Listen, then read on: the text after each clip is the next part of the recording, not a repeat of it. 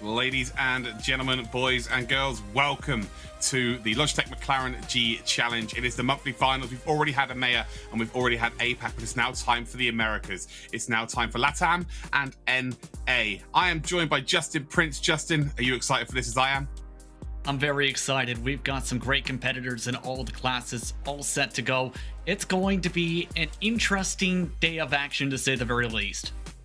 Absolutely. We've of course got some oval racing for you today, where North America are very well known for their oval racing. That is where it is indeed being born. That's what Justin's looking forward to. I'm looking forward to the LATAM, where it's the most open I have seen in terms of all three classes. So it's going to be super exciting. Maybe you're watching at home thinking, I want to get involved in this. I want a chance of winning all those prizes. Well, luckily for you, we've got a video for you to watch right now explaining everything you need to know. Attention racing enthusiasts, the wait is over. So sit down, strap in, and start your engines. This is the Logitech McLaren G Challenge.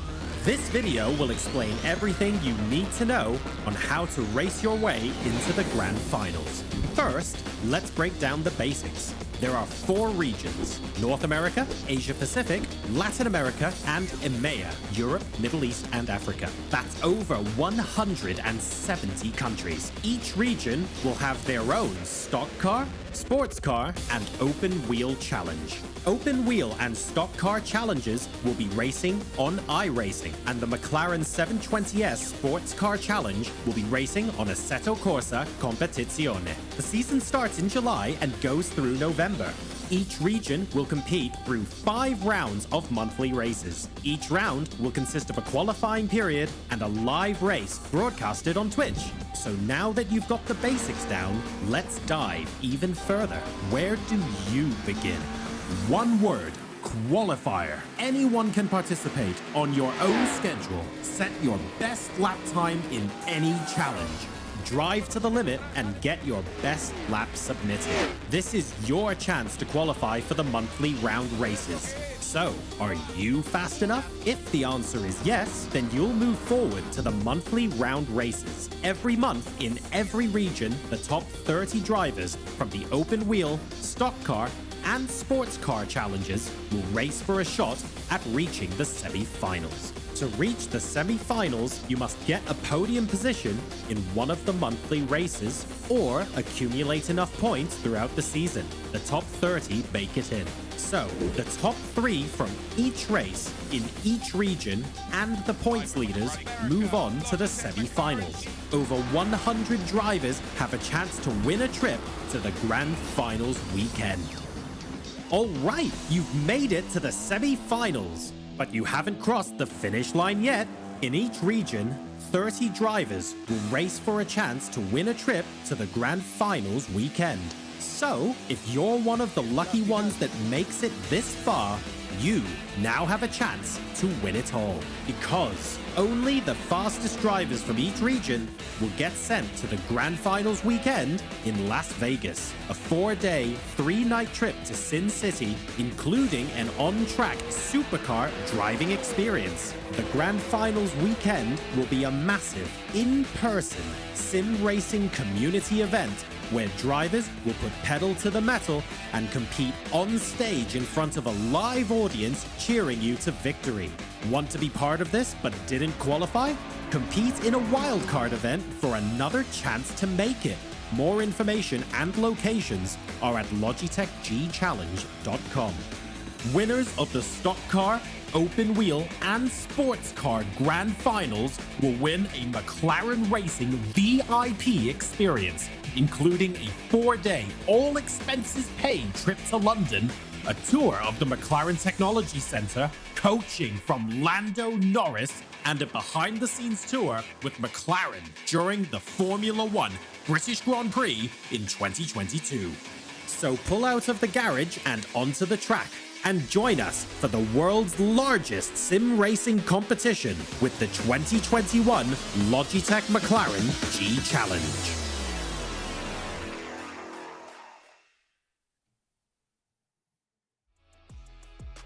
And there you go, ladies and gentlemen. That is all the information that you do indeed need to know. Head to logitechgchallenge.com. Get signed up you've got absolutely nothing to lose, especially if you're very good at ACC or indeed iRacing. Maybe you don't even know how good you are, but give it an opportunity. Give yourself that opportunity. What about the prizes though, Justin? How cool are those?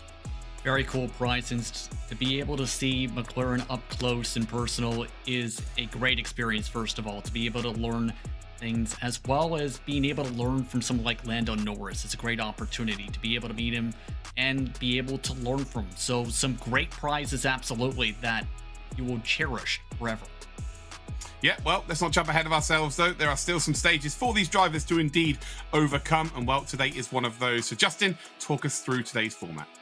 Yes, indeed. Well, when it comes to today, if you're new to racing, then this will help explain how things will go down. It all starts off with 5 minutes of qualifying for drivers on iRacing, 10 minutes on ACC competition. The qualifying session will determine the order on the grid. Once we know the order, the races will begin. First one to cross the checkered flag wins. Points will be awarded from first place all the way down to last place. But the most important thing to note here is that if you finish inside the top 3 on the podium, you qualify for the semifinals later in the year. Absolutely spot on then. Top 3 is the money positions. I say money as in qualifying positions. They're very important. Make sure you're in those top 3 to advance, not have to worry about any of the point scenarios. We've got 3 races for you today then, and well, we've got the stock car in the Chevrolet Camaro at Charlotte Motor Speedway Oval, and then we've got the open wheel Dallara IR01 at Okayama, and then we finish off today with the sport class in the McLaren 720S at Spa-Francorchamps. So yes, very excited indeed to bring you this. Yesterday there was some incredible action. I'm sure we are going to see the same today. But over the last few months, hundreds of racers have tried to qualify for their chance to be featured on today's broadcast, but only 90 have made it to today's show. Who are some of the racers we should be looking out for here in the list you can see on your screens, Justin? When it comes to Octavio Rondoletto, he's someone to keep my eye on. He is really good when it comes to long run pace in the stock car. He's also one of the top I-rated drivers in his entire region in iRacing. Keep your eye as well on Renan Scarabelli. He can surprise a few people with his pace. I've seen him do very well in regards to stock car racing. Yeah, completely agree there. You know, let's take Octavio Rondoletto out of the equation a little bit there, because he is really the standout. But for me, this is the most open race we are going to see over the whole 4 broadcast of this weekend. So this is going to be very exciting and very special indeed. What about the open wheel cars, Justin? Felipe is the first one that jumps out based on his past experience in a lot of different competitions. He's a very strong driver. Also keep an eye on Juan Bustamante, who is someone that has gained 3,000 I rating in the past 3 months. He started taking sim racing seriously this year, and it's really shown in his performance. But as well, you have to keep an eye on Jordi Maldonado, who is someone we both know with a lot of experience. Yeah, for sure. Jordi Maldonado is actually from the first season of World's Fastest Gamer, one of the most prestigious competitions in the world of sim racing. To have Octavio Rondoletto involved in 2 different disciplines, again, that shows how good he is. Of course, Juan Bustamante has really just burst onto the scene over the last few months. Michael Velez is a global champion, global finalist here in the McLaren G Challenge a couple of years ago in Vegas. And I'm also going to throw Damien Hall in there as well, the Barbadian. I think he's got a huge chance today, potentially as well. Let's head to the sport then, Justin. And well, who sticks out for you there? Well, when it comes to that, Igor Rodriguez sticks out based on his experience, as well as the fact he was very quick. But I'm also keeping my eye on some drivers like Felipe Zoom, Felipe Roberto in particular, to see how he fares out. Sebastian Stefano, I think, will surprise some people as well. Someone with a fair bit of experience as well. Yeah, anyone with Felipe, Silva, or Silveira in their name has a big chance. Thiago Silveira will be someone I'll be watching out for sure. Sebastian Stefano, he's been in the streamed part of the championship previously as well, so good to see him back in the competition. But again, I'm just telling you, this is going to be the most open races we are going to see all weekend. So buckle up, get your snacks, get your drinks in play, because it's going to be an absolute grandstand set of races here. We've got 2 minutes left of qualification as it stands, and well, look at that. Guillermo Alvarez then is the one to beat as it stands. A 30.336. We'll start at the front here. I would imagine they've all got their lap times in here, although, well, saying that, some of them might have waited a little bit late here, so times are still tumbling in. Octavio Rondoletto, being, well, I say he's in third position, but 200ths of a second is absolutely nothing here, Justin. And just bodes well for us commentating here. That's going to be a close grid to watch. Absolutely. It all comes down to, when it comes to it being that tight, just the margins of how close you can get to the blue line, as well as trying to make sure you don't clip the apron. With Lopez, we noticed just a moment ago, he clipped the apron. That cost him a couple tenths, I think, as well. So these drivers, it comes down to the line. If you want to be able to get the fastest qualified lap, and it takes a lot of precision.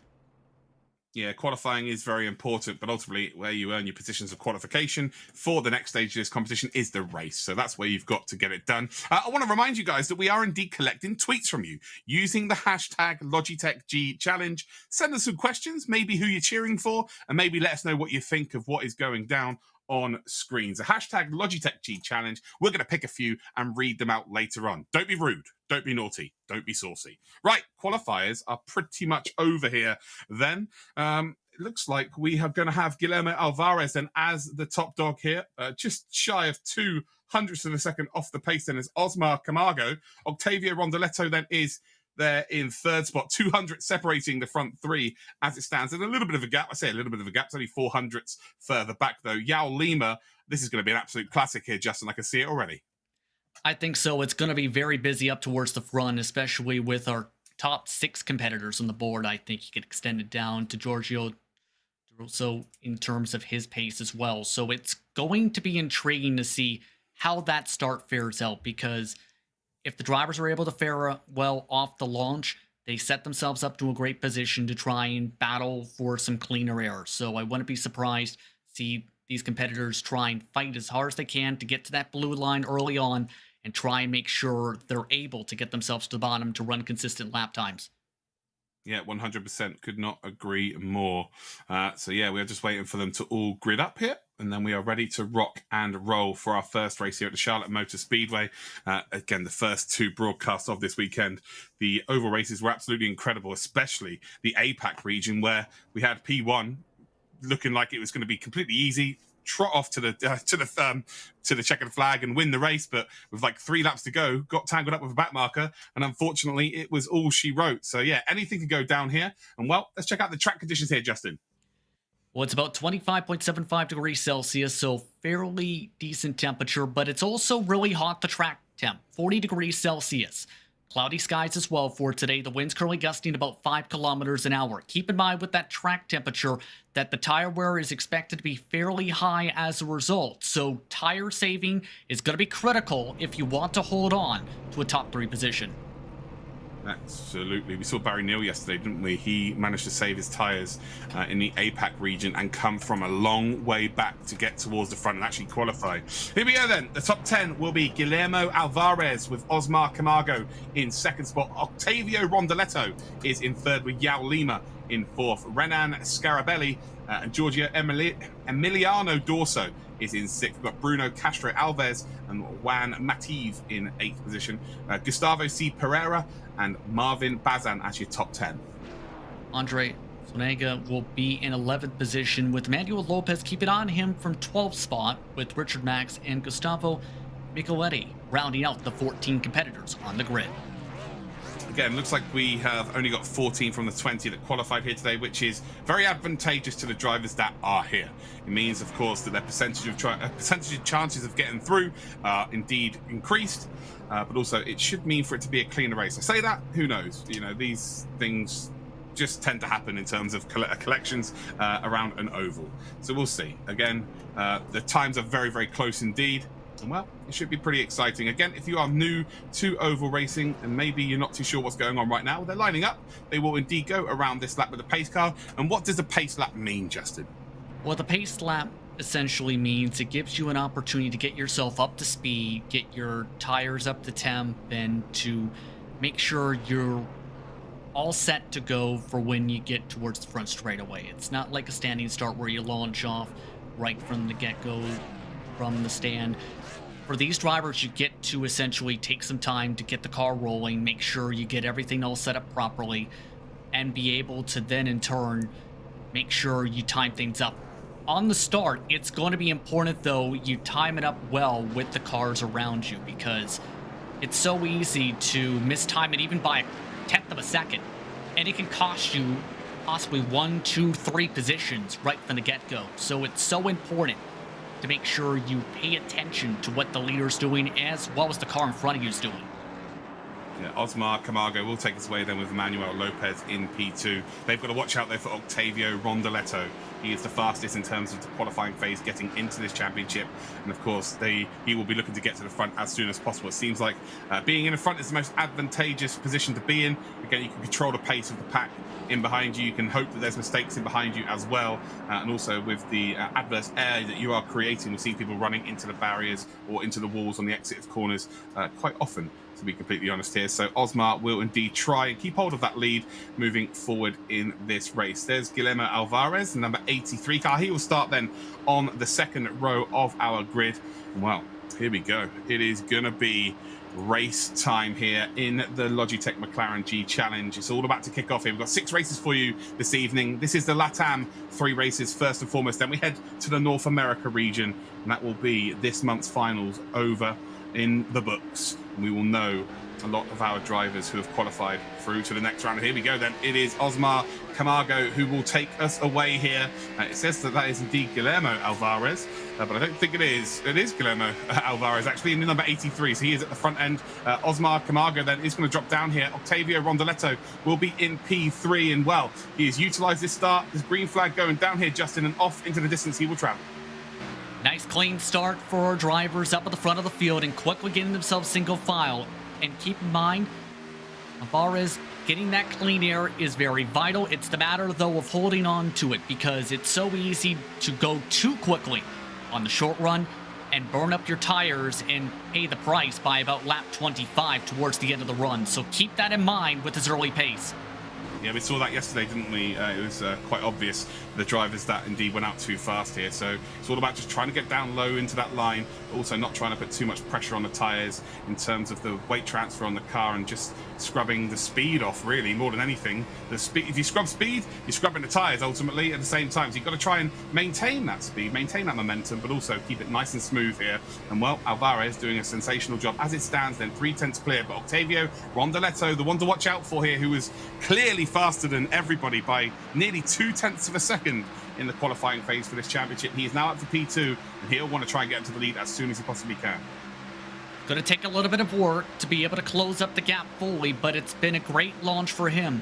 Camargo is going to be a little bit busy, though, because right now, his fastest lap a few tenths slower than some of the other competitors in front of him, and right now there's a gaggle of cars closing in with just seen trying to take advantage.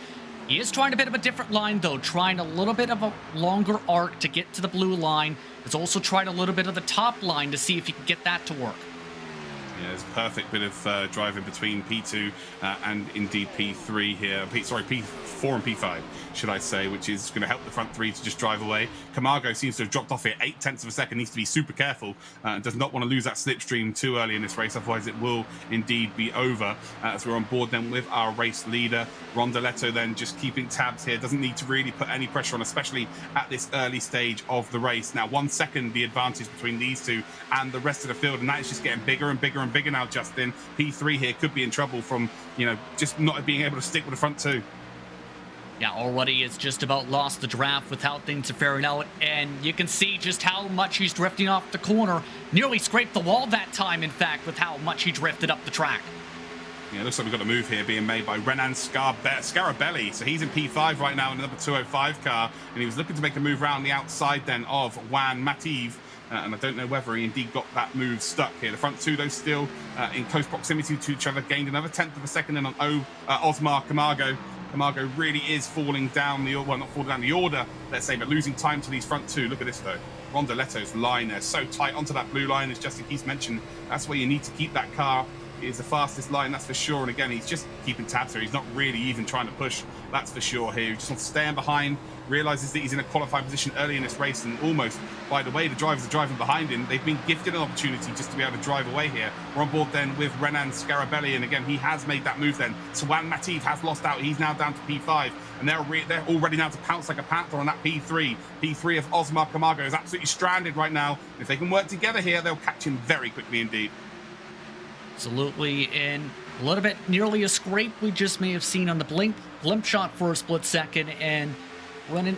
It's the moment where you try and run away, take advantage of the side-by-side that's going on behind to be able to try and break away.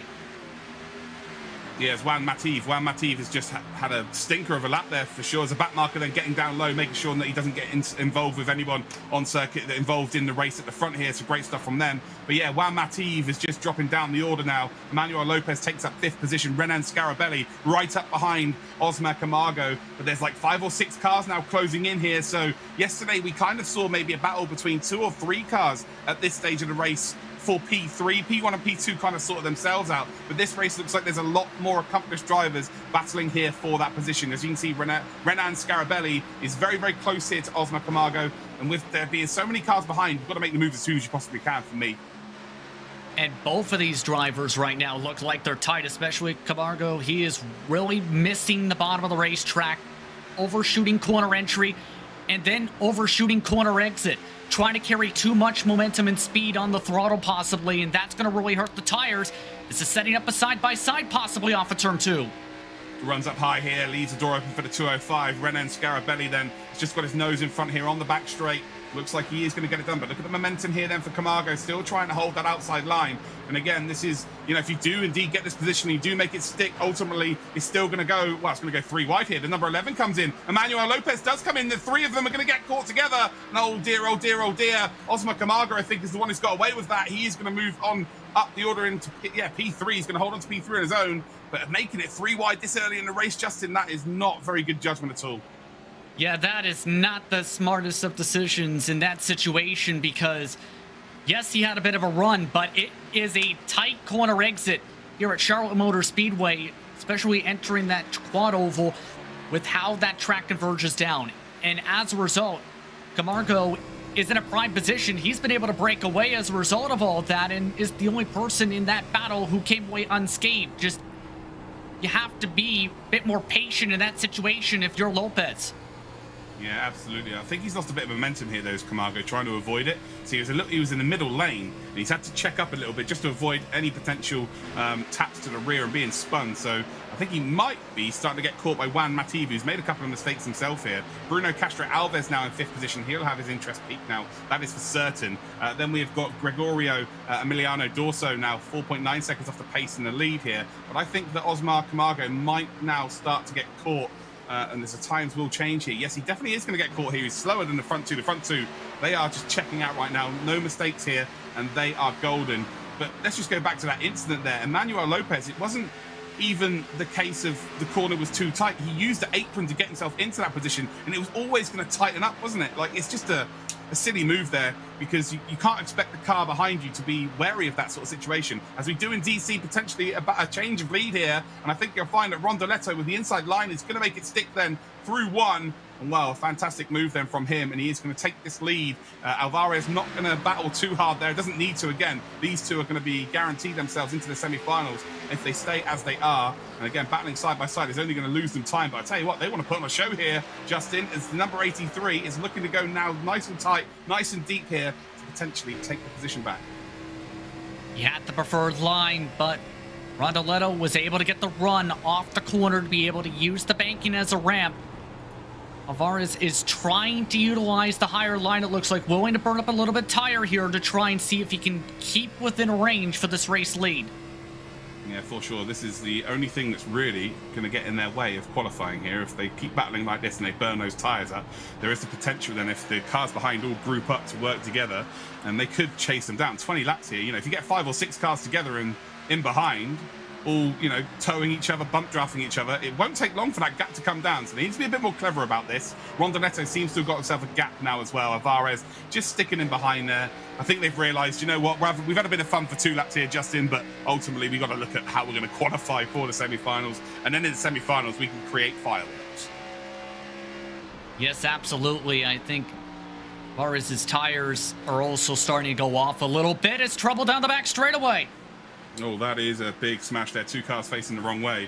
That is definitely not what you want to be doing here. And once you make a mistake like that, or you're involved in something like that, it is absolutely going to be game over here. I'm not too sure. It's number 48 here. We're on board with the leader still. So Octavio Rondoletto, she's done the fastest out of 30.321. Whether or not that was the last lap, actually, it probably wasn't. The tyres are now only going to be going off here. But look at this, half a second now, the difference here. So once Rondoletto's got into the lead here, he's able to just find his own pace. And look how smooth he is. Again, just about tagging the apron, but it's the shortest line around the circuit. Simple as that. It's beautiful stuff here from Rondoletto, and his experience now starting to shine. Absolutely. He's been on iRacing since 2017. We talked about how strong he is in the region in terms of iRating as well. He talked to me a little bit about this track and told me that the key is the precision and that he was working on it. You can definitely tell. He's found that precision to be able to nail this track to get the pace down. Yeah, I think he'll be pretty disappointed with how he's qualified, considering how far ahead he was in the actual time trial qualifying phase for this competition.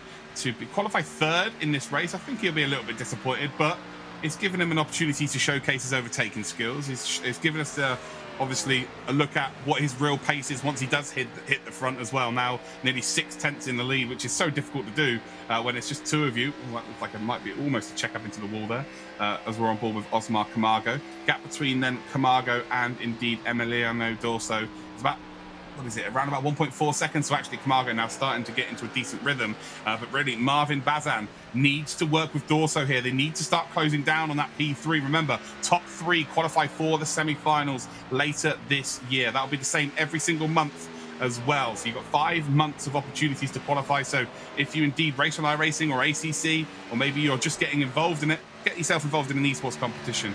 Again, it's all valuable experience moving forward. Doesn't matter whether, maybe you don't feel like you're the fastest in the world.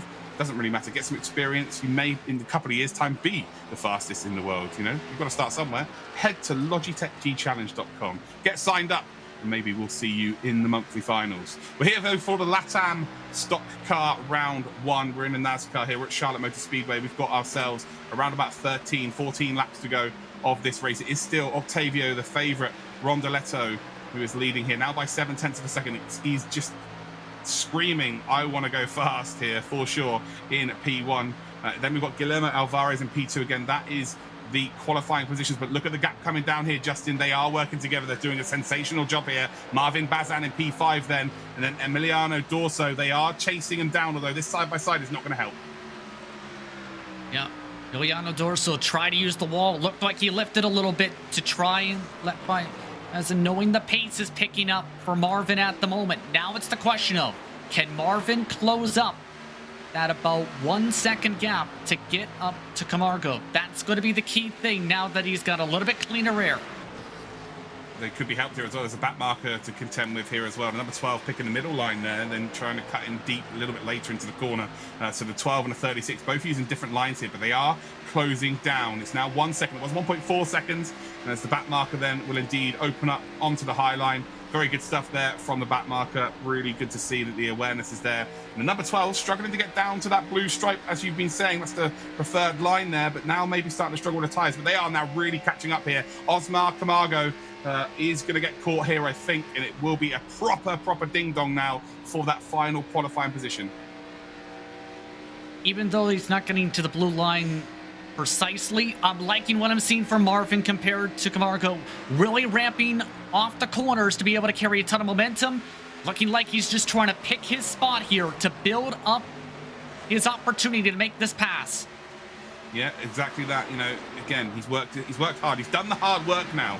You do not want to be ruining it here by losing a load of momentum and then having to redo all of that hard work. This has been over the course of the last 10, 12 laps. Here we go then, at the inside again. Not going to be able to do it on the entry, but on exit here, looks like the number 12 has got a nice groove to work with. And are we going to see a change for that third position? Remember, the top 3 qualify for our semi-finals.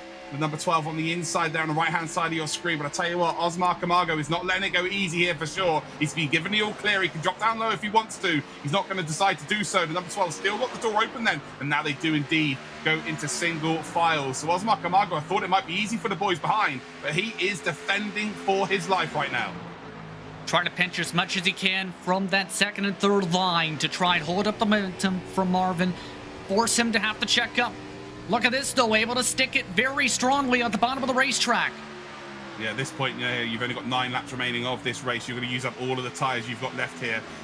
You've got to give absolutely everything. You don't want to get to the end of this competition and go, oh, I had so much more to give here. But I tell you what, the number 36 is going to make it 3 wide here. Emiliano Dorso does make it 3 wide through the middle. Oh, what a move that is. Is he going to make it stick here? Wow, he's managed to get ahead then of, indeed, Camargo. Bazan was momentarily in P3, but now he's not. So Emiliano Dorso has just made the move of the day, maybe the move of the championship in terms of the oval races here. Goes through the middle like a letter through a letterbox, and wow, makes it stick. Beautiful stuff. A very beautiful pass, and it takes a lot of respect from the competitors to be able to get that done right. And he did that right, to be able to time up the move, to be able to build up the run, and then having respect to be able to fully clear on by, to be able to get himself to the top line. Now it's the question mark of, can he pull away? He does have a little bit of damage, you see, but it doesn't seem to affect him all too much right now. Yeah, it was just a patient overtake. I think he was watching Marvin Bazan and going, look, I've watched you for 3 laps here. You're not getting the job done. I feel like I've got the tyres to do so. Okay, it's risky. I'm coming through the middle. You guys have got to respect that. But I've got the pace to get this done. And he did it really quickly. Again, they only went 3 wide for what would be, 1 turn? And it was done. It was incredible stuff. I thought that up the inside, Marvin Bazan was going to have the momentum to retake the spot. But, well, as you can see here right now, then, Gregorio Emiliano Dorso is not looking back right now. Again, they're 13.4 seconds off of the front 2 as it stands. Guillermo Alvarez now 1.5 seconds behind Rondoletto. As soon as Rondoletto's hit the front here, he has shown his class. And well, as they come across the line here, then they're going to have 7 laps remaining of this race. And well, it's been a sensational race, that's for sure. And wow, the beautiful situation here now for Dorso. Dorso's not only got up to P3 here, but the 2 behind him are still side by side. So those 2 have basically been side by side for what, 6-7 laps? And he's just snuck through the middle 1 stage of a lap and then just go, you boys crack on doing your side by side still. I don't want to be involved in this, I'm off. It's just burning up the tires for that battle for 4th position at this point, and continuing to give side draft to one another to slow each other up a little bit. But now it looks like Mason has been able to clear on by. It's just a matter of, is there going to be enough time to make the move a bit send in the backdrop? Yeah, there we go. Again, this, the only real winner in this situation is Dorso. Dorso's looking at this in his rearview mirror going, you boys can just crack on doing this. I'm not too worried about that. I'm just going to hold my lines there as we go past the number 13 here. That is indeed Gustavo Migaletti. Now a lap down on the field there. So the top 7 on the lead lap as it stands. And well, Gustavo Pereira, Swinaga, Camargo, Bazan, they'll all be looking for people making mistakes at the front end. Front 2 not looking like they're going to make mistakes, but we thought it was all sewn up for Dorso.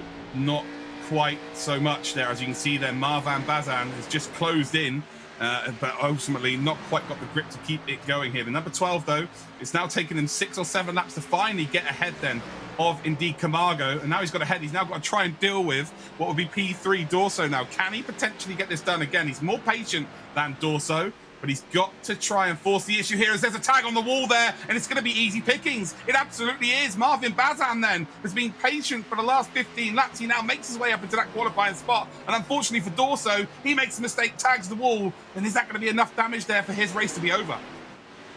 I think right now, with the tires too, I think it's a possibility. Crunched in that right side a little bit more, caused a little more aero damage to make it even more tighter. So it looks like at this point, Bazan is in control of his own destiny. It's just a matter of making sure he doesn't get into the safer barrier with how high he's been coming off of turn 4. As they cross the line, and it indeed will be 3 to go. Octavio Rondoletto is the lead car as it stands. 2.6 seconds clear then of Guillermo Alvarez. Those 2 have been the stars of the show, that's for sure. Rondoletto only qualifying 3rd, but again, getting 2 overtakes to get up to the lead. Once he's got into the lead, not look back. And then we've had so many changes of position for what would be P3. Again, top 3 qualify to our semi-finals. We've had Camargo leading that charge for what was around about 25 laps, I would say. And then it was indeed Dorso who got up into that position with a great move through the middle of Bazan and indeed Camargo. But then Bazan has been so super patient here and managed to get himself up into 3rd spot. I don't think that battle is quite over. Actually, no, it is now. Bazan now a 2nd clear of them. So it looks like we've had Dorso and Camargo really pushing too far here. Bazan has just been ever the opportunist. The white flag then being waved by Barney. And well, it has been an absolute standout performance from Rondoletto. Justin pointing out that driver to be the one to watch. And well, rightly so. As we head through 1 then, As you can see, just in behind, well, Guillermo Alvarez has actually dropped right off the pace here now. 3.1 seconds is the advantage then for Rondeletto. I think Alvarez is just like, let's just get this home now. Don't need to be worried about it. Again, P1, P2, P3, there's no real difference between the positions. You book your ticket, you're in the semi-finals. You are absolutely golden. Rondeletto will not want to be getting involved with any of the back markers, that's for sure, but he will take the checkered flag here, and he will take the victory. We're on board then with Guillermo Alvarez, who will indeed take P2, and that is 3.1 seconds off of the pace. And Marvin Bazan, again, with a very patient drive, looked like he might have messed up by taking so long to get past Camargo, but ultimately did get the job done in the end. He will finish in P3, but I tell you what a way to kick things off today, Justin. What a way indeed. It was a very strong pace from Rondeletto from the get-go. While he didn't get the qualifying position on the pole, his race pace was right up there, especially on the long run. He knew how to save his tires to make sure he executed well, and he did. Yeah, for sure. Again, it was a sensational move that wasn't quite able to get the top three done in the end, but again, he's not going to be bothered. Bazan's not going to be bothered at all here. Rondeletto, though, he is the driver to watch out for, and yeah, for me, one of the fastest, one of the most impressive drives we've had so far this season. But again, what a way to kick things off. It was just full of drama, full of incident, full of overtakes, and that's exactly what we want for our racing, especially when we're watching from, if we're not involved in the races here, Justin, this is what we want to commentate on. Absolutely. It's entertaining, to say the very least, when you have that situation. But of course, some interesting moments fared out with how things played out for third spot, of course, with the 3-wide situation, as well as the clean 3-wide move made in the first place by Dorso. He doesn't make a mistake, who knows, he might be able to defend long enough to hold on. For sure. Well, here are the official results then. Octavio Rondeletto takes the spoils with a fantastic performance, and a performance that is probably going to worry every single region. That was very dominant indeed. Guillermo Alvarez picks up the P2. Marvin Bazan with, well, he's going to be sweating bullets, that's for sure. What a struggle it was to get into that position, but well executed in the end. In P3, Gregorio Emiliano Dorso will finish in P4. Andre Swinaga will finish in P5. Osmar Camargo will finish in P6, and the last driver on the lead lap will be Gustavo C. Pereira. We then got Bruno Castro Alves, Gustavo Migaletti, and Richard Max as your top 10. Position goes to Renan Scarabelli. Unfortunately, was involved in some of the trouble at one point. And Yao Lima in 8 laps down, 12th spot. They was among the competitors fighting hard for position, 19 laps down, and Lopez ended up getting a blown motor from the incident. We've seen the 3-wide, 23 laps down. Here comes some of the highlights of the race, and maybe some lowlights as well, as you see some really nice side-by-side until that happens. Yeah, not good at all. Oh, yeah, that is a race ender for sure, especially in a 20-minute format racing. See them all trying to get back as soon as they possibly can, and then this 3-wide as they come then on towards the back straight. A perfectly executed move there. Sensational stuff. These three were the stars of the show in terms of action, but ultimately only one of them could get through. As we watched then the number 12 here, that was the defining move there, wasn't it? Of course, just tagging the wall, unfortunately, giving the 12 the chance to go through. And there's a checkered flag being taken by Rondeletto. Fair play to him. Well, again, race 1 done and dusted, but maybe you guys want to win yourself some prizes today. So if you want to get yourself involved in a giveaway, use !giveaway and win yourself some Logitech goodies. There are some cool goodies to be won. So yeah, get yourselves involved. We also want to say a huge thank you to Splunk, to Logitech G, to Quantum Pay, and to McLaren as well. For this, we wouldn't be able to do this without those 4 teams of people. So anyway, that is race 1 done and dusted for the LATAM region. We are going to be heading to Okayama in the Dallara IR01 next. Oh, cannot wait to see you there. Make sure you get some drinks and some snacks. We'll see you after the break.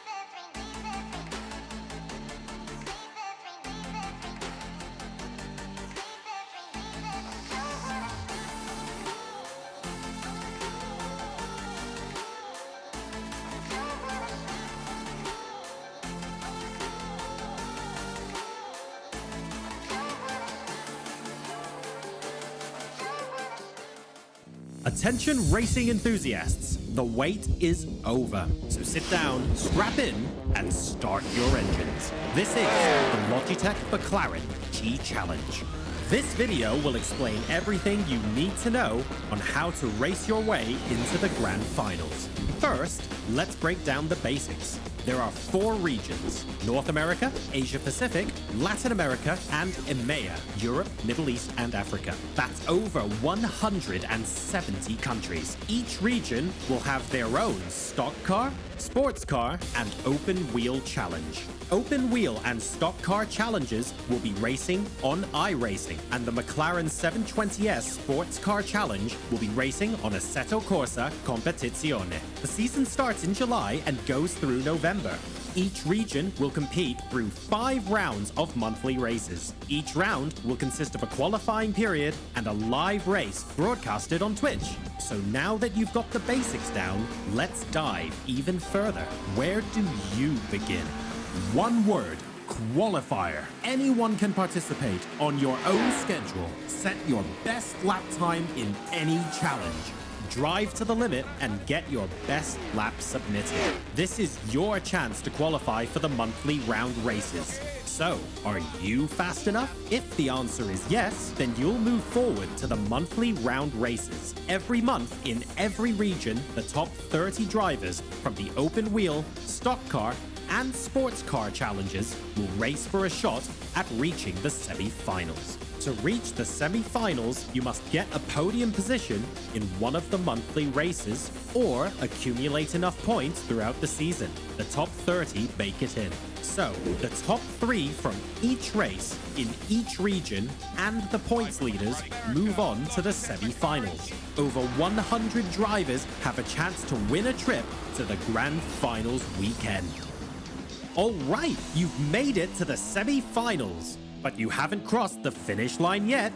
In each region, 30 drivers will race for a chance to win a trip to the grand finals weekend.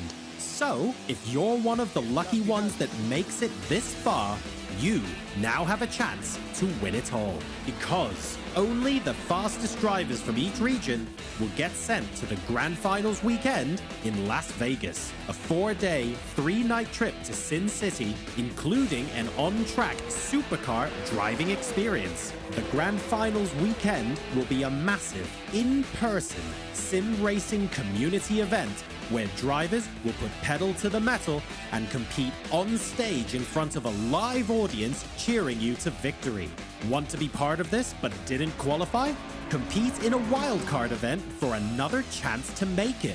More information and locations are at logitechgchallenge.com. Winners of the stock car, open wheel, and sports car grand finals will win a McLaren Racing VIP experience, including a 4-day, all expenses paid trip to London, a tour of the McLaren Technology Centre, coaching from Lando Norris, and a behind-the-scenes tour with McLaren during the Formula One British Grand Prix in 2022.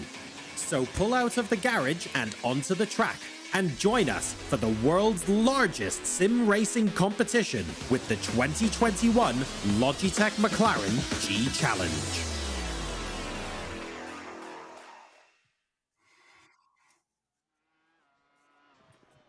Welcome back then, ladies and gentle cars. We're at Okayama International Circuit here, full course for the Dallara IR01. We're on iRacing right now. This competition, though, is on iRacing and on ACC. You can race as many times as you want over the next 5 months to qualify for our semi-finals and potentially race at the grand finals in Vegas. Oh, get yourselves involved, ladies and gentlemen. Head to logitechgchallenge.com, sign up, and, well, maybe we'll be commentating over you dominating the field over the next couple of months. Well, we're in qualifying right now, but I just want to remind you, we are collecting tweets from you using the hashtag Logitech G Challenge. Get yourselves involved. We will read out some of those tweets. So get yourself involved. If you've got anything you want to say about the competition or who you're supporting, or maybe send in a picture just showing us how you're watching the broadcast. I don't know, whatever you want to do. Right, here we go. Qualifying is nearly over here, Justin. And well, it is Damien Hall then, a 109.082. I said he was one to watch out for, but I really didn't expect him to be this far up the timesheets.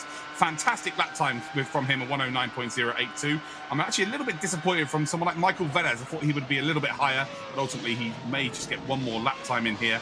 But it's one thing qualifying, but it's all about the race really. But Damien Hall is the one to beat ahead of Juan Bustamante.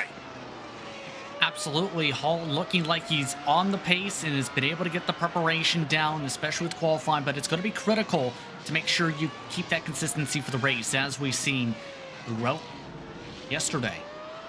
The competition is very fierce when it comes to this class, and it's going to be important to be able to defend, but also be able to try and break away. Yeah, you're very fierce as well, Justin, I'm sure, when you're on behind the steering wheel. You're a very nice chap when it comes to commentary, but I can imagine how fierce you are around those ovals. So that 4.8K iRacing. Wow. Crazy times. Yeah, you didn't know that about Justin, did you? Yeah. This guy's a beast on iRacing. Anyway, sorry, I had to gas you up, Justin. You told me that fact yesterday. I'm like, got to get that in there somewhere. I know you're not going to say it, so I had to say it. Well, it definitely transfers, to say the very least, with the skills, but for our weather today, very similar weather conditions to what was seen at Charlotte Motor Speed with the oval side, 25.95 degrees Celsius, track temperature 40.2 degrees Celsius, so very hot for competitors, cloudy skies, wind just about 3 kilometers an hour or so, so not too much of a major factor, but those track conditions are still going to be fairly hot for the tires. Yeah, for sure. We've seen that. We've seen the drop off hugely over the last couple of laps here. So we should have 30 in this race, but unfortunately, we've had a lot of no-shows. It is what it is. That's just the way it is. It's the weekend after all. But let's get then to our grid. Damien Hall is on the front row with Juan Bustamante. That is going to be a battle of the Goliaths, that's for sure. Bruno Canavas is in third then, with Ezequiel Montero in P4. Jonathan Chavaria is in fifth position, with Pedro Feitosa in sixth. We've got Nicolas Lelis in seventh position, and Rafael Blanco in eighth. Alex Castro is in ninth position, and then Michael Velez, again, who has been to the grand finals before, he is in 10th spot. Very impressive top 10 as Andre Snega coming over from stock cars as well, along with Yael Lima rounding out the 12 cars who make it to the starting grid. Yeah, I'm actually really, I thought that Jordi Mal would be here, but unfortunately not racing. It's a bit of a shame because that guy is an absolute monster, whatever he indeed takes his hand to. But it doesn't matter. We've got some racing action for you right now then. It is going to be Hall on pole position. Juan Bustamante is in second position. We've got 15 laps of action here. Top three, again, qualify for the semi-finals later in the year. And wow, it is absolutely going to be a bit of a, it's going to be a star-studded event when we get to later on in the season, that's for sure. Well, only those three positions up for grabs. As we just wait now for the countdown here, all the drivers here need to ready up, and then we'll be ready to rock and roll as we see it from the rear of the grid here. Here we go.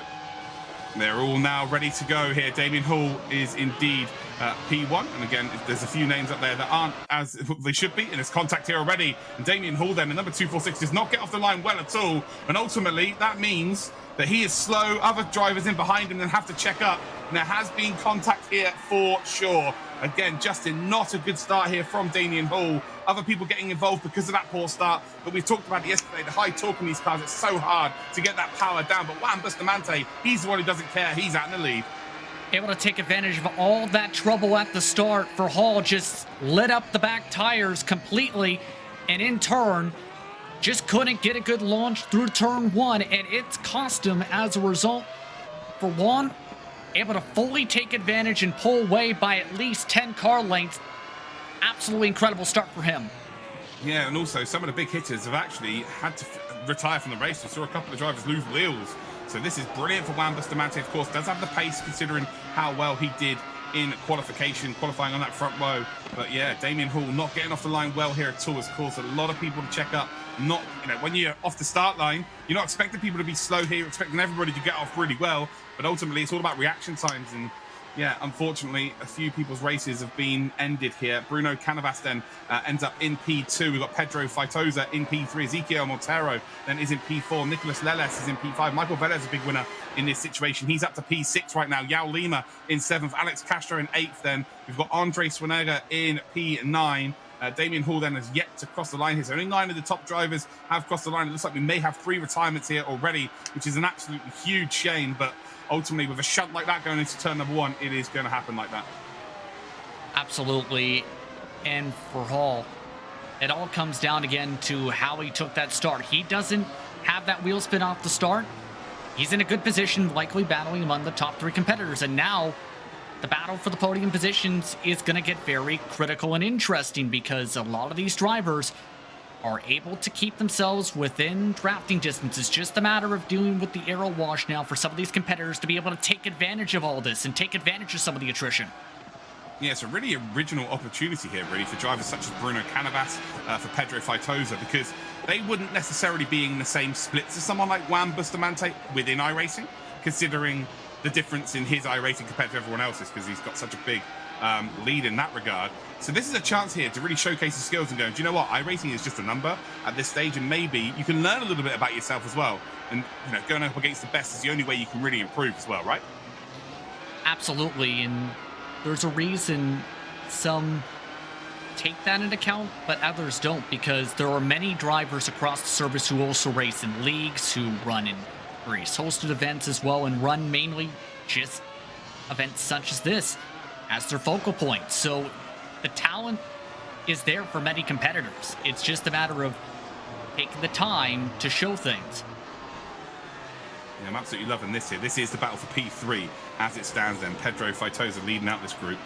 We've then got indeed Ezequiel Montero and then Nicholas Lelis. And again, we're seeing the top 3, or the top 2, shall I say, just got a little bit of a gap. And then the battle for P3 always just seems to be sizzling hot. And once again, it is the case here as well. As we round then the final corner here, we're heading towards the end of the first third of this lap. As we cross the line, then it is still going to be Bustamante in the lead here. Canavas is going to be in second. Feitosa then is in third spot. Look how close it is between Feitosa and Montero. Montero actually is going to get that move stuck then down towards turn number 2. Sweeps around the outside. It's very slow then for Feitosa. Nicholas Lelis is now going to try and get involved here. I'm wondering if there might be an issue here.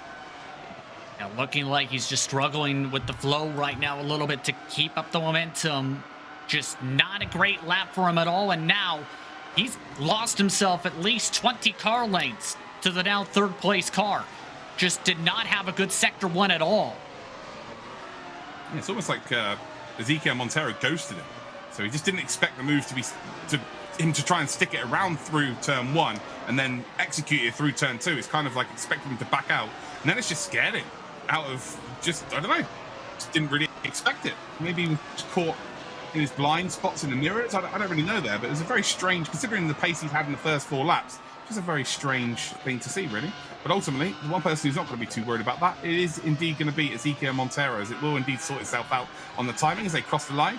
Bustamante, 2.2 seconds still clear of Canavas. Canavas now lapping very similarly to our race leader here, so that's interesting to see. Montero then is currently in third position. We've then got in behind him Nicholas Lelis. Feitosa now is in P5, and Michael Velez then, he's the one I said to watch out for today. He's 4/10 behind Pedro Feitosa and really needs to start hooking laps together here to potentially catch up. Actually, we're on board with Velez here. And yeah, this is just coming undone hugely now for Feitosa. Missing apexes, running wide round corners. Can't imagine he's burnt the tyres up this early, but not looking comfortable at all as Velez does make a little move up the inside here, down in towards the double apex, then hairpin in towards then the final sector of this circuit. And Michael Velez then is making a charge here, and he'll be hoping now that P3 and P4 start getting involved with each other. Of course they will. Lelis is not going to let Montero hold on to P3. That is the final qualifying position, and then Velez could maybe close up here, and it could be again another 3-way battle for what would be P3, which seems to be the theme of LATAM right now. Yep, Velez right now, I think, has the pace to be able to push as long as he doesn't overexert the tires. That's going to be the crucial part, because right now he's in a bit of a clean air pocket. It's going to take some time to get back within the slipstream distance of Lelis as well as Montero up in front. As long as he hits his marks, it's going to be in a good spot. Yeah, for sure. That's what you've got to do at this stage. You've done the hard work. You know, Montero had to work very hard to get up to a P3. Bustamante, of course, he's done the hard work in terms of his qualifying. Canavas has taken full advantage of what's going down in terms of the incidents at the start of this race, but not to say he hasn't got the pace. He clearly has, because he's maybe losing a couple of tenths of a lap to Bustamante again. First time I cut eyes on Bustamante was actually a Matt Malone one lap challenge where Malone was giving away iRacing credits to race against him in a Porsche. And yeah, it was very, very close between him and Malone.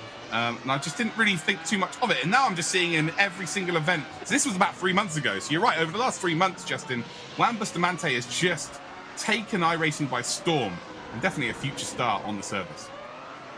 I think so, based on what's been seen, and it shows when you take something as seriously as this and put in the time and effort and put in the practice, you can gain a lot of speed over a significant amount of time. It just takes a lot of effort and focus to do so. And for him, it's been incredible. You also need the opportunity to focus on as well. Absolutely. So this will, a huge help here would be indeed the championship we're involved here. As Montero then under pressure from Lelis. Almost a bit of contact there. Up the inside then for Lelis. This is a change of position for the qualifying position. And Lelis, wow, clean as a whistle there, makes the move up into P3, and Montero just sticks right underneath that rear wing. He'll want to try and retake this position as soon as he possibly can. But look at Velez in the background. He'll be licking his lips right now at this potential opportunity. You boys keep fighting in front of me. I'm coming. I want to get myself involved. And going back to the Bustamante conversation, I think as casters, sometimes we're a little bit guilty of kind of over-hyping the usual names and really getting stuck on that. Whereas they all started from somewhere, right? So we're always going to see new people come through, and then we all act surprised, like, oh, we have no idea this guy was going to be good. Like, this is what sim racing is right now. Having competitions such as the G Challenge here, it is giving opportunities to people that maybe have never done an esports competition before. This is grassroots, but obviously with a major prize in the offering. So this is the perfect opportunity for people like Bustamante to really announce themselves within the world of sim racing. I think a lot of eyeballs go towards this direction as a result of having an opportunity such as this on a big stage to showcase your speed at a high level. You're in this type of a competition, and we're seeing that exact pace coming into play. For many drivers, they look forward to and look to capitalize on opportunities such as this, and it's been able to be done so far. Yeah, for sure. We saw Faitosa in P3. As soon as he got overtaken, he kind of lost the pace. He's now, again, down in P7. We're on board, though, with the driver behind him, Andre Swinaga. But the battle really want to be looking at here is number 13 and 99, Nicholas Lelis and Monteiro. Those two, 0.2 of a second apart. Lelis has finally got ahead of Montero, but Montero has not lost the fight here. He really wants to get back involved here. Again, if they do get involved with each other in terms of just going side by side, this opens the door for Velez, although the laps are indeed running out here. We've only got 6 laps as they cross the line now. 7 laps, actually, as they do indeed cross the line, or Bustamante did cross the line. But Lelis has done the job here, and he's looking really good. He's actually been able to just drive away. Again, it doesn't look like it's a huge gap there, Justin, does it? But for the level that these two are driving at, that is a very manageable gap, and that's all they really ask for when you're at the top level. Indeed, and right now, as long as he can keep this cushion and force him to try and have to push through the aero wash in the corners, he's in a prime position. Keep in mind, you have Velez, who is trying to push as hard as he can to get up here. He is running in the same ballpark of pace as Lelis is right now, but a little bit quicker than the 99. Yeah, this lap's a little bit different here as well. He really has closed in visually. This is a lovely view to have here. Might be worth keeping on board with this for the next lap as well, because you can see him closing in on these two. Oh, there's a big lock up there. That is huge there. Montero is going to drop out of this battle for the top 3. Velez then be given absolute freebie. But ultimately now he's not really got a slipstream to work with, so the perfect scenario was those two working together or battling with each other to help Velez out. But now, unfortunately, with Lelis now, who's looked very accomplished since he's got into P3, he's now got his own clear air to work with. Velez not being in the slipstreaming scene might just about be getting a tow. But ultimately, Velez has got to do the hard work on his own now. It's almost like a qualifying session for him. It has got to be qualifying lap after qualifying lap after qualifying lap. But if you're pushing at that level, you're more than likely going to make mistakes. And keep in mind, the tire clipping is also going to be something to think about with some of these competitors. We've seen tire wear be a major factor in some of the races yesterday. So you have to keep that at the back of your mind as well when you're trying to push ahead. Keep in mind, Velez has been setting lap times in the ballpark of his quickest laps. Montero, meanwhile, was able to recover fairly well, was able to avoid damage, I believe.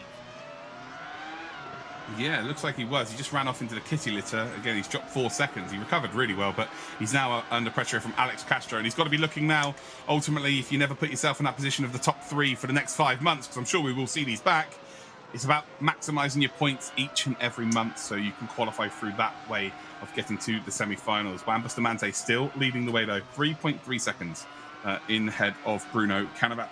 Then in P3, the number 13, not unlucky for him this week, Nicholas Lelis in the 10.9 seconds off of the pace. But Michael Velez is definitely catching here. He's currently in P4 in the number 219.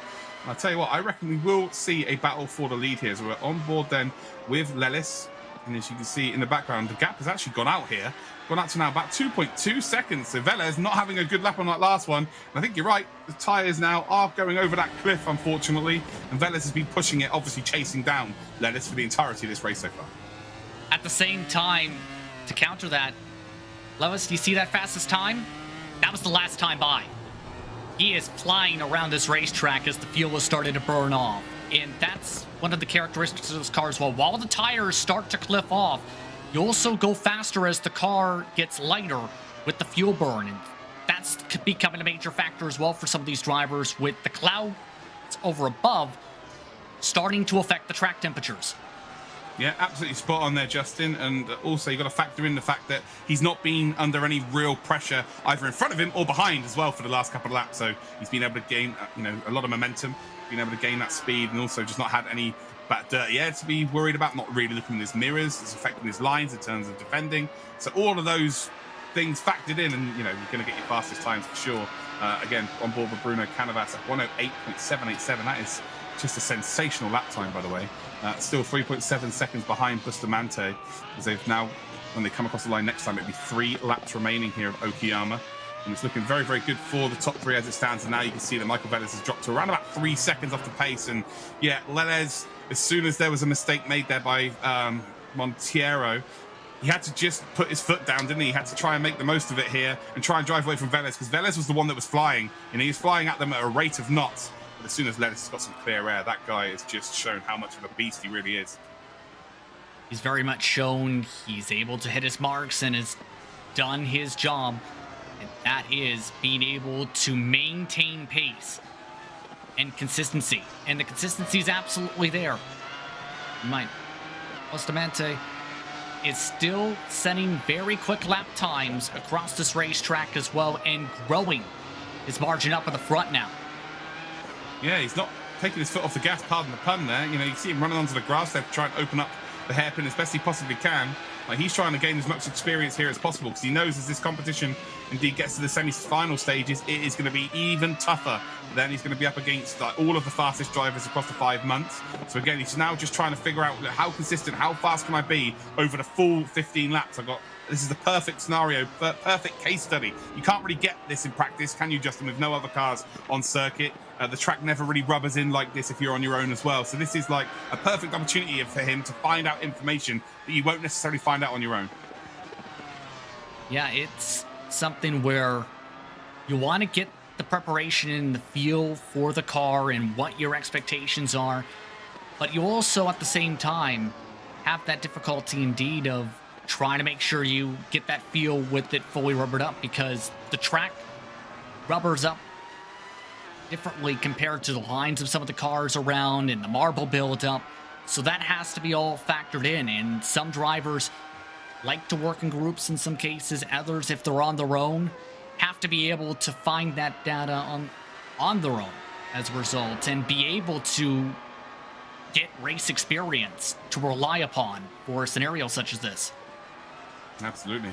Well, we're coming up towards then the midway part of the penultimate lap here. Juan Bustamante has been the absolute star of the show, but we're on board here with Bruno Cannavaz by the looks of things here. Number 23, he again has been in a league of his own. It's kind of a Division 1, then a Division 2, and then there's everybody else at this stage. Those two have been so fast. As soon as Lelis has been given some clear air, he's also been able to show his class. We're on board with him right now. 108.7, again, 0.2 of a second slower than the leaders, which is definitely not to be sniffed at. That's still an incredible lap time. But it is all been about Juan Bustamante. As again, Barney pops out, chucks down that white flag here. We've got 1 lap remaining And I'm wondering whether we could potentially go on board here with Juan Bustamante and just see his lines here at the stage of the race. We go around turn number 1. And he's absolutely flying here. That's the first 3 then through. So here again is our race leader. Heading down in towards the hairpin. So on the brakes nicely here. Doesn't look like he's taking too many chances here. But again, grabbing nose of curb on entry.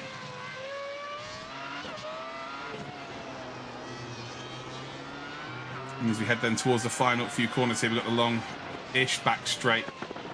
Just 4 corners remain then. Again, just seems to be able to get the power down so easily. You look at that and you just think, wow, I'm thinking I can't put the power down for another half a second here. But he's managing to get the power down, no lighting up the wheels. Round the final corner we go then, and Bustamante, what a sensational job it's been for him. He is definitely one of the picks to look out for, and he is duly delivered here. Across the line he goes, takes the checkered flag, and Juan Bustamante will be your race winner here at Okayama. Bruno Canavas then is going to pick up P2 here as well. Nicholas Lelis, by the looks of things, is going to pick up P3, and that will be your 3 qualifiers. Michael Velez, it looked like he might be able to get through, and unfortunately, due to qualifying, really, qualified P9, never really was in a position to take full advantage. I think he'll have to work on his qualifying for the next month, but definitely someone to watch out for, that is for certain. But yeah, a very fascinating race. Again, it seems to be the battle of the top 3. It's always the P3 position, isn't it, Justin? It has been, and it's been like that way so far indeed. But the interesting thing about this race I noticed is for the drivers who were able to keep the most consistent marks, they were able to hold on as the fuel burn came into play and be able to keep their tires in check. But you have to talk about that start a little bit. With that start, it made things intriguing with what happened to Hall and how things factored out for those drivers involved. A lot of big hitters were involved in that situation. Yeah, so unfortunate. Damien Hall's not going to have done that on purpose. Obviously, you know, he's on the front row of the grid. He's on pole position, but unfortunately, it just didn't work out there. Just got off the line very sluggishly, and everyone else in behind had to check up, and then a few people unfortunately lost their races. But here is the official results then for race number 2, the open wheel at Okayama, and Juan Bustamante will pick up P1 and qualify for the semi-finals. Bruno Canavas is going to pick up P2. Nicholas Lelis then does take P3. Michael Velez will finish in 4th position. Ezekiel Montero, Alex Castro rounding out your top 6. Then we've got Pedro Faitosa and Andre Swanaga, who will indeed finish in 8th position, but everyone else looks like they may have DNF'd, unfortunately. Indeed, among those DNFs, Lima Hall, along with Vera and Blanco, also did not finish this race. Blanco involved in that first lap incident. Yeah, so a very interesting race, a more chilled out race, should I say, but this was really the key part, the start here. Oh, I say Damien Hall isn't at fault. Oh, yes, he is. So I just saw there, he's got a bad start, but he's veered over to the right to try and block straight off the bat. That is very naughty indeed. So I didn't see that from the start. And wow, Damien Hall could definitely have avoided that potential smash there. And it's going to be a few angry drivers for him, maybe popping into his DMs for sure. Down towards the hairpin here, one of the race-defining moves. Beautiful bit of stuff there, moving up into 2nd position. Delightful move indeed. As we come then around the final corner, we see a massive snap of oversteer, tried to correct it, and unfortunately not going to be able to hold it there, but a pretty good save though indeed, as we see some donuts then from our qualified drivers there. Wow, congratulations to all of them. If you want to indeed win yourself some goodies, maybe you're not racing and just like, do you know what, I want to win myself a steering wheel, get myself involved in this, well, type !! giveaway in the chat right now and you can win yourself some Logitech gear. There's a headset, a mouse, and well, there's a G923 wheel there as well. You're just ready, you're ready to rock and roll. We also want to say a huge thank you to Splunk, Logitech G, Quantum Pay and McLaren, because without them we just would not have this competition. That is a fact. Well, we've got one more race then for the LATAM region. We head to Assetto Corsa Competizione and we're heading to Spa in the McLaren 720S. Again, go get yourself some drinks because we are going to be back just after this very short break.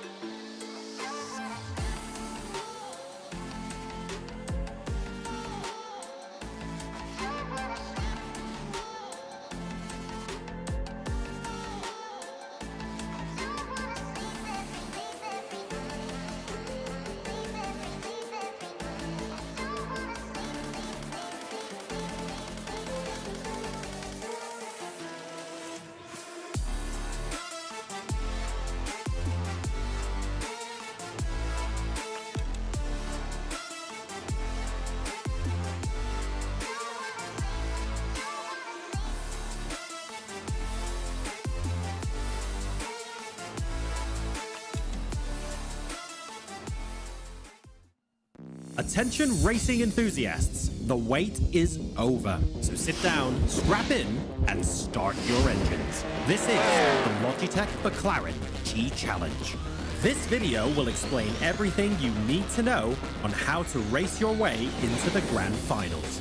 First, let's break down the basics. There are 4 regions: North America, Asia Pacific, Latin America, and EMEA, Europe, Middle East, and Africa. That's over 170 countries. Each region will have their own stock car, sports car, and open wheel challenge. Open wheel and stock car challenges will be racing on iRacing, and the McLaren 720S Sports Car Challenge will be racing on Assetto Corsa Competizione. The season starts in July and goes through November. Each region will compete through 5 rounds of monthly races. Each round will consist of a qualifying period and a live race broadcasted on Twitch. So now that you've got the basics down, let's dive even further. Where do you begin?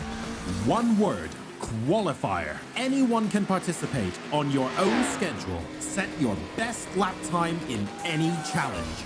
Drive to the limit and get your best lap submitted. This is your chance to qualify for the monthly round races. So, are you fast enough? If the answer is yes, then you'll move forward to the monthly round races. Every month in every region, the top 30 drivers from the open wheel, stock car, and sports car challenges will race for a shot at reaching the semi-finals. To reach the semi-finals, you must get a podium position in one of the monthly races or accumulate enough points throughout the season. The top 30 make it in. So, the top 3 from each race in each region and the points leaders move on to the semi-finals. Over 100 drivers have a chance to win a trip to the grand finals weekend. All right, you've made it to the semi-finals, but you haven't crossed the finish line yet. In each region, 30 drivers will race for a chance to win a trip to the grand finals weekend. So, if you're one of the lucky ones that makes it this far, you now have a chance to win it all. Because only the fastest drivers from each region will get sent to the Grand Finals weekend in Las Vegas, a 4-day, 3-night trip to Sin City, including an on-track supercar driving experience. The Grand Finals weekend will be a massive, in-person sim racing community event where drivers will put pedal to the metal and compete on stage in front of a live audience cheering you to victory. Want to be part of this but didn't qualify? Compete in a wildcard event for another chance to make it. More information and locations are at logitechgchallenge.com. Winners of the stock car, open wheel, and sports car grand finals will win a McLaren Racing VIP experience, including a 4-day, all-expenses-paid trip to London, a tour of the McLaren Technology Centre, coaching from Lando Norris, and a behind-the-scenes tour with McLaren during the Formula One British Grand Prix in 2022. So pull out of the garage and onto the track, and join us for the world's largest sim racing competition with the 2021 Logitech McLaren G Challenge.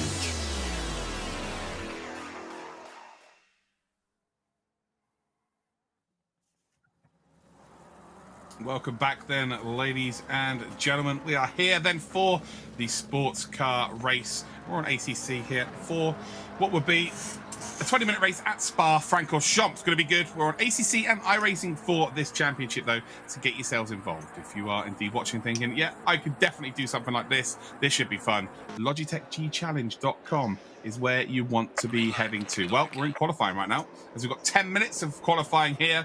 This should be pretty exciting times indeed. So yeah, we are just indeed watching the cars come out. And what are you looking forward to most here? I would say the most exciting races generally have been at Spa this weekend. I'm expecting it to be exactly the same for this one as well. Expecting a lot of slipstream to be factored in for some of these competitors. I'm also expecting as well, though, some of the drivers to really try and work hard to qualify well. Because as we've seen, track position is also very vital, but at the same time, you also have a lot of these drivers working together in the slipstream train, it looks like, to come right out of the pit lane. It's going to be an interesting qualifying session, and for the race itself, I'm interested to see how the battles fare out, especially some of the sends we've seen so far with the sports cars, especially into the final chicane. Yeah, for sure. That's where we've seen move of the championship thus far by George Boothby. Expecting to see some more moves into there as well. Brazilians in sim racing are very much known for their aggression.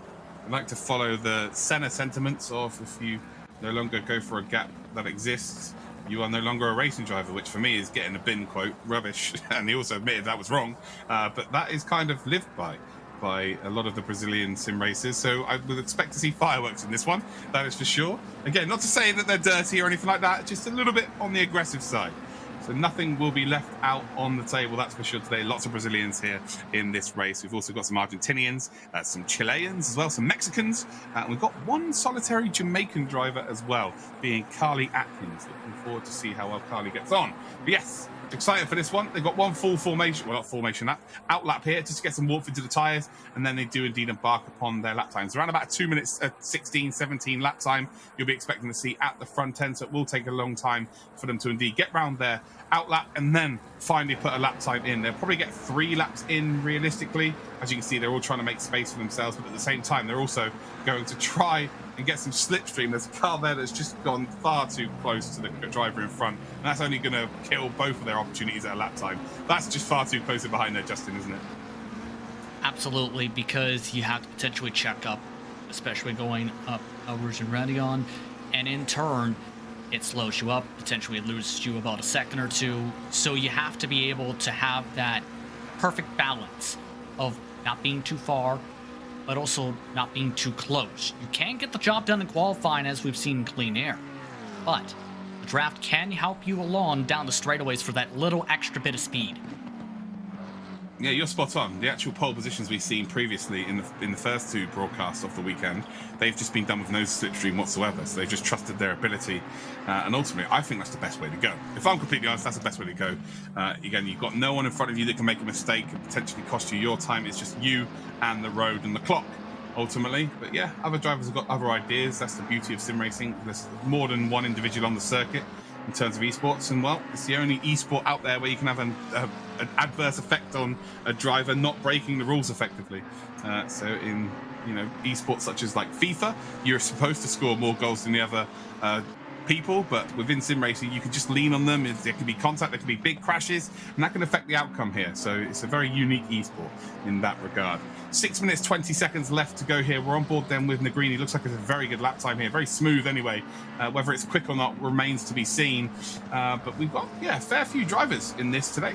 Renan Negrini, we've got Fidel Moreira, Daniel Krautz, lots of new names as well. That's the beauty of this.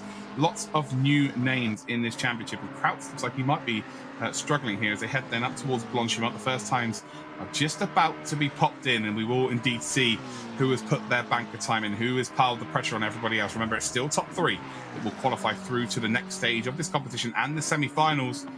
Imagine just getting that ticket booked. First time of asking, Justin, you got 5 months. You sign up for the competition, right? And you're like, right, I've got 5 opportunities at this. I'm going to do all of these qualifiers. I'm going to spend a couple of weeks doing the time trials at the start to qualify. And then month 1, I've qualified. Oh, great, I've got 4 months of free time now. Like, that would be such a good feeling, right? It'd be a really good feeling and allow you to focus on your preparation for the semifinals in particular. So it's something that takes a lot of weight off your shoulders, especially to be able to get it done right off the bat. Of course, some drivers have different drive styles and might be circling some of the error dates as well, but also wanting to get some valuable points. So you have to be prepared for all those scenarios, to say the very least. As we've seen, I think one driver who had a bit of a spin, possibly maybe down to the pit access road. That was Rodriguez, who was stopped on the access road we've seen for a moment. Yeah, luckily it didn't affect anybody. Just about got into the pits before anyone clattered into the side of them. But it is indeed Alessandro Silva here who is the quickest right now. 2:16.917.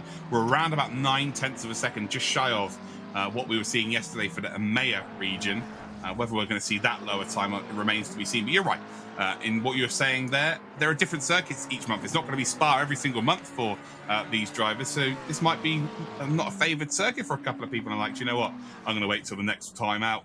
Which is absolutely fair game as well, as Daniel Oliveira then is going to pop himself into the pits. We've then got Silveira.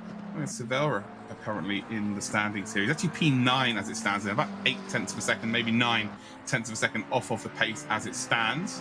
But like we said, top three will indeed go through. But look how close it is then between Negrini, currently in P3, Krauts, who is in P4. There is what, less than 200ths of a second between, or just over 200ths of a second between the two there. That is absolutely nothing. And that proves to, well, it could prove to be a really cool race in prospect for us all. I think it's going to be a really cool and a really busy race, because we've seen the past day how in the mid-pack in particular, some of the drivers who may have not nailed their qualifying lap to be precise have had some great race pace to be able to move forward, in some cases 4, 5, 6 positions.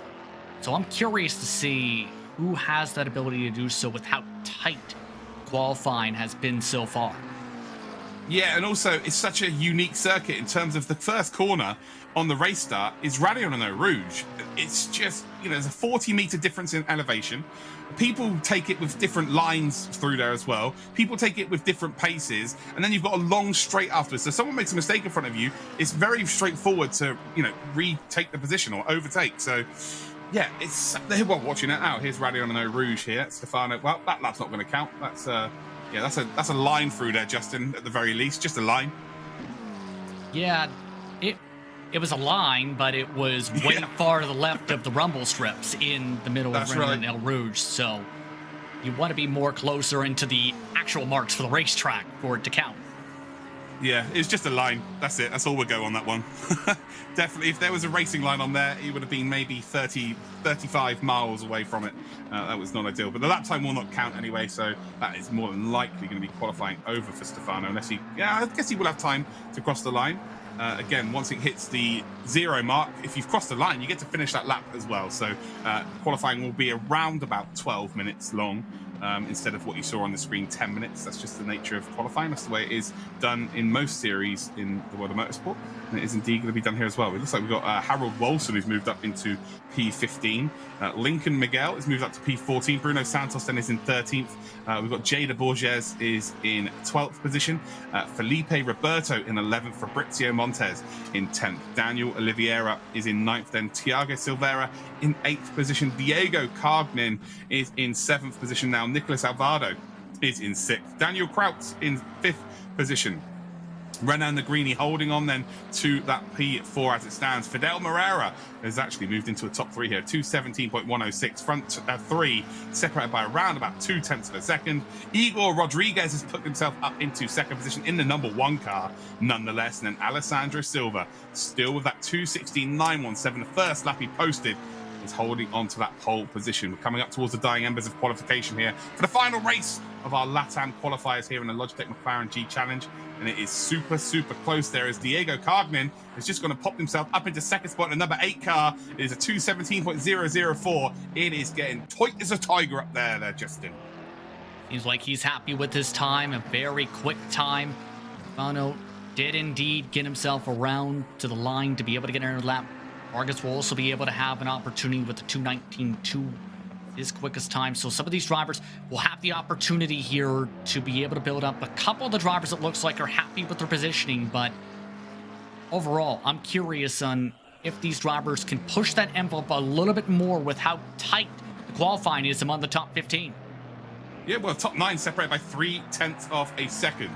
And we go back to Stefano. If his sat-nav's working over the top of Radio Rouge, he might get this lap time in, but if it's still not working and sending him off to the left, he will indeed have another invalidated lap time. But yeah, how close it is right now, like Alessandro Silva being pretty much a full 10th ahead of everybody is huge at this stage, considering the top 9 are separated by about 0.3 of a second. We've got 22 drivers. Stefano has not even got a lap time in yet, so it's key that he does indeed get this lap time in here. Wolfson, I don't believe, crossed the line before qualifying ended, so this is more of a practice lap here at the end. Harold Wolfson then down to P17, was in the top 15 momentarily, but it is indeed still Alessandro Silva. Will that time hold up here So we're on board with Stefano then, through the most technical part of the circuit for me. This is where you can lose the most amount of time through these S's sections here. Again, you've got to keep it nice and tight there to the right-hand side, and you've got to open up this left-hander as best you possibly can, otherwise you'll run out into the kitty litter. Then you've got this double right-hander. You've got to set yourself up perfectly for the long run in towards Blanchimont. It's all flat out from the exit of this right-hander all the way down in towards the bus stop chicane. And there you go. That looks pretty tidy here from Stefano, to be honest here. Pressure lap here for sure. Real pressure lap. He's been on the stream side of the Logitech McLaren G challenge before, so we're expecting him to be somewhere near the front, but ultimately hasn't got a lap time here. Again, using that AstroTurf on the entrance in towards Blanchimont, using all the curb on the exit then in towards the George Boothby chicane. Under braking we go.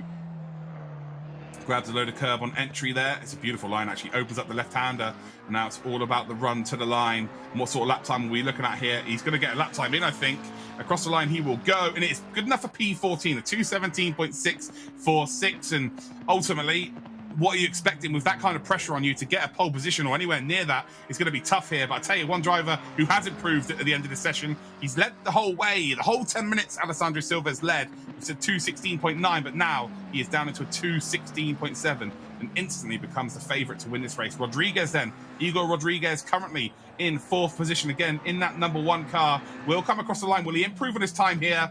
And he does improve on his time, I think, but he's not going to improve on his position, and actually drops a position here. So Felipe Roberto has just popped himself up into what would be P4. Daniel Krautz is in P3. Diego Cargnin is in P2, but the day belongs to Alessandro Silva so far. He is going to take your pole position. But Justin, the real plus for us right now is how super close it is between that top 15.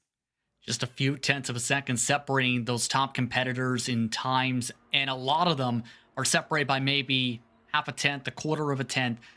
It's going to be a tight pack, to say the very least. As we take a look at the conditions, it's also fairly cool. 30 degrees Celsius track temperature, 25 degrees the air temp, cloudy skies, not any wind to deal with. So these conditions are very picturesque for these competitors with the cooler track conditions. Yeah, for sure. I think you're fairly cool as well, Justin. Don't you worry about that. But yes, it is nice conditions for these drivers. We're going to see some quick lap times here. It should be good for some racing as we look at the sunset here at Spa Delicious. And you can see actually the elevation change through Radion and Eau Rouge there in this perfect panning shot. Oh, this is glorious to be looking at here. Is this a game? This is ridiculous. Look at this. As we're watching them through LATAM, we saw a couple of cars pan off into the left here over those sleeping policemen. No, it's not real sleeping policemen.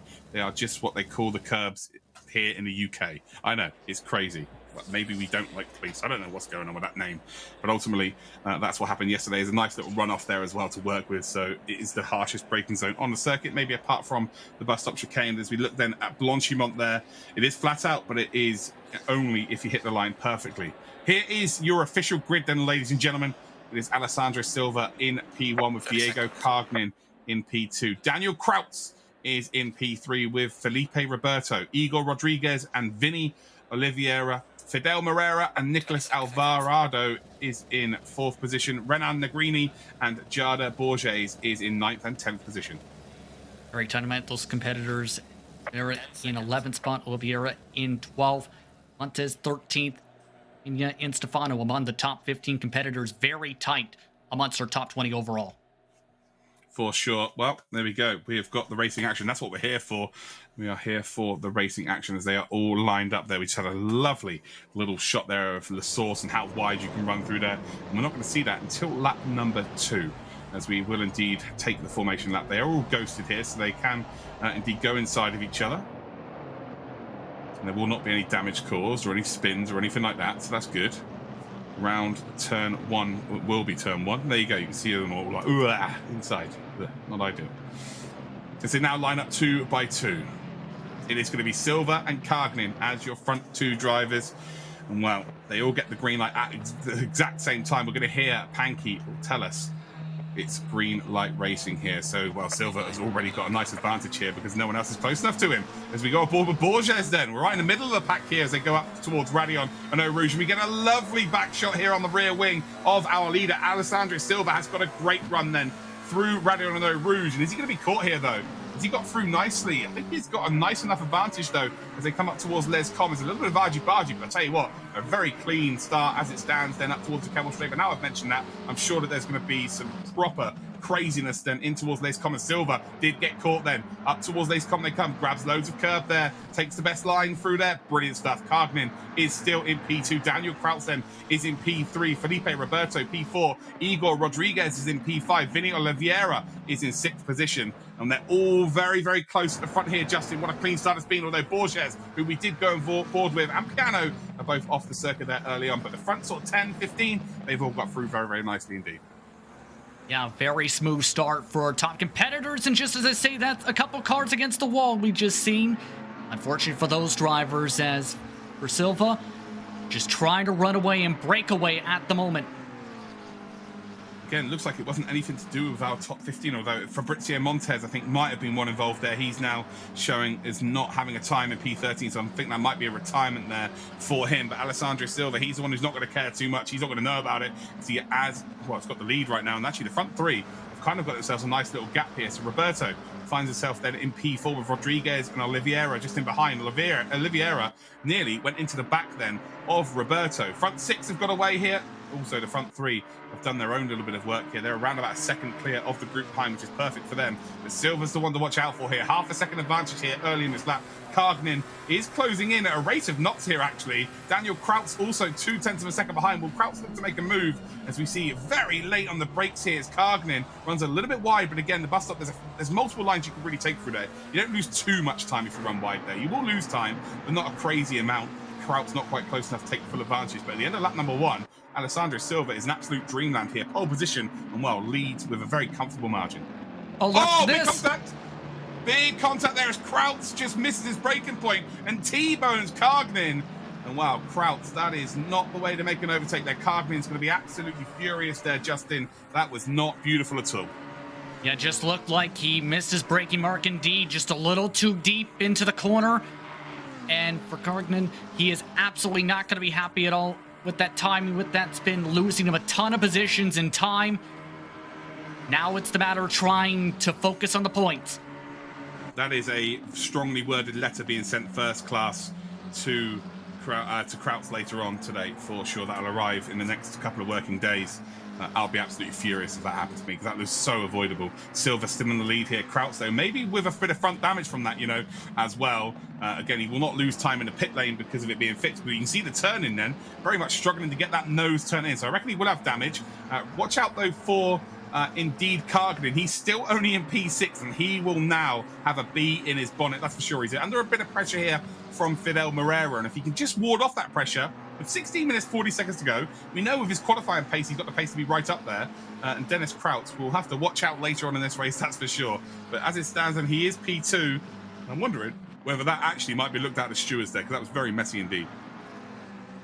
It's an interesting move and situation indeed in the source, and I've seen it happen a few times where drivers just miss their mark by 10, maybe 10, 20 feet in some cases. And it's enough to where you carry so much momentum into the back bumper of the car in front and ends up sending them around and in our car into the wall. Oh, Krautz! Krautz is gone! Into the grass he goes. Just a little bit of oversteer on the power too early. And I don't want to throw out there the karma thing there, but he's absolutely nailed Kargnin. Well, he's had payback on his own. Spun the car around there. And again, I'm not going to treat the audience like they're stupid. What Krautz did, it was an illegal move. He's T-boned another driver in Kargnin, and Kargnin was not at fault there at all. But yeah, Krautz then from P2 is almost a free miss. Rodriguez runs wide. Oliveira makes the move then up to P3 now. Felipe Roberto moves up into the second qualifying position. Everybody falling off the circuit here. Silva is just loving life out in the lead as it stands. But yeah, Oliveira and Rodriguez having a right little ding-dong here. One small mistake, door open there. Oliveira sends it up the inside, says thank you very much. I don't need 2 invitations to this party. And now he's dancing the night away. Curious if Rodriguez is able to try and counter, though, is the main thing. Fastest lap for Oliveira, 2:18.2 so far. Look at this run from Rodriguez. A little bit close, though, down to the Kemmel Straight. Yeah, Very, very close indeed. Underneath that rear wing, Oliveira pulls over to the right-hand side. He says, Rodriguez, if you're going to make this move, you're going to have to go all the way around the outside. Argy-bargy then as Rodriguez tries to pin him towards the apex. Oliveira on the brakes very, very late indeed. Runs out wide there. Rodriguez takes a bit of contact, and I wonder if he's going to still have the position here, as they're still side by side then on the exit of the chicane, down then towards Rivage. And Rodriguez, I think, has got this position nailed here. Oliveira, oh, he makes a late lunge here as well. And I told you there'd be some aggression today. And again, that is not how you make an overtake, ladies and gentlemen. So if you're watching for any tips here, do not follow what has just happened there. That was poor once again. It was a very strong, it was a very aggressive battle, but ultimately the way it's ended there is not good at all. So Rodriguez is again going to be furious. He's now behind Moreira. So Moreira is the next driver who moves up a position. Rodriguez does hold on to that P3 as it stands. Sorry, no, he doesn't, of course. It's Vinny Oliveira who holds on to it. Rodriguez is now down into 5th position. Moreira moves up into 4th. And, well, we are seeing absolute carnage here, Justin, and it's not good to watch. Yeah, you don't like seeing major trouble like this with the few of the moves, but it can happen at Spa. The tough part is trying to make sure you don't let it happen, and the aggression levels are definitely intensifying. We've seen it more so in the final 10 minutes yesterday, where drivers really start to pick up the aggression levels. It's been aggression levels being high from the opening couple minutes for some of these competitors, especially for this battle for 3rd position with how busy it's been getting. Yeah, and you've also got to factor in the mindset these drivers have is they're so used to racing endurance level of time within the sim, because this is an endurance sim ultimately. You know, you do an hour-long, 3-hour-long, 6-hour-long, 12, 24-hour-long races, sometimes with teammates, sometimes on your own. And ultimately, when you then presented with a 20-minute race, which is so rare, your mindset completely shifts, right? You're outside the top 3. You've got a carrot where it's like, right, you top 3, you're through. You're going to push it a little bit too much, and there's moving up on the inside and just leaning on a driver, but complete T-bones, just really, especially at the pace we're seeing and the level these drivers are at clearly with how fast they are, just don't really expect it. And it's just pretty poor, really, unfortunately. Rodriguez, though, again, now 1.6 seconds behind. It looks like he has indeed just gapped Lincoln Miguel, which means Rodriguez can now move forward, and he'll just try and get this done in the race. For him, the perfect scenario is these two battle in front, he catches up, he retakes the position, and then there's indeed nothing to be looked at. Doesn't have to give any penalties out or anything like that, because he managed to get himself back up into that P3. But right now, Oliveira is going to be under some pressure here from Moreira, and actually Moreira, I think, might be the only driver out of these 3 that doesn't have any damage, which is indeed going to help him, especially through the middle sector. Seen there, Rodriguez struggling a little bit in the corner, in fact, after those contact hits as well. So Rodriguez just trying to get himself back into a rhythm right now, too, which is going to be the tough part. As you see from the onboard, just trying to get himself turned properly, make sure he hits these marks, because, as you mentioned, you never know if they're going to start scrapping in turns, cost each other time a little bit. He needs to be able to be in a great spot to capitalize. Yeah, absolutely. And again, he's going to need a little bit of help from the drivers battling with each other. One driver who doesn't need any help right now is this guy here, Alessandro Silva, star of the show so far. 217.346. Again, can have a little bit more fuel in the car considering what he had in qualifying. He's probably going to have maybe 5 to 6 times the amount of fuel in the car. So for him to be, around about half a second off of the pace that he was producing in qualifying is absolutely sensational. And I'm sure he's probably going to end up going faster and faster and faster, because the tyre drop off in 20 minutes isn't going to be huge. The fuel drop off, though, will be. So you'll have a very light car near the end of this race. And again, very similarly to what we saw at Okayama with the open wheel, we'll see these cars going faster and faster, especially for him, as he's got nothing to be worried about. Although, that looks like it might have been a poor lap there, because it's now 3.2. Oh, no. Okay, so the timing is kind of just figuring itself out here. So Alessandro Silva is still in the lead of this race. By how much? It remains to be seen. But now, here we go. They close up here. This is the battle then for what would be P3 and P4. Vinny Oliveira is the car in the lead of this twosome, and then we've got Fidel Moreira, who we're on board with then, as we've got a nice little helicopter pan shot from behind here up towards Radiano Rouge complex corner. Again, both taking a little bit of curb on entry, both running over the curb over the top of the apex of this corner, and as you can see, Oliveira's got a pretty good run here himself, but Moreira is going even faster. So Moreira underneath then rear wing within that slipstream here, just gaining a bit of time. Has to get on the brakes a little bit earlier because he will indeed be going a touch faster. But look at the closing speed here, right then, close here to Oliveira, and Moreira looking to pounce like a panther here, looking to try and take on that final qualifying position. As they can see Felipe Roberto in the distance as it stands. And well, one driver that's going to be watching this very closely indeed is Rodriguez. Igor Rodriguez will want to gain this position back as soon as he possibly can. He was in third spot before there was contact between him and Oliveira. So Moreira looking to try and get that third spot. So is Oliveira, and so is Rodriguez. In the background, though, you've got Miguel and Karginen. Karginen, of course, trying to get back into that top 3 position himself here, but he is very much struggling to deal with Lincoln Miguel, who's very quick indeed. And Miguel has been really impressive when it comes to keeping his car clean and getting some good laps. He's been one of those drivers who's been able to move ahead a little bit from their starting spot. So it's just a matter of hoping things heat up a little bit amongst some of these drivers, especially with how things could fare out. Rodriguez seems to be getting back into the rhythm he's been looking for, getting to the edge of just near drafting distance. But it looks like Oliveira is starting to feel that pressure start to really affect him a little bit with the run coming from behind, with how close this machine's getting.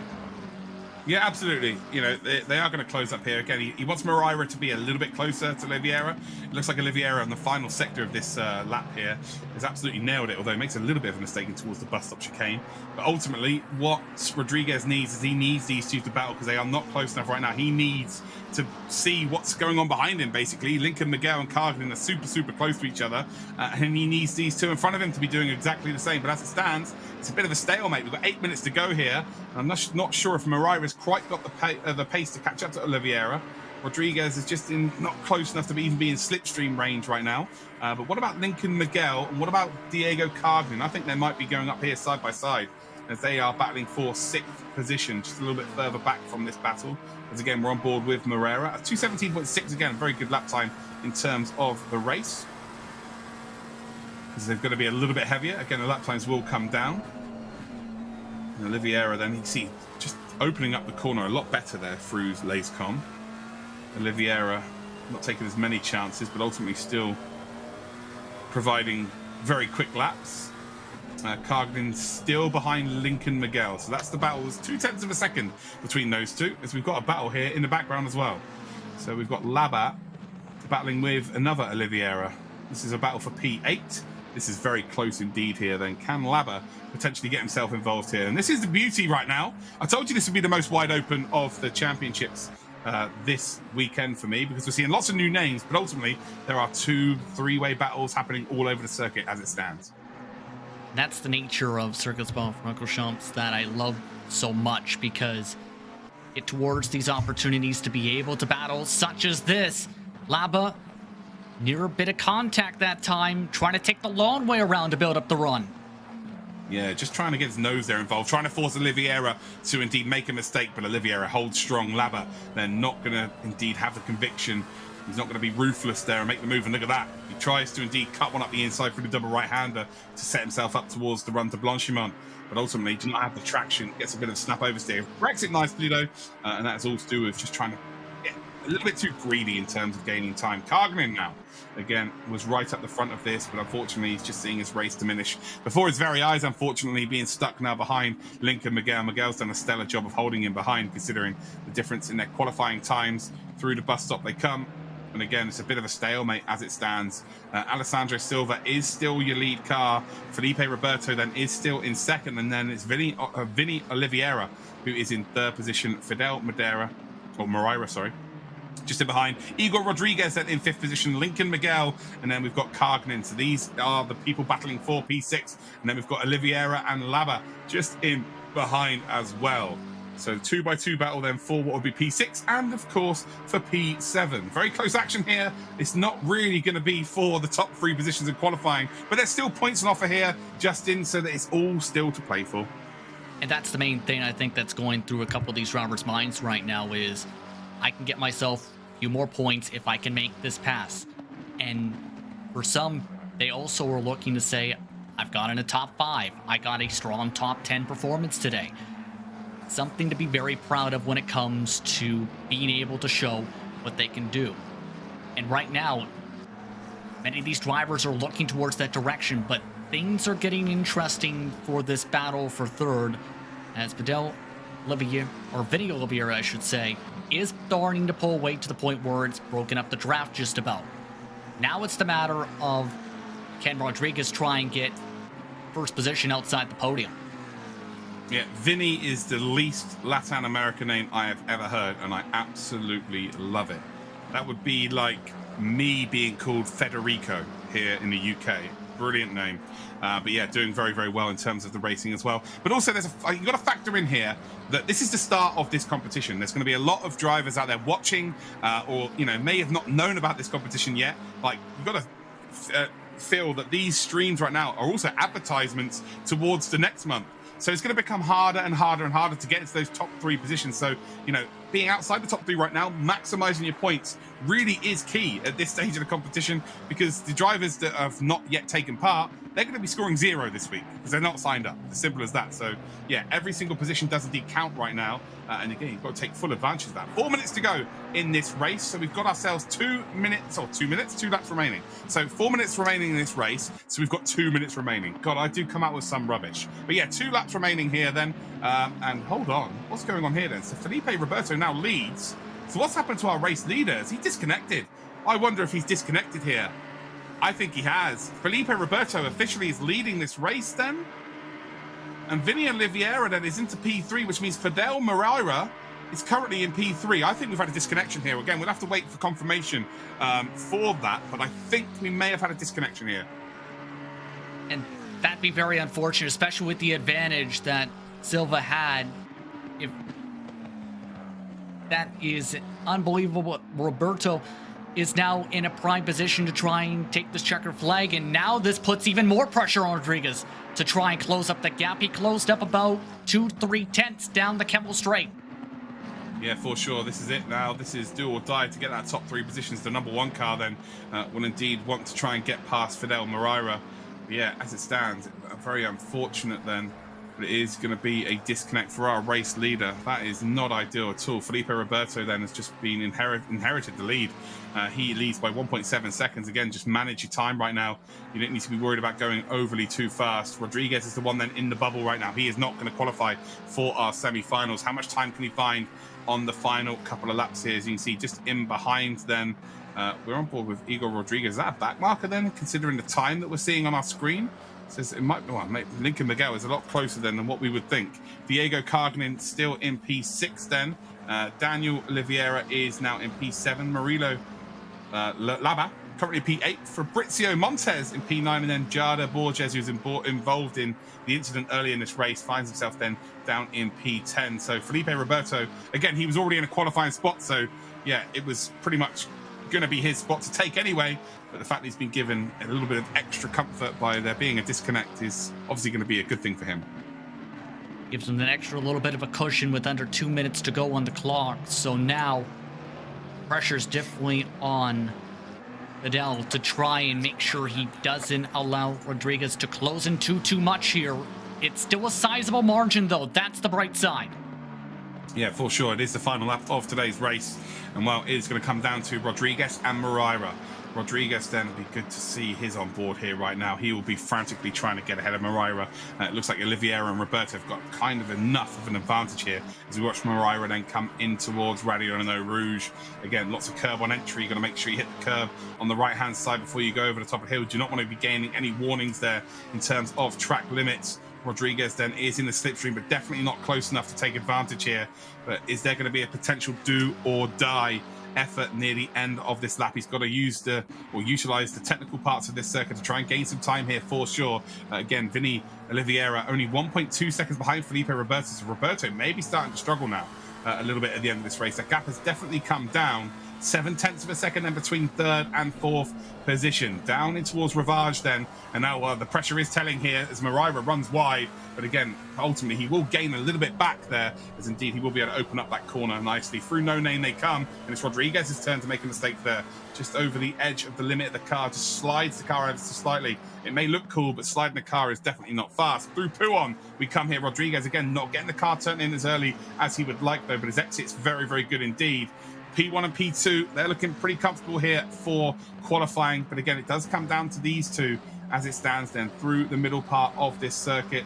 And while we've got one of the most important parts of the circuit, indeed, you've got to set yourself up then through this double right-hander as we've now headed onto the leader, 1 second clear.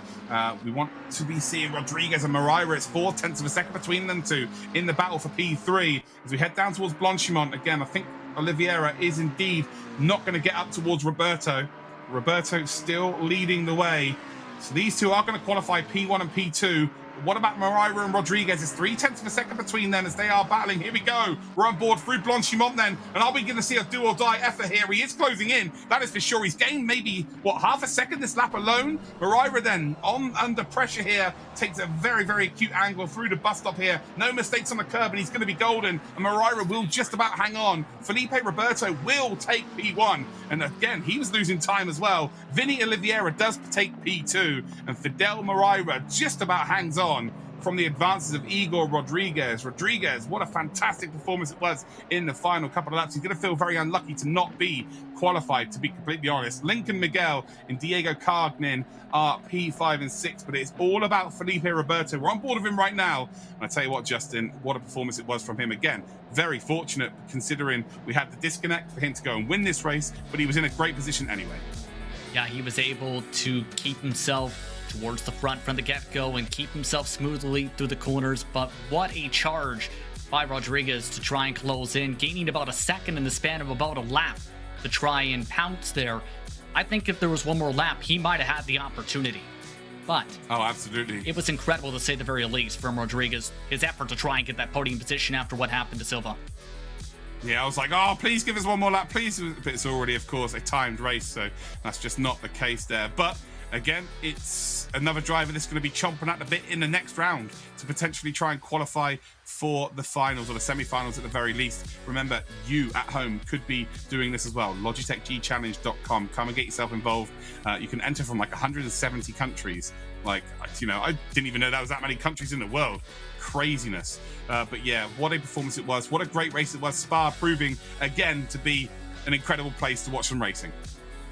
Absolutely. It's a stellar facility, to say the very least, with a lot of history, and we've seen why it's such a fan favorite racetrack and a driver's favorite with some of these battles and some of these fights we've seen. Yeah, we got the replay here, and it was very scrappy in towards Les Com. As you can see, it's like 27 wide there at the back. Then we saw Alvarado and Negrini get into it as they come down towards No Name, and that is again going to be raced over ultimately because it's such a short format race. And here's Krautz and indeed Cagnin. That is just so avoidable there, so avoidable as Krautz then runs wide on the run down towards Blanchimont and unfortunately chucks himself over the grass here. And again, this is just, it's just messy. Oliveira there tried to make a move at the inside. The door was closed. He should have really been a bit more in control there, but unfortunately was not the case. But here we go. It looks like we are going to have the final results then for you, ladies and gentle cars. And well, it is Felipe Roberto that picks up P1. Vinny Oliveira picks up P2, and Fidel Moreira will pick up P3, again, pending any stewards' inquiries as well. Igor Rodriguez, who was chasing them down at the end, he's P4. Lincoln Miguel finishes in 5th position. Diego Cagnin is in 6th. Daniel Oliveira in 7th position. Murillo Laba is in 8th position. Jeda Borges is in 9th, and then we have got Chio Montes, or Fabrizio Montes in 10th position. Impressive runs for those top 10 competitors. Damian Neri with the quiet run, 24 seconds back in 11th spot. Bolson, Santos, Severo in 12th through 14th. Vargas finished in 15th. Daniel Shinji in 16th. Yana in 17th. Stefano, 18th position for him, while Morado and Santos round out your top 20. Yeah, so there you go. That is the final standings of today's race. We've had 3 races today. Some incredible racing action. I told you it'd be wide open that's for sure. And it's been 3 fantastic races. Again, maybe the Okayama race wasn't the most exciting one in the world, but ultimately we have found 3 superb drivers going through to the next phase of the competition. And well, you know, we've not only got the LATAM this weekend, we've also got NA coming up very, very shortly. And I know you, Justin, are super excited for that one. Some very stacked fields on that side of things as well, especially for the stock car side, because you've got multiple eNASCAR contenders, up-and-comers, and some of the rising stars in the qualifiers this year for eNASCAR competition on that side. It's going to be a stellar time. Plus, you have some of the top drivers in the Lara IR01 who will be taking part in an open wheel competition. So those competitors will be very busy, especially towards the front with some of the pace that they've shown across the platform. I'm really curious, though, on some of the returning talent in sports car as well.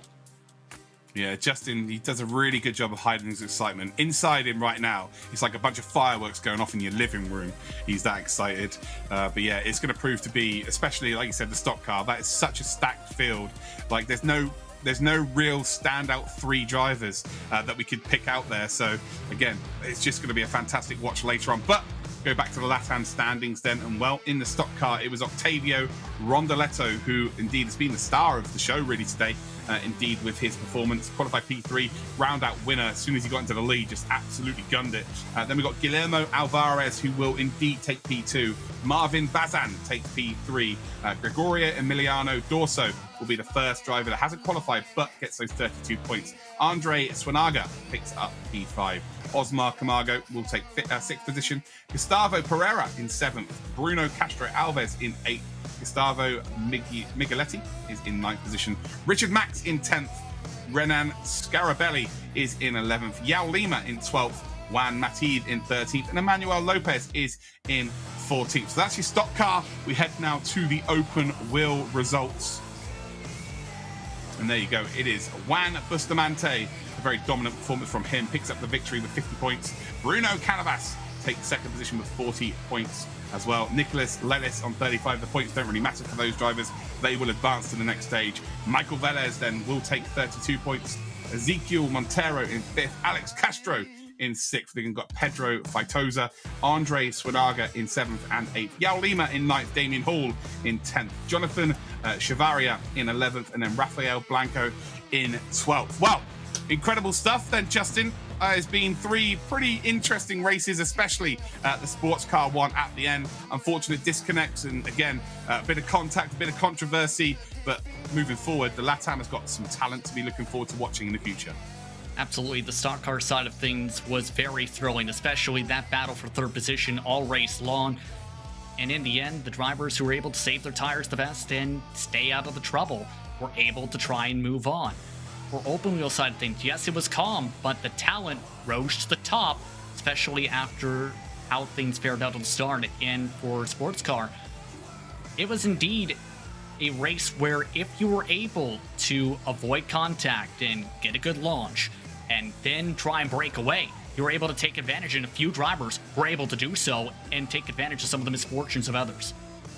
Absolutely. Well, talking of taking advantage, take advantage of this opportunity. Maybe you're at home going, oh, yeah, I fancy a crack at this. Head to Logitech G Challenge.com. Get signed up and come and get involved on iRacing and ACC in open wheel, in stock car, or indeed sports car. I want to say a huge shout out to our sponsors as well. Quantum Pay, to Splunk, to Logitech G, and indeed McLaren. Without those, we cannot do these events. Well, we've done LATAM. We now head to the final region of our monthly finals. It's going to be North America next up. And well, especially with the stock car, that's their real home track, I guess, for the sake of this competition. It is a stacked field. It's going to be incredible. Super excited to see some names who have been champion previously. We'll be back in just over an hour.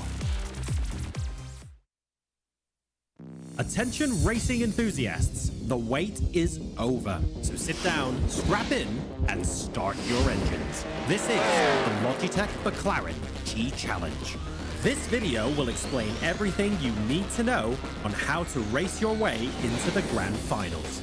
First, let's break down the basics. There are 4 regions: North America, Asia Pacific, Latin America, and EMEA, Europe, Middle East, and Africa. That's over 170 countries. Each region will have their own stock car, sports car, and open wheel challenge. Open wheel and stock car challenges will be racing on iRacing, and the McLaren 720S Sports Car Challenge will be racing on Assetto Corsa Competizione. The season starts in July and goes through November. Each region will compete through 5 rounds of monthly races. Each round will consist of a qualifying period and a live race broadcasted on Twitch. So now that you've got the basics down, let's dive even further. Where do you begin? One word: qualifier. Anyone can participate on your own schedule. Set your best lap time in any challenge. Drive to the limit and get your best lap submitted. This is your chance to qualify for the monthly round races. So, are you fast enough? If the answer is yes, then you'll move forward to the monthly round races. Every month, in every region, the top 30 drivers from the open wheel, stock car, and sports car challenges will race for a shot at reaching the semi-finals. To reach the semi-finals, you must get a podium position in one of the monthly races or accumulate enough points throughout the season. The top 30 make it in. So, the top 3 from each race in each region and the points leaders move on to the semi-finals. Over 100 drivers have a chance to win a trip to the Grand Finals weekend. All right, you've made it to the semi-finals, but you haven't crossed the finish line yet. In each region, 30 drivers will race for a chance to win a trip to the Grand Finals weekend. So, if you're one of the lucky ones that makes it this far, you now have a chance to win it all. Because only the fastest drivers from each region will get sent to the Grand Finals weekend in Las Vegas, a 4-day, 3-night trip to Sin City, including an on-track supercar driving experience. The Grand Finals weekend will be a massive, in-person sim racing community event where drivers will put pedal to the metal and compete on stage in front of a live audience cheering you to victory. Want to be part of this but didn't qualify? Compete in a wildcard event for another chance to make it. More information and locations are at logitechgchallenge.com.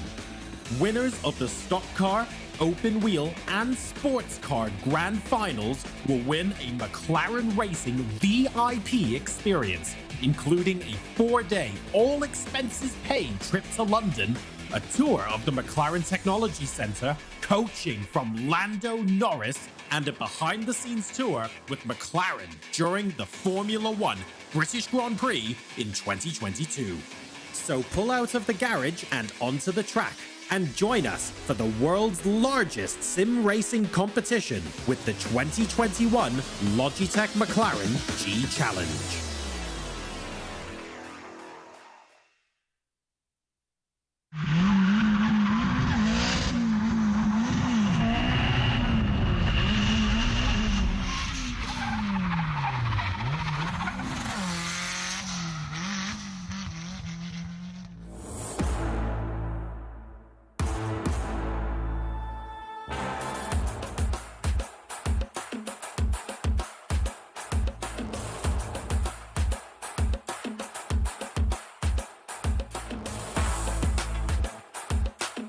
プロフェッショナルドリフトドライバーの田口和也です。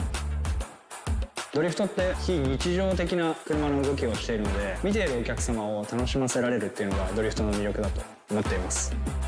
決して安全ではない、一歩間違えばクラッシュになってしまうっていう危険と隣り合わせの興奮っていうのが非常に自分自身で運転している中では魅力でありますね。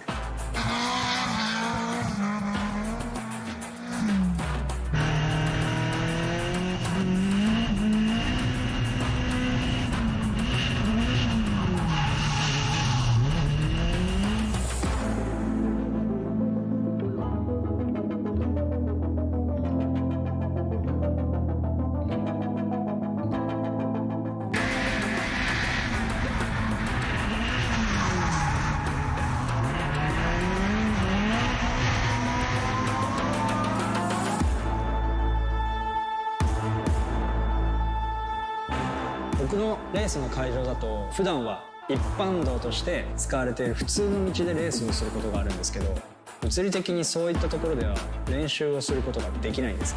なので僕は事前にシミュレーターでトレーニングをしてます。いかに自分が掴んでいるステアリング、そしてペダル、さらにはシフトが今車がどのような動きをしているかをどのくらい伝えてくれるかっていうのが非常に重要なんですけど、 G923 はステアリングを通して車の動きのフィードバックをリアルに伝えてくれるので、トレーニングに重宝しています。ドリフトのスタートは日本の方が先で、アメリカは後からドリフトがスタートしたんですけど、今となってはもう完全にアメリカではプロフェッショナルのモータースポーツになっていて、ドライバーだけではなくてチーム、監督、メカニック、そしてオーディエンス、お客さんも全てがみんなプロなんですよね。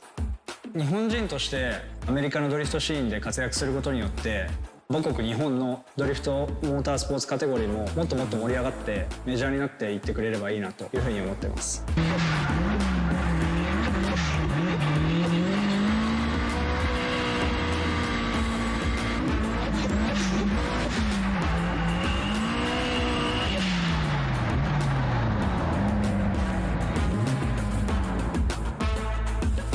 G923 は僕にとっては欠かせない存在ですね。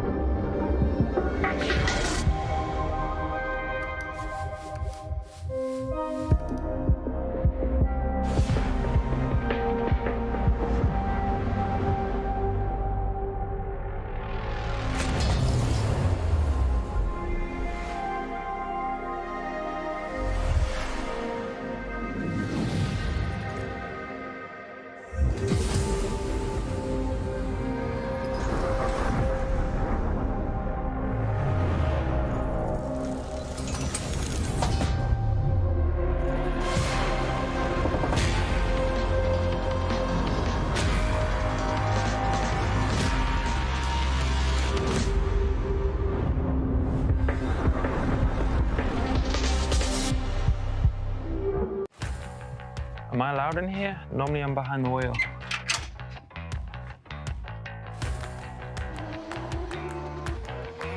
The beauty of esports is that anyone can experience the adrenaline of Formula One for themselves.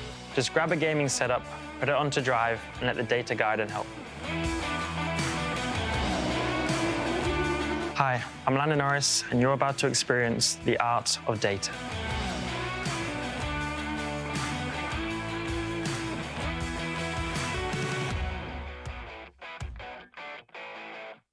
I think the biggest advantage of the G923 for me is just how realistic it is. The feedback that you get as soon as you plug it in, it was pure enjoyment as soon as I started driving. This is kind of the closest I can get to accessing that adrenaline and emotion of being on a gravel rally stage in Finland and flying over those crests. For me, it's about getting as real as I can to the environment that I race in, and obviously the wheel is the best instrument for that.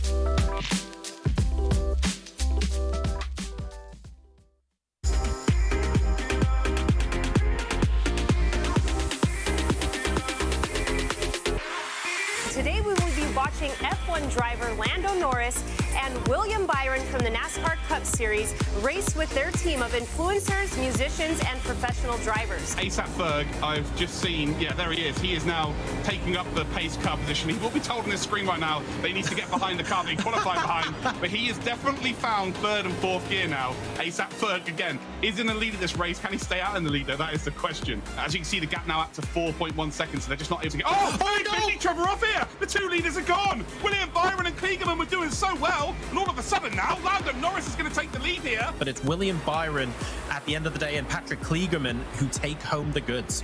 If you go through there in too high a gear or anything like that, you're going to be in a lot of trouble and under a lot of pressure. As we see a barrel roll there on cue, beautiful bit of work onto four wheels, and that, ladies and gentlemen, I'm going to give it a 6.7 as a dismount was a little bit poor. That actually allows Robert Wickens to continue to move forward without too much of an interruption until that happened. Valuable points for the teams are on offer. After Daytona, we had, oh God, that's two Byron cars as well, I think. I'm going to be honest with you, John, it's faster on when you're on your wheels than it is on your roof. No, I have to agree there. I think the thing which was impressive is how quick Will and Peter were in the NASCAR. It's a risky business if you want to be first, but they were that much quicker as well, and they ended up winning. So congrats to them. Honestly, we just did the tandem drafting, and we had the one incident leading there where we wrecked each other, but able to make up the ground and get back to the front. Here they are, final standings. John, Luke, what do you think? Byron was incredible. He had the captain's performance. He got 34 points, leads out the way.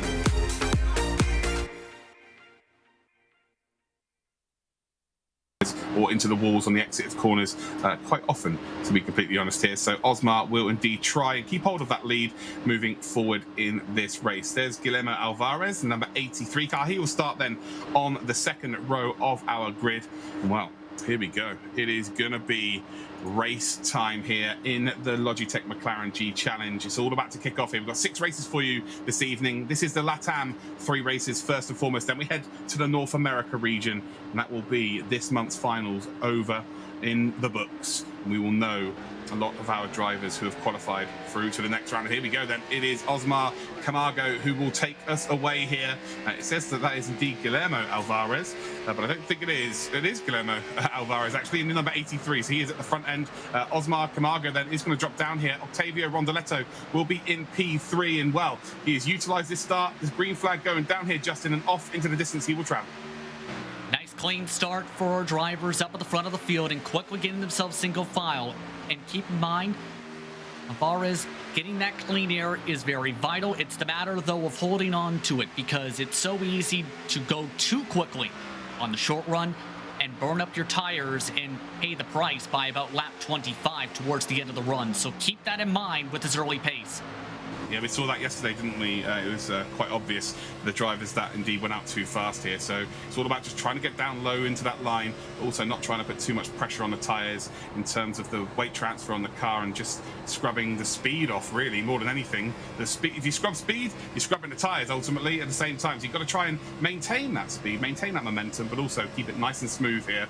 And well, Alvarez doing a sensational job as it stands then, 3/10 clear. But Octavio Rondoletto, the one to watch out for here, who was clearly faster than everybody by nearly 0.2 of a second in the qualifying phase for this championship. He is now up to P2, and he'll want to try and get into the lead as soon as he possibly can. Going to take a little bit of work to be able to close up the gap fully, but it's been a great launch for him. Camargo is going to be a little bit busy, though, because right now, his fastest lap a few tenths slower than some of the other competitors in front of him, and right now there's a gaggle of cars closing in with just seen trying to take advantage. He is trying a bit of a different line, though, trying a little bit of a longer arc to get to the blue line. He's also tried a little bit of the top line to see if he can get that to work. Yeah, it's a perfect bit of driving between P2 and indeed P3 here. P4 and P5, should I say, which is going to help the front three to just drive away. Camargo seems to have dropped off here 0.8 of a second, needs to be super careful, does not want to lose that slipstream too early in this race, otherwise it will indeed be over. As we're on board then with our race leader, Rondoletto, then just keeping tabs here, doesn't need to really put any pressure on, especially at this early stage of the race. Now 1 second the advantage between these two and the rest of the field, and that is just getting bigger and bigger and bigger now, Justin. P3 here could be in trouble from, just not being able to stick with the front two. Yeah, already has just about lost the draft with how things are faring out, and you can see just how much he's drifting off the corner. Nearly scraped the wall that time, in fact, with how much he drifted up the track. Yeah, looks like we've got a move here being made by Renan Scarabelli. So he's in P5 right now in the number 205 car, and he was looking to make a move around the outside then of Juan Mativ. And I don't know whether he indeed got that move stuck here. The front two, though, still in close proximity to each other, gained another 1/10 of a second in on Osmar Camargo. Camargo really is falling down the order, well, not falling down the order, let's say, but losing time to these front two. Look at this, though. Rondoletto's line there, so tight onto that blue line, as Justin Keith mentioned. That's where you need to keep that car. It is the fastest line, that's for sure. And again, he's just keeping tabs here. He's not really even trying to push, that's for sure here. He just wants to stay in behind, realizes that he's in a qualifying position early in this race, and almost, by the way, the drivers are driving behind him. They've been gifted an opportunity just to be able to drive away here. We're on board then with Renan Scarabelli, and again, he has made that move then. So Juan Mativ has lost out. He's now down to P5, and they're all ready now to pounce like a panther on that P3. P3 of Osmar Camargo is absolutely stranded right now. If they can work together here, they'll catch him very quickly indeed. Absolutely, and a little bit nearly a scrape we just may have seen on the blimp shot for a split second, and when it's the moment where you try and run away, take advantage of the side-by-side that's going on behind to be able to try and break away. Yes, Juan Mativ. Juan Mativ has just had a stinker of a lap there for sure. As a back marker, then getting down low, making sure that he doesn't get involved with anyone on circuit that involved in the race at the front here. So great stuff from them. But yeah, Juan Mativ is just dropping down the order now. Emmanuel Lopez takes up 5th position. Renan Scarabelli right up behind Osmar Camargo. But there's like 5 or 6 cars now closing in here. So yesterday we kind of saw maybe a battle between 2 or 3 cars at this stage of the race for P3. P1 and P2 kind of sorted themselves out. But this race looks like there's a lot more accomplished drivers battling here for that position. As you can see, Renan Scarabelli is very, very close here to Osmar Camargo. And with there being so many cars behind, you've got to make the move as soon as you possibly can for me. And both of these drivers right now look like they're tight, especially Camargo. He is really missing the bottom of the racetrack, overshooting corner entry, and then overshooting corner exit, trying to carry too much momentum and speed on the throttle possibly, and that's going to really hurt the tires. This is setting up a side-by-side possibly off of turn 2. Runs up high here, leaves the door open for the 205. Renan Scarabelli then has just got his nose in front here on the back straight. Looks like he is going to get it done, but look at the momentum here then for Camargo, still trying to hold that outside line. And again, this is, you know, if you do indeed get this position, you do make it stick, ultimately it's still going to go, well, it's going to go 3 wide here. The number 11 comes in. Emmanuel Lopez does come in. The 3 of them are going to get caught together. And oh dear, oh dear, oh dear. Osmar Camargo, I think, is the one who's got away with that. He is going to move on up the order into, yeah, P3. He's going to hold on to P3 on his own, but making it 3 wide this early in the race, Justin, that is not very good judgment at all. Yeah, that is not the smartest of decisions in that situation because, yes, he had a bit of a run, but it is a tight corner exit here at Charlotte Motor Speedway, especially entering that quad oval with how that track converges down. And as a result, Camargo is in a prime position. He's been able to break away as a result of all of that and is the only person in that battle who came away unscathed. Just, you have to be a bit more patient in that situation if you're Lopez.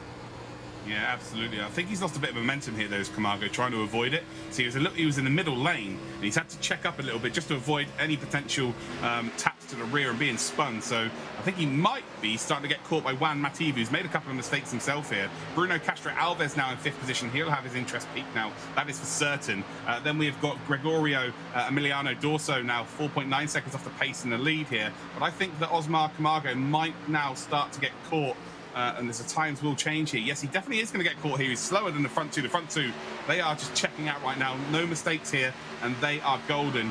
But let's just go back to that incident there. Emmanuel Lopez, it wasn't even the case of the corner was too tight. He used the apron to get himself into that position, and it was always going to tighten up, wasn't it? Like, it's just a silly move there because you can't expect the car behind you to be wary of that sort of situation. As we do in DC, potentially a change of lead here, and I think you'll find that Rondoletto with the inside line is going to make it stick then through 1. And well, a fantastic move then from him, and he is going to take this lead. Alvarez not going to battle too hard there. Doesn't need to. Again, these two are going to be guaranteed themselves into the semi-finals if they stay as they are. And again, battling side by side is only going to lose them time. But I tell you what, they want to put on a show here, Justin, as the number 83 is looking to go now nice and tight, nice and deep here to potentially take the position back. He had the preferred line, but Rondoletto was able to get the run off the corner to be able to use the banking as a ramp.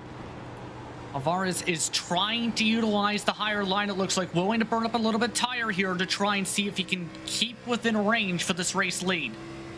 Yeah, for sure. This is the only thing that's really going to get in their way of qualifying here. If they keep battling like this and they burn those tyres up, there is the potential then if the cars behind all group up to work together, and they could chase them down. 20 laps here, you know, if you get 5 or 6 cars together and in behind, all, you know, towing each other, bump drafting each other, it won't take long for that gap to come down. So they need to be a bit more clever about this. Rondoletto seems to have got himself a gap now as well. Alvarez just sticking in behind there. I think they've realised, you know what, we've had a bit of fun for 2 laps here, Justin, but ultimately we've got to look at how we're going to qualify for the semi-finals. And then in the semi-finals, we can create fireworks. Yes, absolutely. I think Alvarez's tires are also starting to go off a little bit. It's trouble down the back straightaway. Oh, that is a big smash there. 2 cars facing the wrong way. That is definitely not what you want to be doing here. And once you make a mistake like that, or you're involved in something like that, it is absolutely going to be game over here. I'm not too sure. It's number 48 here. We're on board with the leader still. So Octavio Rondoletto, she's done the fastest out of 30.321. Whether or not that was the last lap, actually, it probably wasn't.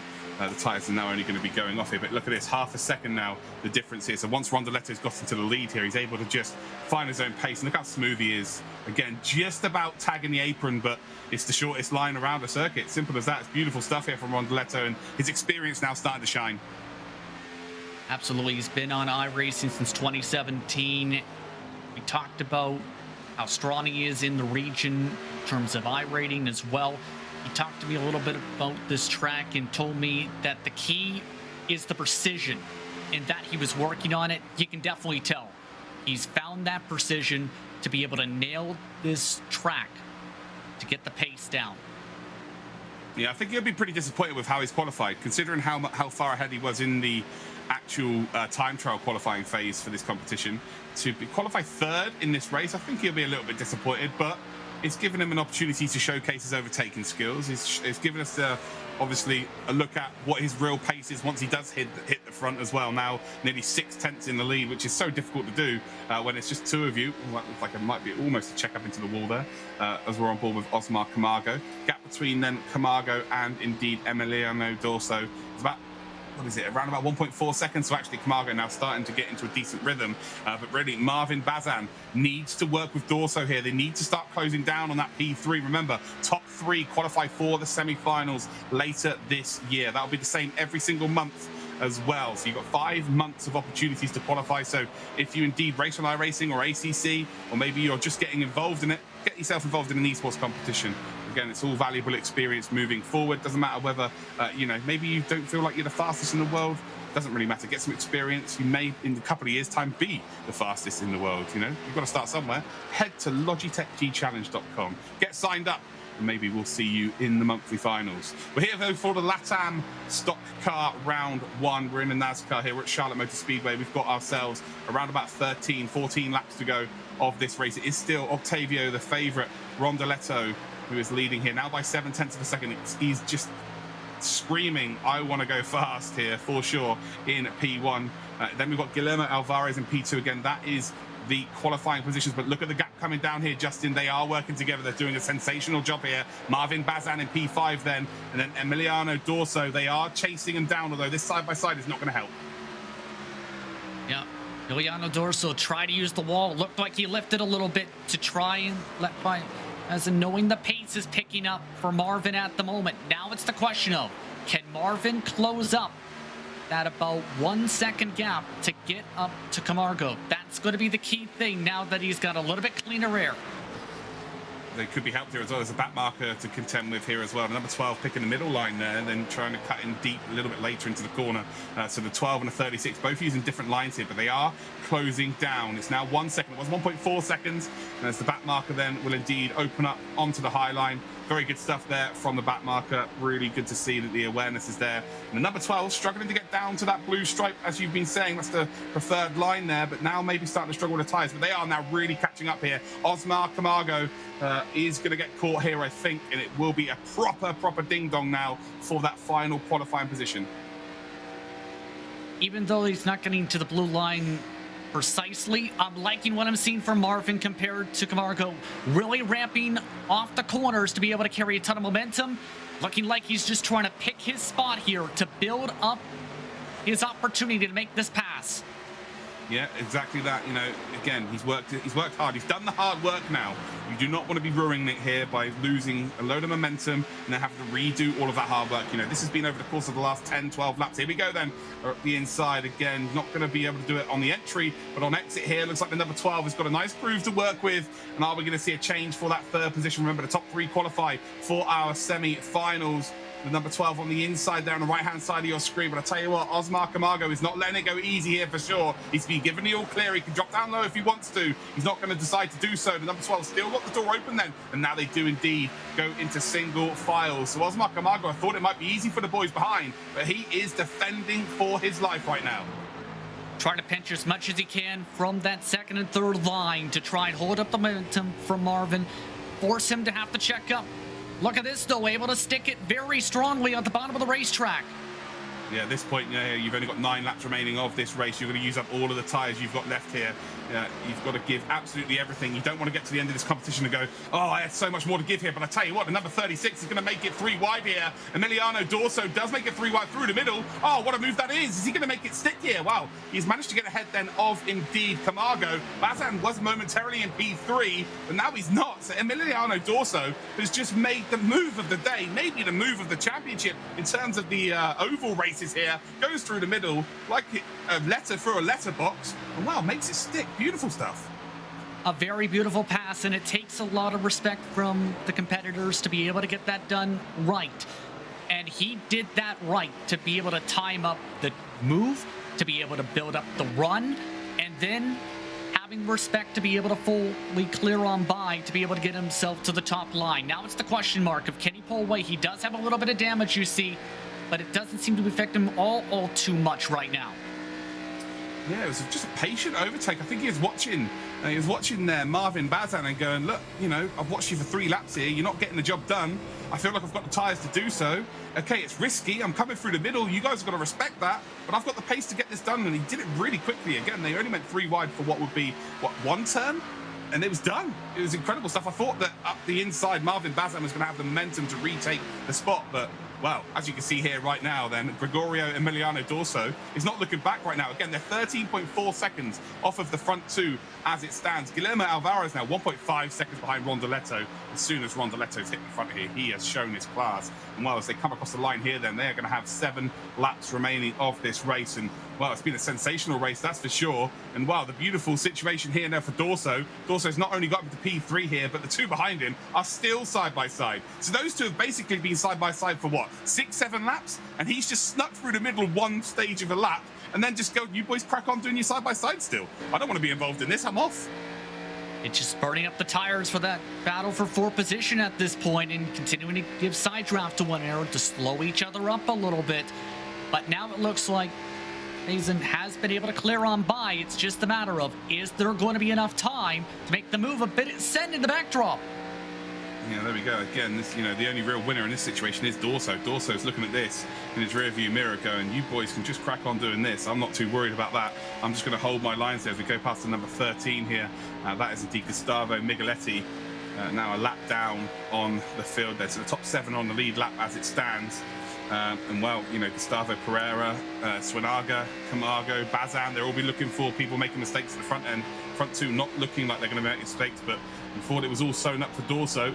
Not quite so much there. As you can see there, Marvan Bazan has just closed in, but ultimately not quite got the grip to keep it going here. The number 12, though, it's now taken him 6 or 7 laps to finally get ahead then of indeed Camargo. And now he's got ahead. He's now got to try and deal with what will be P3 Dorso now. Can he potentially get this done again? He's more patient than Dorso, but he's got to try and force the issue here as there's a tag on the wall there, and it's going to be easy pickings. It absolutely is. Marvin Bazan then has been patient for the last 15 laps. He now makes his way up into that qualifying spot, and unfortunately for Dorso, he makes a mistake, tags the wall, and is that going to be enough damage there for his race to be over? I think right now, with the tires too, I think it's a possibility. Crunched in that right side a little bit more, caused a little more aero damage to make it even more tighter. So it looks like at this point, Bazan is in control of his own destiny. It's just a matter of making sure he doesn't get into the safer barrier with how high he's been coming off of turn 4. As they cross the line, and it indeed will be 3 to go. Octavio Rondoletto is the lead car as it stands. 2.6 seconds clear then of Guillermo Alvarez. Those two have been the stars of the show, that's for sure. Rondoletto only qualifying third, but again, getting 2 overtakes to get up to the lead. Once he's got into the lead, not look back.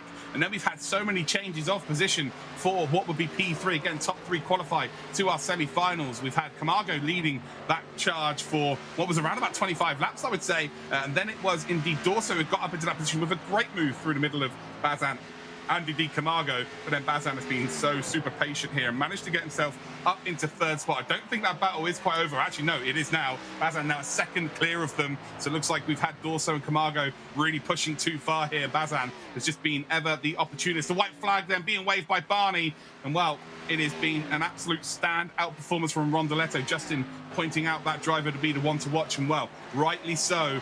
As we head through one then, as you can see, just in behind, well, Guillermo Alvarez has actually dropped right off the pace here now. 3.1 seconds is the advantage then for Rondoletto. I think Alvarez is just like, let's just get this home now. Don't need to be worried about it. Again, P1, P2, P3, there's no real difference between the positions. You book your ticket, you're in the semi-finals, you are absolutely golden. Rondoletto will not want to be getting involved with any of the back markers, that's for sure, but he will take the checkered flag here, and he will take the victory.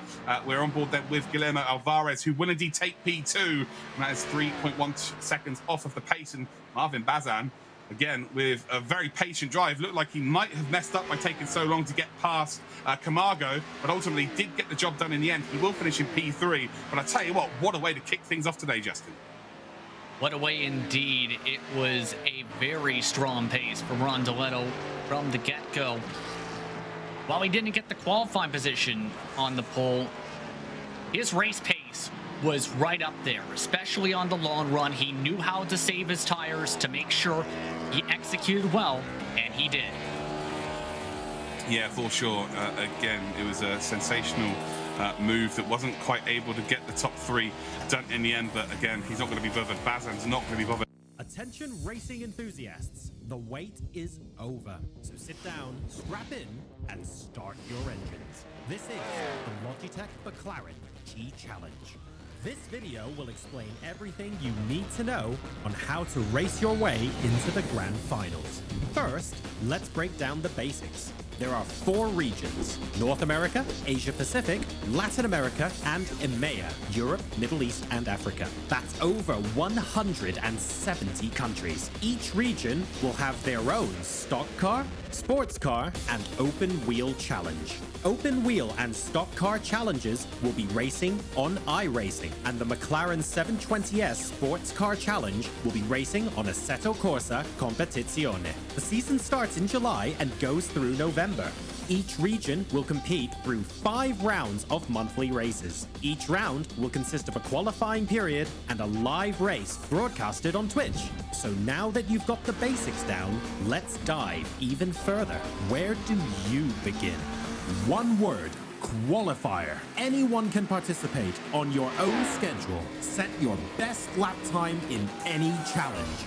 Drive to the limit and get your best lap submitted. This is your chance to qualify for the monthly round races. So, are you fast enough? If the answer is yes, then you'll move forward to the monthly round races. Every month, in every region, the top 30 drivers from the open wheel, stock car, and sports car challenges will race for a shot at reaching the semi-finals. To reach the semi-finals, you must get a podium position in one of the monthly races or accumulate enough points throughout the season. The top 30 make it in. So, the top 3 from each race in each region and the points leaders move on to the semi-finals. Over 100 drivers have a chance to win a trip to the grand finals weekend. All right, you've made it to the semi-finals, but you haven't crossed the finish line yet. In each region, 30 drivers will race for a chance to win a trip to the grand finals weekend.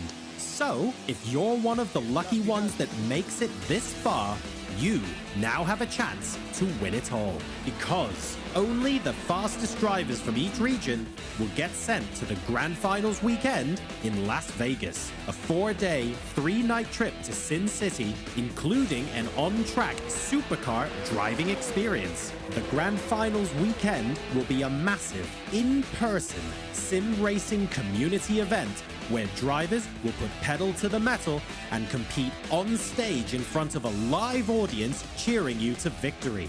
Want to be part of this but didn't qualify? Compete in a wildcard event for another chance to make it. More information and locations are at logitechgchallenge.com. Winners of the stock car, open wheel, and sports car grand finals will win a McLaren Racing VIP experience, including a 4-day, all expenses paid trip to London, a tour of the McLaren Technology Centre, coaching from Lando Norris, and a behind-the-scenes tour with McLaren during the Formula One British Grand Prix in 2022. So pull out of the garage and onto the track, and join us for the world's largest sim racing competition with the 2021 Logitech McLaren G Challenge.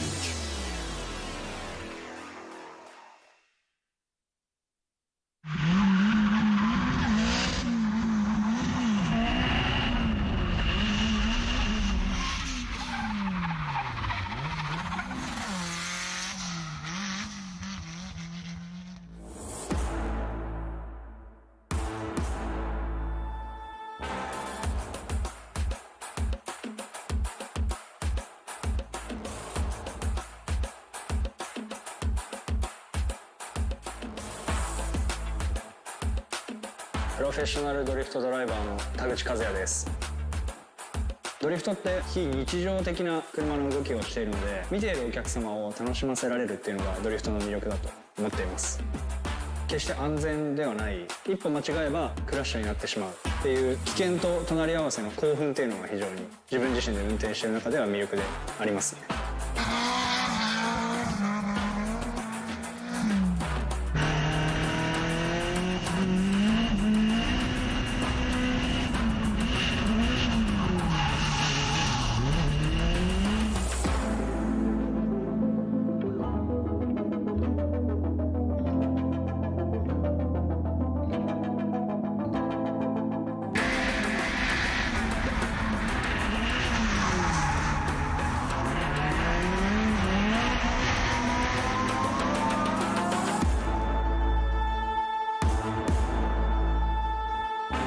僕のレースの会場だと普段は一般道として使われている普通の道でレースをすることがあるんですけど、物理的にそういったところでは練習をすることができないんです。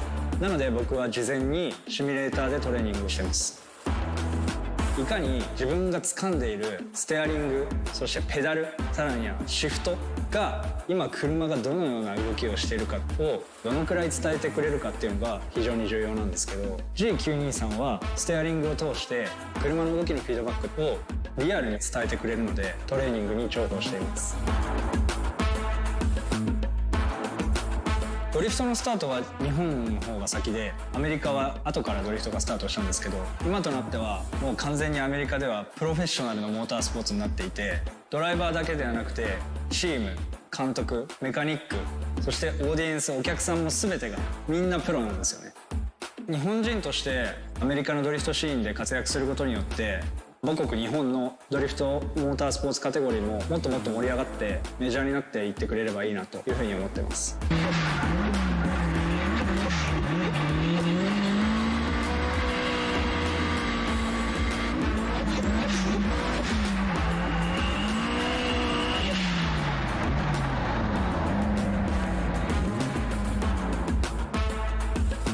G923 は僕にとっては欠かせない存在ですね。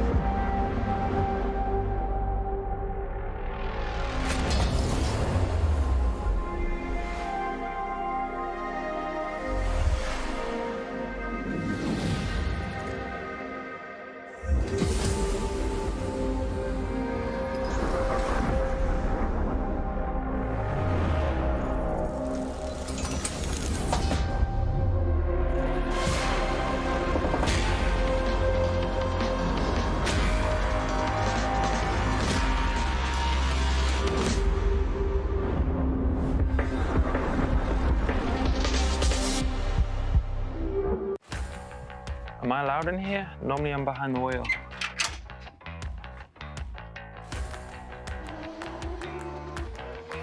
The beauty of esports is that anyone can experience the adrenaline of Formula One for themselves. Just grab a gaming setup, put it onto drive, and let the data guide and help. Hi, I'm Lando Norris, and you're about to experience the art of data.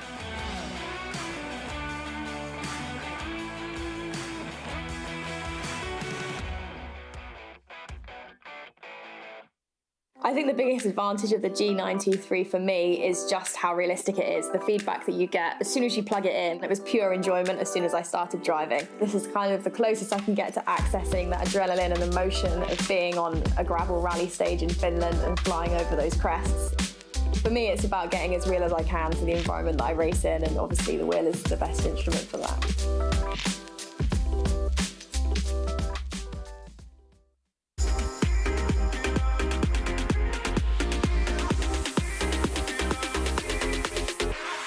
Today we will be watching F1 driver Lando Norris and William Byron from the NASCAR Cup Series race with their team of influencers, musicians, and professional drivers. ASAP Ferg, I've just seen, yeah, there he is. He is now taking up the pace car position. He will be told on his screen right now that he needs to get behind the car that he qualified behind, but he has definitely found third and fourth gear now. ASAP Ferg, again, is in the lead of this race. Can he stay out in the lead, though? That is the question. As you can see, the gap now up to 4.1 seconds, so they're just not able to get... Oh, they're fending each other off here! The two leaders are gone! William Byron and Kligerman were doing so well, and all of a sudden now, Lando Norris is going to take the lead here. But it's William Byron at the end of the day and Patrick Kligerman who take home the goods. If you go through there in too high a gear or anything like that, you're going to be in a lot of trouble and under a lot of pressure. As we see a barrel roll there on cue, beautiful bit of work onto four wheels, and that, ladies and gentlemen, I'm going to give it a 6.7 as a dismount was a little bit poor. That actually allows Robert Wickens to continue to move forward without too much of an interruption until that happened.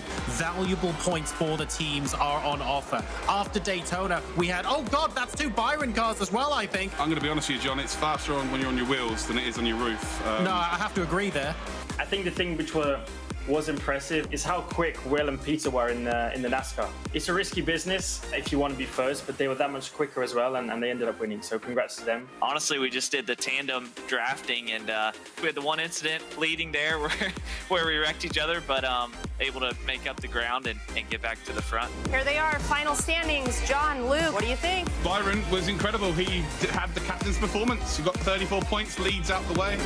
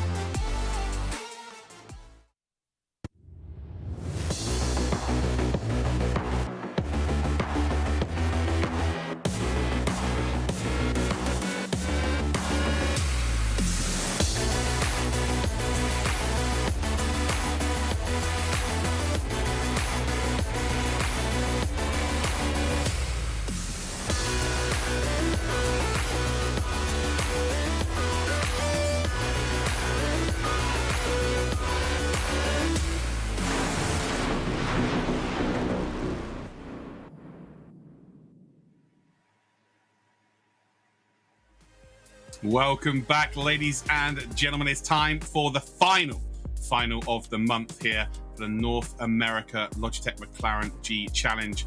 And I would say that the EMEA region has probably been the strongest in terms of the open wheel and in terms of the sports section, but North America is the one to watch in terms of the oval. My name is Luke Crane, and I am joined by Justin Prince, and I know how excited you are about this. I'm absolutely pumped up because the field is absolutely stacked for the stock cars tonight. So many talented drivers are a part of that field. It's going to be the best of the best on that side of things. And it's also going to be a very talented race when it comes to open wheel competition as well as sports cars with some of the talent there. It's going to be a very exciting night of racing, in my opinion, especially with what we're about to see. Yeah, what we're about to end up on with the fourth of the four broadcasts we've had this weekend. This is going to be an absolute smoke show, I can assure you of that. And well, maybe you're at home right now thinking, yeah, I want to mix it with the absolute best. I feel like I could potentially qualify.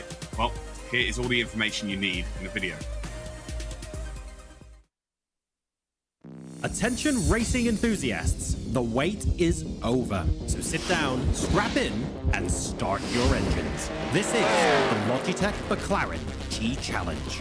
This video will explain everything you need to know on how to race your way into the grand finals. First, let's break down the basics. There are 4 regions: North America, Asia Pacific, Latin America, and EMEA, Europe, Middle East, and Africa. That's over 170 countries. Each region will have their own stock car, sports car, and open wheel challenge. Open wheel and stock car challenges will be racing on iRacing, and the McLaren 720S Sports Car Challenge will be racing on Assetto Corsa Competizione. The season starts in July and goes through November. Each region will compete through 5 rounds of monthly races. Each round will consist of a qualifying period and a live race broadcasted on Twitch. So now that you've got the basics down, let's dive even further. Where do you begin? One word: qualifier. Anyone can participate on your own schedule. Set your best lap time in any challenge. Drive to the limit and get your best lap submitted. This is your chance to qualify for the monthly round races. So, are you fast enough? If the answer is yes, then you'll move forward to the monthly round races. Every month in every region, the top 30 drivers from the open wheel, stock car, and sports car challenges will race for a shot at reaching the semi-finals. To reach the semi-finals, you must get a podium position in one of the monthly races or accumulate enough points throughout the season. The top 30 make it in. So, the top 3 from each race in each region and the points leaders move on to the semi-finals. Over 100 drivers have a chance to win a trip to the grand finals weekend. All right, you've made it to the semi-finals, but you haven't crossed the finish line yet. In each region, 30 drivers will race for a chance to win a trip to the grand finals weekend. So, if you're one of the lucky ones that makes it this far, you now have a chance to win it all. Because only the fastest drivers from each region will get sent to the Grand Finals weekend in Las Vegas. A 4-day, 3-night trip to Sin City, including an on-track supercar driving experience. The Grand Finals weekend will be a massive, in-person sim racing community event where drivers will put pedal to the metal and compete on stage in front of a live audience cheering you to victory. Want to be part of this but didn't qualify? Compete in a wildcard event for another chance to make it. More information and locations are at logitechgchallenge.com. Winners of the stock car, open wheel, and sports car grand finals will win a McLaren Racing VIP experience, including a 4-day, all-expenses-paid trip to London, a tour of the McLaren Technology Centre, coaching from Lando Norris, and a behind-the-scenes tour with McLaren during the Formula One British Grand Prix in 2022. So pull out of the garage and onto the track, and join us for the world's largest sim racing competition with the 2021 Logitech McLaren G Challenge.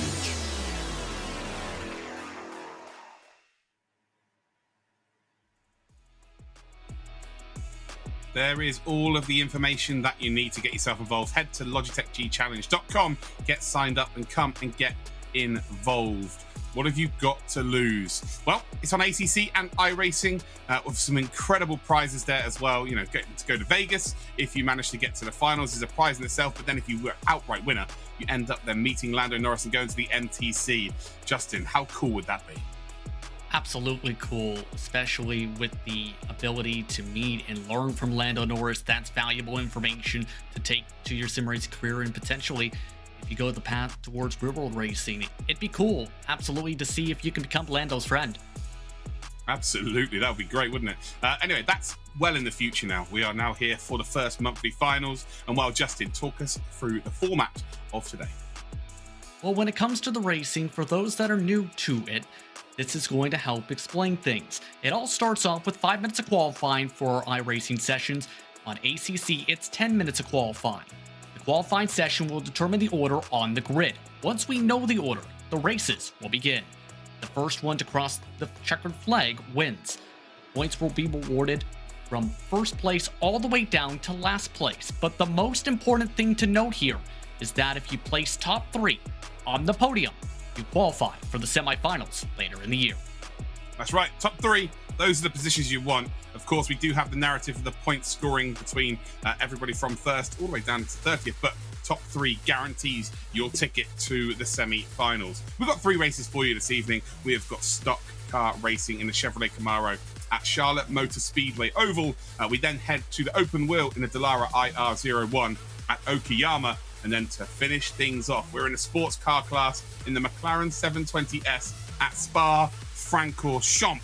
So yes, very exciting indeed. And well, again, over the last few weeks, last month, we have had hundreds of drivers trying to get themselves a booked ticket to these monthly finals. And well, Justin, let's talk through some of these names. It is a star-studded field for the Stock Car Challenge. Where do I begin? Because this is an absolutely talented field, because you've got eNASCAR competitors in Logan Clampett, Keegan Leahy, and Nick Oninger in the field. You have one of the top drivers in the eNASCAR iRacing Road to Pro qualifying series this year in Donovan Strauss. He has won multiple times on that side of things. You also have a dirt champion in Alex Bergeron, a multiple-time iRacing dirt champion, in fact. It's a stacked field, to say the very least, Luke. Who's kicking your eye?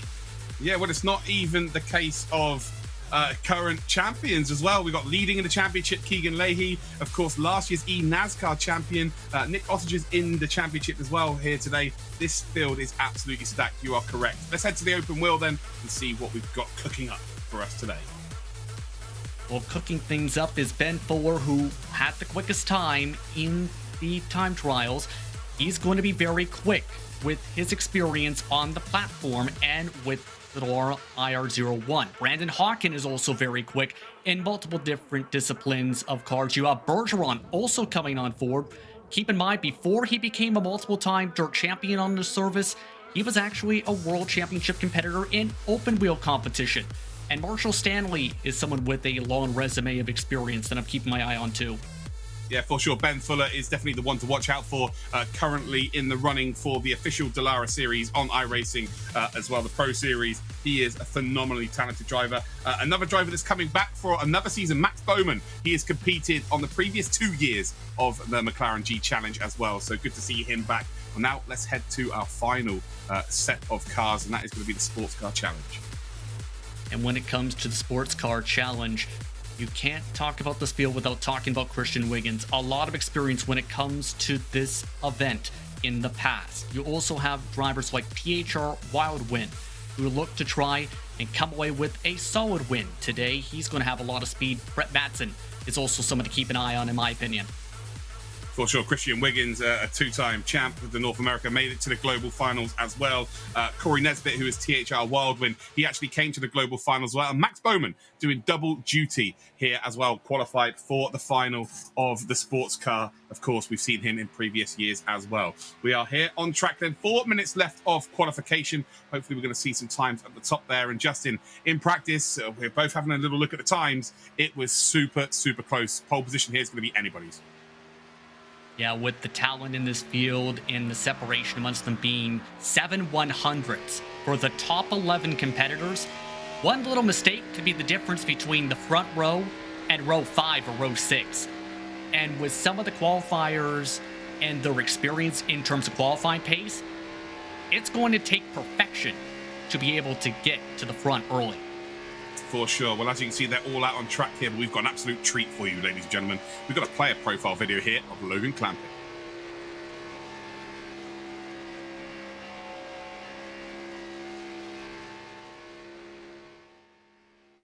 And he's going to end a 44-race winless drought. Final time at turn number 4. It means a lot to him. Logan Clampett wins at Atlanta.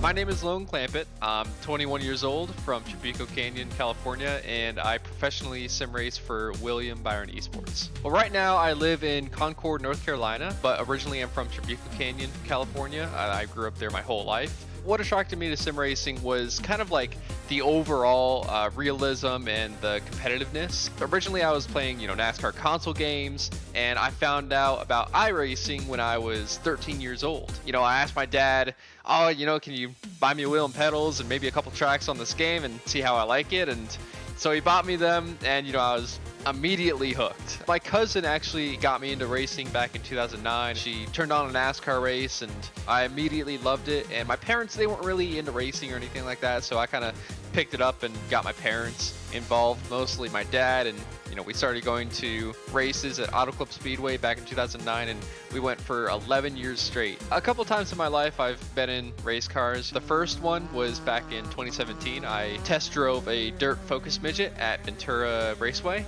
Then in 2019, I tested a Global MX-5 Cup car. The highlight of my sim racing career was probably back in 2018. I won the Mazda Hot Lap Challenge on iRacing, which got me the opportunity to go to the Rolex 24 with Mazda for free trip with my dad. And we actually got to go up on the flag stand at Daytona for, about 15 minutes, which was awesome. No one ever gets to do that. It was so cool. I think patience is going to be the most key thing to become champion this season. A lot of people really want to jump the gun on things, especially, on a lot of races on iRacing. And I think the people that have the most patience usually succeed the most. I'm ready to get on the track and, hopefully beat these other guys and win the championship at the end of the season. Great there to hear from Logan Clampett there. Again, so young, so talented, but with so much experience, Justin. What are you expecting from him today? I'm expecting a lot of great things, to say the very least, because he's someone with a lot of experience, of course, at Charlotte Motor Speedway, but also someone who's competed in multiple different iRacing World Championships on top of eNASCAR competition. He is very quick, he's very consistent, and he's also able to find ways to stay out of trouble. So Logan is someone I know who is pumped up about this race, is going to want to perform well, especially with some of the times. Speaking of those times, top 3, all eNASCAR competitors. Yeah, incredible stuff there. You see a 30.214 for Nick Ottinger. We've then got Keegan Leahy on a 30.240. Logan Clampett with a 30.247. There is nothing to choose between the front 3, but you go all the way down the order here, and it's a tenth of a second separating 14 drivers, nearly 15 drivers. It's ridiculous here, and it bodes well for an incredible race. We want to remind you guys as well that we are collecting tweets from you using the hashtag Logitech G challenge. Send us a message, shoot us who you are supporting, who you want to win. Maybe there's a performance out there that you just want to gas up. Absolutely get yourself involved. We will read out some of those tweets later on in the broadcast. Well, here we go then, Justin. It is now time for the racing action. I know you've been looking forward to this. I've been looking forward to this. This is going to be an incredible start to today's broadcast for North America. And well, first of all, they've got to line up and do a pace lap. Talk us through what the pace lap means for these drivers. Well, the pace lap means these drivers will have one lap to be able to get rolling from the front straightaway, to be able to warm up their tires, make sure their equipment's all set to go, and to be able to prepare themselves mentally to prepare for the start. Because once you get to the starting zone on the exit of turn 4, it's all about timing to be able to launch when the leader goes and to make sure you go when the car's in front are ahead rolling. So you need to find that sweet spot, because if you don't time it up well, you could potentially lose a couple positions. Keep in mind, it's a very hot racetrack. As you can see, 39.82 degrees Celsius, 25.57 degrees Celsius is the air temp. So it's very toasty on that circuit with the clouds above. It's minimal wind for these drivers today. Yeah, for sure. Well, we know the grid now, so let's have a look and see indeed who we are going to be keeping an eye on. Obviously, you've mentioned the three obvious names that are right at the top there. It is Nick Ottinger that will start in P1 with Keegan Leahy in second position. Logan Clampett and Dustin Lenger are in your third and fourth spot. Andrew Navarro and Cole Hooper are in fifth and sixth. Trey McCrickard and Jarrett Liebert is in seventh and eighth. Donovan Strauss and Justin Yee are ninth and 10th position. In 11th position behind them, it's Brayden Bulow starting alongside Connor Anton, with Eric Heater putting on a strong qualifying time of a 33.21. Alex Bergeron, who has eNASCAR experience from 2017 and 18, starts 14th, with Michael Wright in 15th. Eddie Kerner, known for his qualifying experience on the platform, in 16th. Malachi Drake, 17th. Latham Joyner looking to shock some folks from 18th. Ethan Lane and Matt Bean round out the top 20.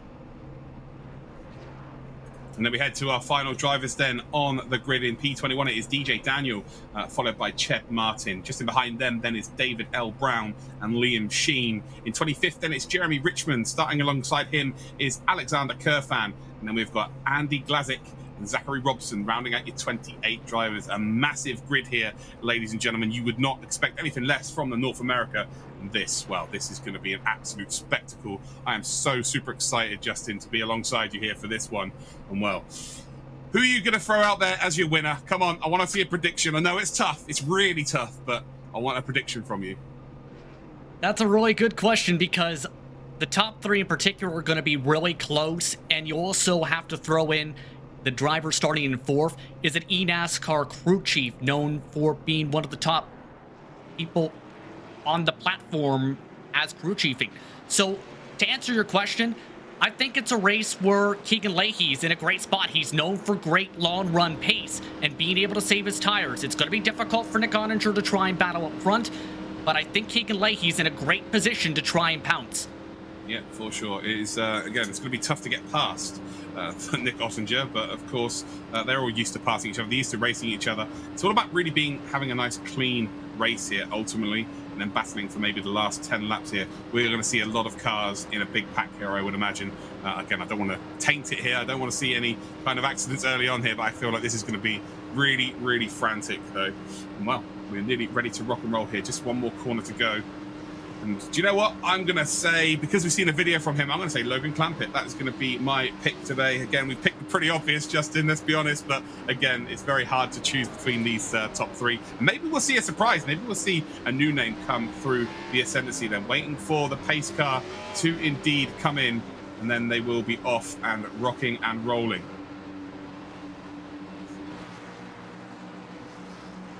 So the number 25 on the inside there will take us away here. And off we go. There we go. So just taking our time as we come up towards the line. Nick Ottinger in number 25 does take us away here. Beautiful bit of work there. And as you can see, just about gets into the lead again. Single file really early as they cross the line. Nick Ottinger taking the lead then. I think Logan Clampett is up to second. He is. Keegan Leahy has dropped down the order here. Dustin Lenger in fourth position. But again, very clean start here, Justin. And they're single file really early indeed. Yeah, and a great start for both Ottinger and Clampett to immediately pushed on forward to first and second positions. Leahy getting shuffled up very quickly and having to deal with that dirty air now. But some of these drivers trying to find some clean air, go a little bit higher to try and find those clean air pockets behind them. Nick Ottinger there struggling with the tyres there for sure already. Indeed, the tyres will be cold. Takes a couple of laps to get in, but just dipped it onto the apron. Lost the rear ever so slightly, but has corrected it nicely. Not too much pressure in from behind. Everybody's still going in the right direction, which is always a bonus earlier on in this race. But it is Nick Ottinger that takes the lead of this race, and Logan Clampett is in second spot. Keegan Leahy is in third. Lenger then is in fourth position. Navarro in fifth spot. Brayden Bulow is in sixth position. Jarrett Liebert, Cole Hooper, Justin Yee, Eric Heater are your top 10. We've got Connor Anton. We've then got Bergeron. We've got Michael Wright. and actually it moves around there. So Michael Knight P13, Malachi Drake then is in P14, and Eddie Kerner rounds out your top 15. But again, looking at the high side there, a couple of cars trying to maybe potentially work together here, but there's not really a push on, unfortunately. So again, it will go to single file relatively quickly, I would imagine, as they come then through the final turn. Once again, the front two, though, very, very close, or the front three, should I say, as we expected these three to be there, but in behind them, there is a big ascendancy coming in. It is 2 by 2, maybe 4 or 5 backwards.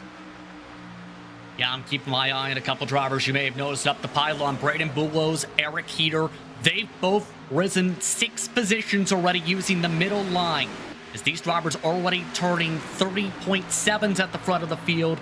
The top 3 are starting to get challenged, though, by some of those competitors trying to utilize that top line running up near the wall.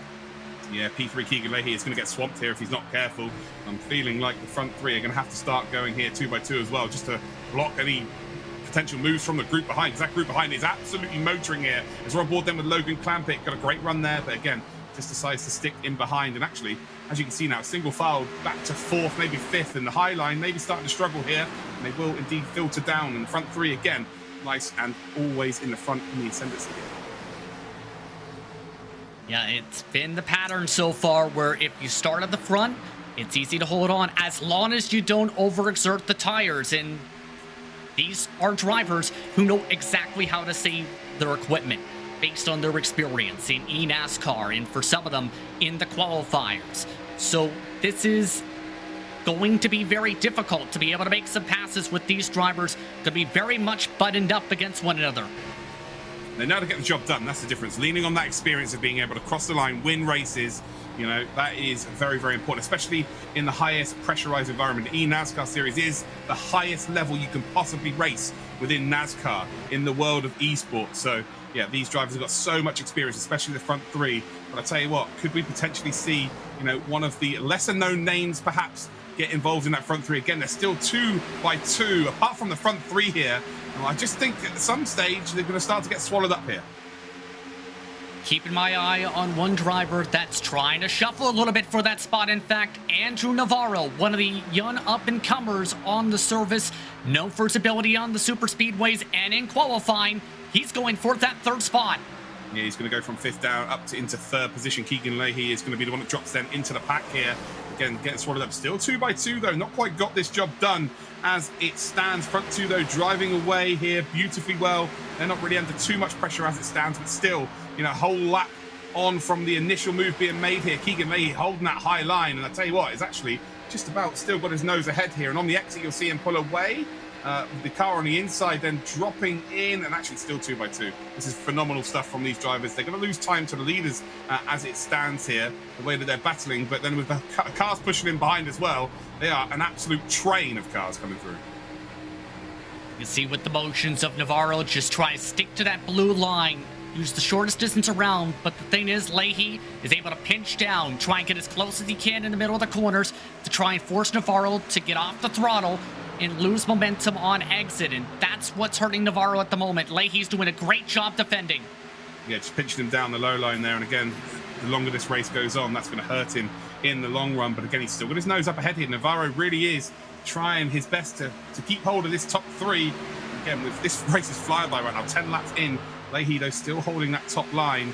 Ottinger and indeed Clampett, they're pretty handy right now. They're P1 and P2. They can see everything happening in the background. But I tell you what, how clean has this race been here? Really are showing the expertise of the North Americans as it stands. A lot of respect amongst these competitors because some of them race against each other in official competitions. A lot of them race among another in various leagues, and some of them do test work together. So they have a lot of experience racing against each other across the iRacing platform. And it takes time to build that respect. For drivers like Leahy, it's also going to be interesting to see how things fare out because he told me he's not used to racing against some of these up-and-comers who are battling around him right now. Yeah, for sure. And, you know, the higher you are in terms of iRacing, the more likely you are to be racing against the same names when you race in the top strength of field official series on iRacing, especially with the leagues as well. You tend to find the faster drivers always follow each other around to these leagues, so they want to be racing against each other. And of course, with the eNASCAR series as well, you know, you're only going to find the very best. Navarro, though, mixing it right now. Beautiful drive from him so far in the number 42. Finds himself now in P3. Keegan Leahy, the driver, under a little bit of pressure here. as we are on board then with Braden Bulow currently in P10 as it stands, but P10 right now is, yeah, very close to the lead here. If you're patient, you can find your little openings, you can move up the order. I think the thing for Braden is he really tried to go full throttle middle line to try and gain some of these spots. And now he's starting to pay a little bit of the price with the tire. We're falling behind Heater, who also did the same thing. The thing is, Heater's been able to defend the positions better than Braden so far. So he's going to have to find a little bit of a rhythm to get himself a couple positions further up. Yeah, for sure. And we're going to see sort of half the grid here start to lose their tires a lot quicker than the other half of the grid. So again, when we get to sort of the 20-25 lap mark, that's when you're really going to start to notice people drop off the pace. The front two, though, being in single file, they've been taking the best line, a perfect line for them, lap after lap after lap. So I'm actually expecting them to be faster and faster and faster as this race goes on. Keegan Leahy, by the way, back up into P3. Navarro, 4th position now. Let's go down the order here as well. Jarrett Lieber then is in 5th position. Dustin Lenger is in 6th spot. We've got Eric Heater in 7th. Connor Anton in 8th position. Braden Bulow, 9th spot. Then Alex A. Bergeron is in 10th position. Cole Hooper and Eddie Kerner in 11th and 12th. Justin Yeen, 13th. Michael Wright in 14th. And Ian Lane rounds out your top 5. 2 seconds separates the front 15 here. We go a little bit further down then. DJ Daniel is in 16th with David L. Brown, Jeremy Richmond, Alexander Kerfan. We've got Matt Bean, Liam Sheen, Malachi Drake as well. So again, looks like Liam Sheen and Malachi Drake have just falling off the lead pack here. The top 20 though are all relatively close, although it looks like 2 drivers have dropped off the back. So it looks like the top 18 are really battling for the positions here, and the other 2 are just outside of that range. And then a couple of drivers who've obviously been involved in something have just dropped off the pace ever so slightly. But this is close, this is frantic, not even at the halfway point here. Wow, absolutely breathless by the respect and the level that these drivers are indeed stepping up to. I've been really impressed by the fight Navarro's been putting to Leahy this entire time. I've seen him do really well in various types of stock cars across the iRacing service. He knows how they tick as well to be able to make them quick. But one of the drivers who knows how to do that, Dustin Lengert, he's been saving a little bit. He's now ready to pounce. Yeah, and actually you can see here Navarro's just dropping down the pack here, and he might end up being a P6 then as they come through this bend here. And would it be fair to say that with the battling that Navarro and indeed Leahy have been putting on, you've got to look at the group from 5th now down to maybe 15th. They're all going to be in a lot better shape now because they've been just running the lines that they want to run. They've not been, jostling for position as much as those 2, notably. So they're going to be in a bit better shape moving into the next sort of 10 laps. I agree. Nick Ottinger and Logan Clampett are doing exactly what they need to do and haven't seen exactly what they want. Drivers fighting hard, but it looked like Leahy may have slid the tires there. So Leahy's looking like he's struggling a little bit because of him having to battle so hard on that second line. It does chew up your tires and heat up those tires that little bit more, having to run out of the groove a little bit. Yeah, sure. And Navarro's done that. Navarro's changed his mindset. He's been forcing him to take lines he doesn't want to take. Whereas the front 2 have just been able to run their own race at this stage. Navarro's paying the price, though. He is dropping down now really badly here. And I think Leahy might want to try and get in between these and be the meat and the sandwich just so they can be pushed along by them both. But as it stands here, he's under a bit of pressure here by Dustin. So Dustin is in a strong spot here. You mentioned him earlier on as someone to watch out for, and he is really on the ascendancy now. He knows how to make the right calls on the box for drivers in eNASCAR competition. There's a reason he's so well respected and known for his abilities on that side of the iRacing garage. It's one of the first times personally I've seen him drive a race car, though. But you have to keep in mind, he spends a lot of time testing, working on cars for eNASCAR competitors. So you have to think Dustin has a ton of seat time here at Charlotte. And you've also got to be quick because you've got to be putting the car through the paces of what, similarly to what the talented driver is going to be putting it through. Otherwise, the setup or whatever he's working on isn't worthwhile. Ultimately, if you're going 20 miles an hour slower, you know what I mean? Or if you're like maybe a 1/10 of a second or 2/10 of a second slower a lap, the setup isn't going to work for someone who's a little bit faster. So ultimately, he's got some superb pace, and well, he's proving it right now. Everyone in single file now, Justin. People struggling to be able to run 2 different lines now, so they're all just filtering in, I guess, here. Just trying to save a little bit for the last 5. I think so. Just trying to position themselves to make a charge. A couple drivers have done a really good job in saving their tires that I'm keeping my eye on, such as Liebert, even after using the second line. I'm wondering about someone like Connor Anton, though, to see how his tires fare out, because he's up 7 positions. He's been trying to slice and dice his way through the pack, as looks like one car electing to try the wall. Wow, that is not the line there for sure. Is that Ossinger running up high there? Wow. He was trying that in practice, and that is a line you can get to work on corner exit in particular. He's done a very nice job there because he's gained himself a couple of car lengths as well. So great stuff there from Ottinger. Just thinking outside the box there, and that's caught Logan Clampett completely unaware there for sure. Keegan Leahy still in P3. So the 3 favourites that we would say were favourite to go through at the start of this, still in P1, P2 and P3, but people are now going to start to get a little bit desperate here. As we're looking on board then with Connor Anton, the number 48 car, who's actually moved, yeah, so he's in P5 as it stands then. And is he going to be able to make any advances in this race? Again, on board with him, coming through. Just, do you know what I was just about to say there, Justin? Coming through the left-hander. So used to commentating at like GP circuits and stuff that, yeah, you just you get carried away here. But it's still close, it's still frantic. And I'll tell you what, anyone really from the top 15 could still, maybe top 14 now, could still sneak this if there's any contact. Absolutely, and based on how some of these drivers are faring, there's a lot of respect, yes, but you never know with the aggression levels, especially for that battle for third position. Some drivers are just taking their time, waiting for their spots, trying to save a little bit for that charge. But a couple are trying to utilize that second line and try and say, you know what, I want to start pushing on forward. Only takes one though, doesn't it? Takes one just forcing his nose up the inside where it shouldn't be. And it's a domino effect, isn't it? And then other people try and push, and then all of this respect just goes straight out the window, and all of a sudden it becomes, you know, it's just every person for themselves. It's still Ottinger that leads then, 0.3 of a second. He looks really strong at this stage of the race. Logan Clampett just in behind in second spot. Keegan Leahy then is in third position as Ottinger is dealing with some lap traffic there again, down on the low line. Again, great stuff from the lap traffic we've had today, although that was very, very close there. Keegan Leahy will not want to be getting any closer than that for the rest of this race, that's for sure. But ultimately, is he going to be put under any pressure from anyone behind? Doesn't look like he's going to be able to. Is Dustin Lenger currently in fourth position. Connor Anton again, great spot, Justin. He's been moving up the order here, now up to P5. He's the one really that looks like he's got the pace at this stage of the race and maybe saved a little bit in terms of the rubber. Yeah, I'm keeping my eye on Kerner indeed on that pylon because he's gained 10 positions since the start. Just didn't nail the qualifying run. The question is he going to have enough time? There's only 9 laps to work with, which is not a lot to say the very least, but it looks like Linger's trying to get that top line to work to get to the quarter panel of Leahy to try and side draft a bit. Yeah, he is trying, but just with no cigar, unfortunately, at this stage. We've got, again, around about 8-9 laps to get this done. Not a lot of time, but enough time. That is the main thing here. It is enough time to work on your position of the car, where you need to be to get the result here. Top 3 will qualify for our semi-finals later on in the year. Ottinger looking in great shape right now. Again, 0.3 of a second clear. Logan Clampett then in second spot, 0.3 behind. Half a second then behind. The leader is Keegan Leahy. Those 3 have pretty much been the front 3, apart from when Navarro got involved earlier on in this race. Navarro now 1.7 seconds behind. He really burnt out his tyres early on in this race, and now he's just kind of being dragged along by the pack as it stands.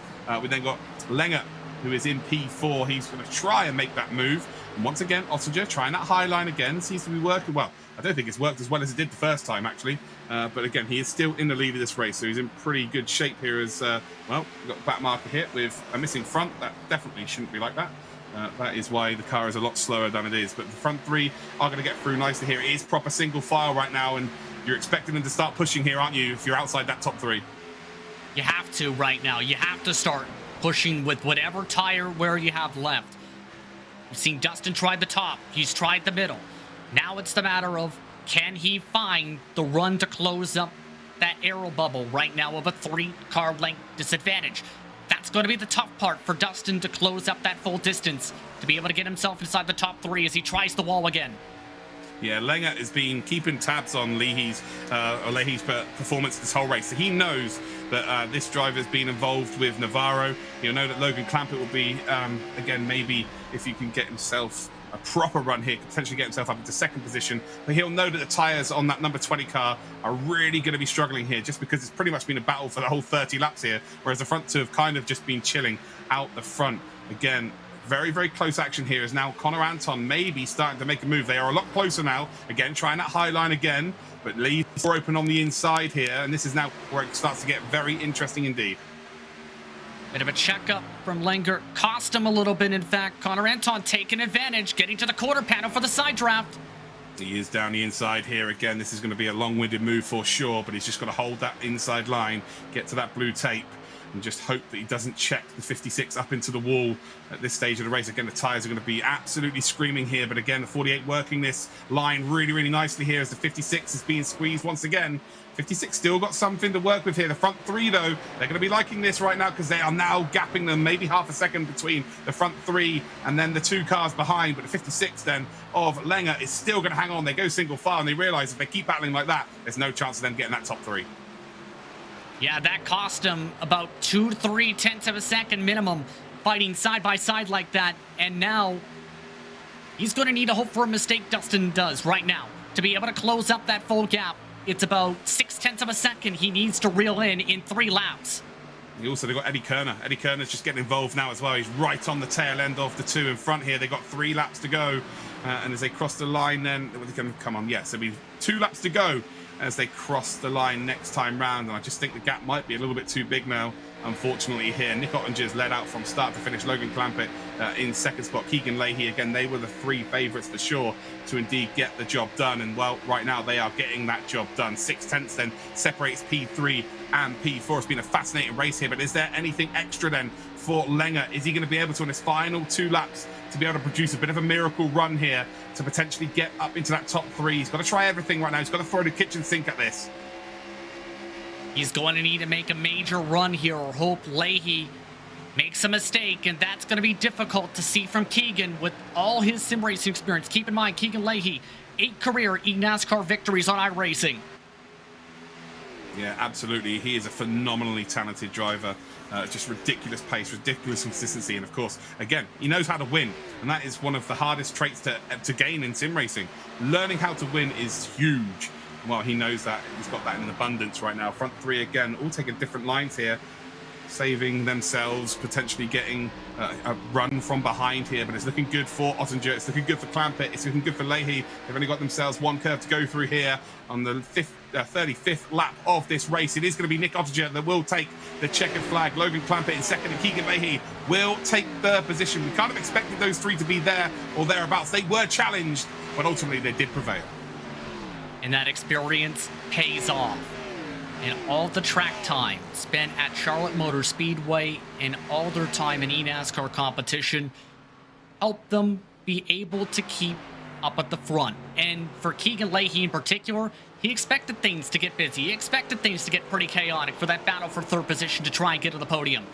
And he defended very strongly this entire race, especially having to utilize the second line and fighting the potential of tire wear while working on that line. Yeah, absolutely. It's also a 1-2 for William Byron Esports as well. Nick Ottinger and Logan Clampett picking up P1 and P2. But again, a phenomenal performance there. Some donuts as well, which is great to see. But yeah, this is exactly what we wanted, wasn't it? It was, we built it. It's going to be a fantastic race. The talent on show is just ridiculous in North America. And this is going to continue every single month. Like, I just cannot wait to see what the semi-final is going to look like. I know that's 5 months in the future, but yeah, the talent is just on top form. But yeah, those are your 3 qualifiers. Justin, just sum up for us what you experienced during that race and how that made you feel. It was amazing. Absolutely excited the entire race, to say the very least, because it was competitive and it was fun to see some of the up-and-comers and some of the various crew members for some of these drivers and some of the competitors trying to make it to the same ranks as your top 3, all showing that they can wheel it and they can battle with the best of the best. I think some of them caught some attention from some of these competitors after what they've seen.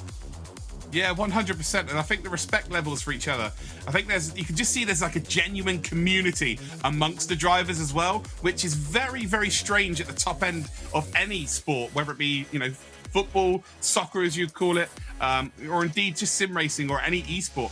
very hard to find that feel of the community, but yeah, the respect levels was incredible. Anyway, here are your final standings here then. It is Nick Ottinger that takes the win. Logan Clampett will take second, and Keegan Leahy will take that third qualifying spot. Lengert tried his best, so did Anton, so did Kerner. They were so close, but yet so far. Maybe we'll see them next month. We've got Navarro, who just dropped off. He gave a hell of a run at the start of this race, but unfortunately finishes in P7. We've got Liebert and Heater, and then Bulo as your top 10. Right behind them in positions, Cole Hooper in 11th, Michael Wright in 12th, Justin Yee in 13th, Alex Berger on a very quiet run, finishing where he started in 14th spot, DJ Daniel 15th, with Kerfan in 16th, Matt Bean 17th, David L. Brown, Jeremy Richmond, and Ian Lane round out the top 20. And then we've got the final drivers then in our standings. Malachi Drake then 1 lap down, 3 laps down then for Latham Joyner.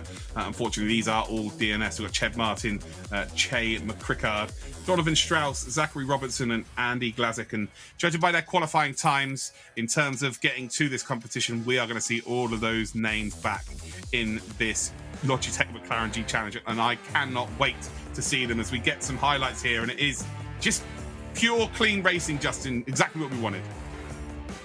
Absolutely. The middle line was rolling for some of the competitors to be able to roll momentum forward, but the battling was also very fun. Some drivers had some opportunities with some of the traffic here, but in the end, it was Leahy who was able to hold on to that third position, especially with this fighting for fourth position that helped seal the deal.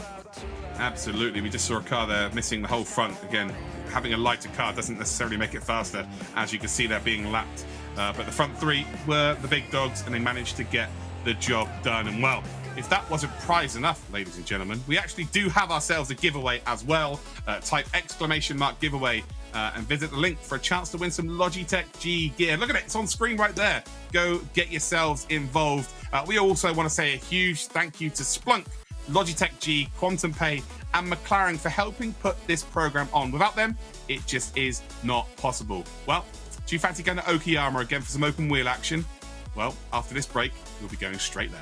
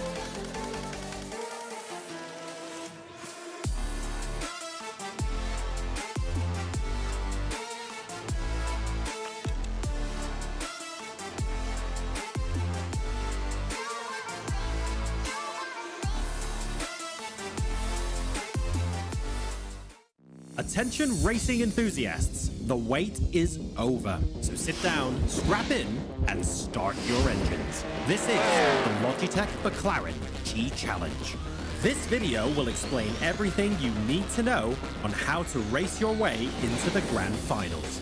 First, let's break down the basics. There are 4 regions: North America, Asia Pacific, Latin America, and EMEA, Europe, Middle East, and Africa. That's over 170 countries. Each region will have their own stock car, sports car, and open wheel challenge. Open wheel and stock car challenges will be racing on iRacing, and the McLaren 720S Sports Car Challenge will be racing on Assetto Corsa Competizione. The season starts in July and goes through November.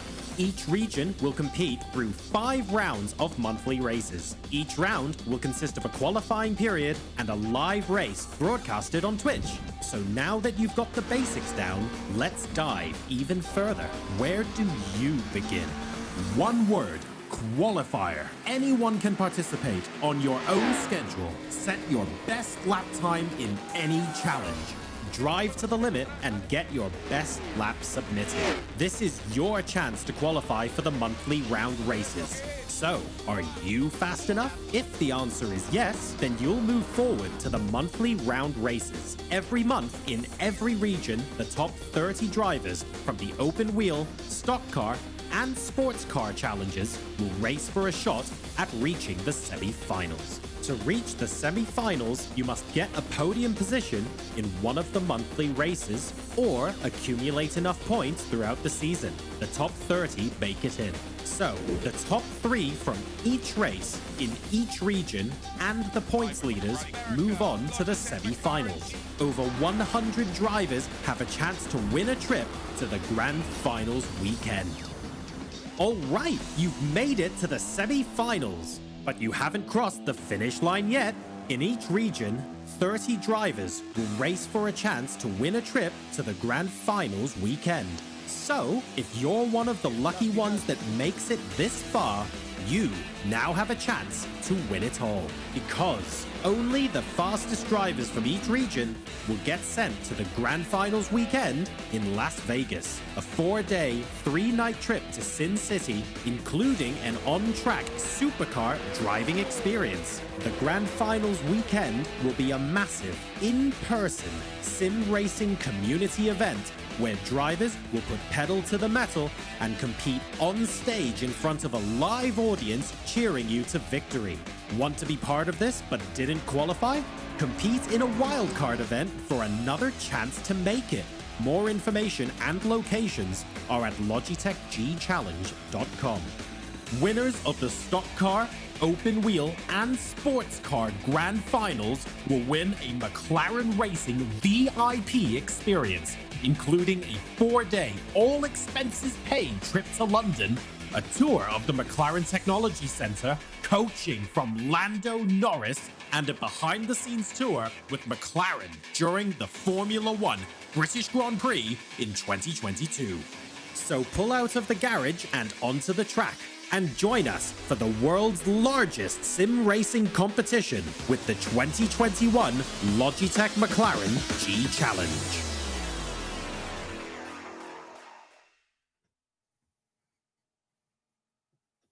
What are you waiting for, ladies and gentlemen? There's all the information, logitechgchallenge.com. Get signed up and maybe we'll be casting you next month. Well, it's on ACC and iRacing, and you can do this as many times as you want over the course of the next 5 months.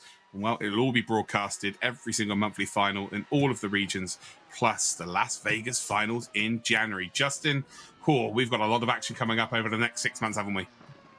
Absolutely. It's going to be an exciting next few months of action to see which drivers can make their way to those semifinals, which drivers are going to be able to come away with podiums, and in some cases, which drivers can point their way in. And it all starts off with doing very well at Okayama International Circuit, a very difficult track in terms of knowing your rhythm and being able to properly exit the corners here and make some passes. So it's going to be a very big balancing act for our competitors here. Yeah, for sure. We've had some absolute worldy of races here so far over the course of this weekend. And, well, hopefully we're going to get one more for you. We are here then in qualifying, 3 minutes to go. Is there anyone in particular that you are looking out for in this race? We talked about Ben Fuller and Brandon Hawken as being some of the drivers to keep an eye on based on the raw pace with this car and in multiple different disciplines. Keep an eye as well on a couple of drivers who are getting some major opportunities in open wheel competition. Alex Bergeron, we talked about, with some World Championship experience in the late 2010s. He's going to be someone to keep an eye on. Lyndon Swaby, one of his first times taking part in an event such as this. He's looking to do very well here. I'm keeping my eye on a couple of those competitors to see if they can live up to the pressure and see if they're going to be able to prove that they can wheel it. Yeah, for sure. Brandon Hawken actually raced this year at Le Mans with Will Tregurtha, who is currently racing in the DTM Trophy.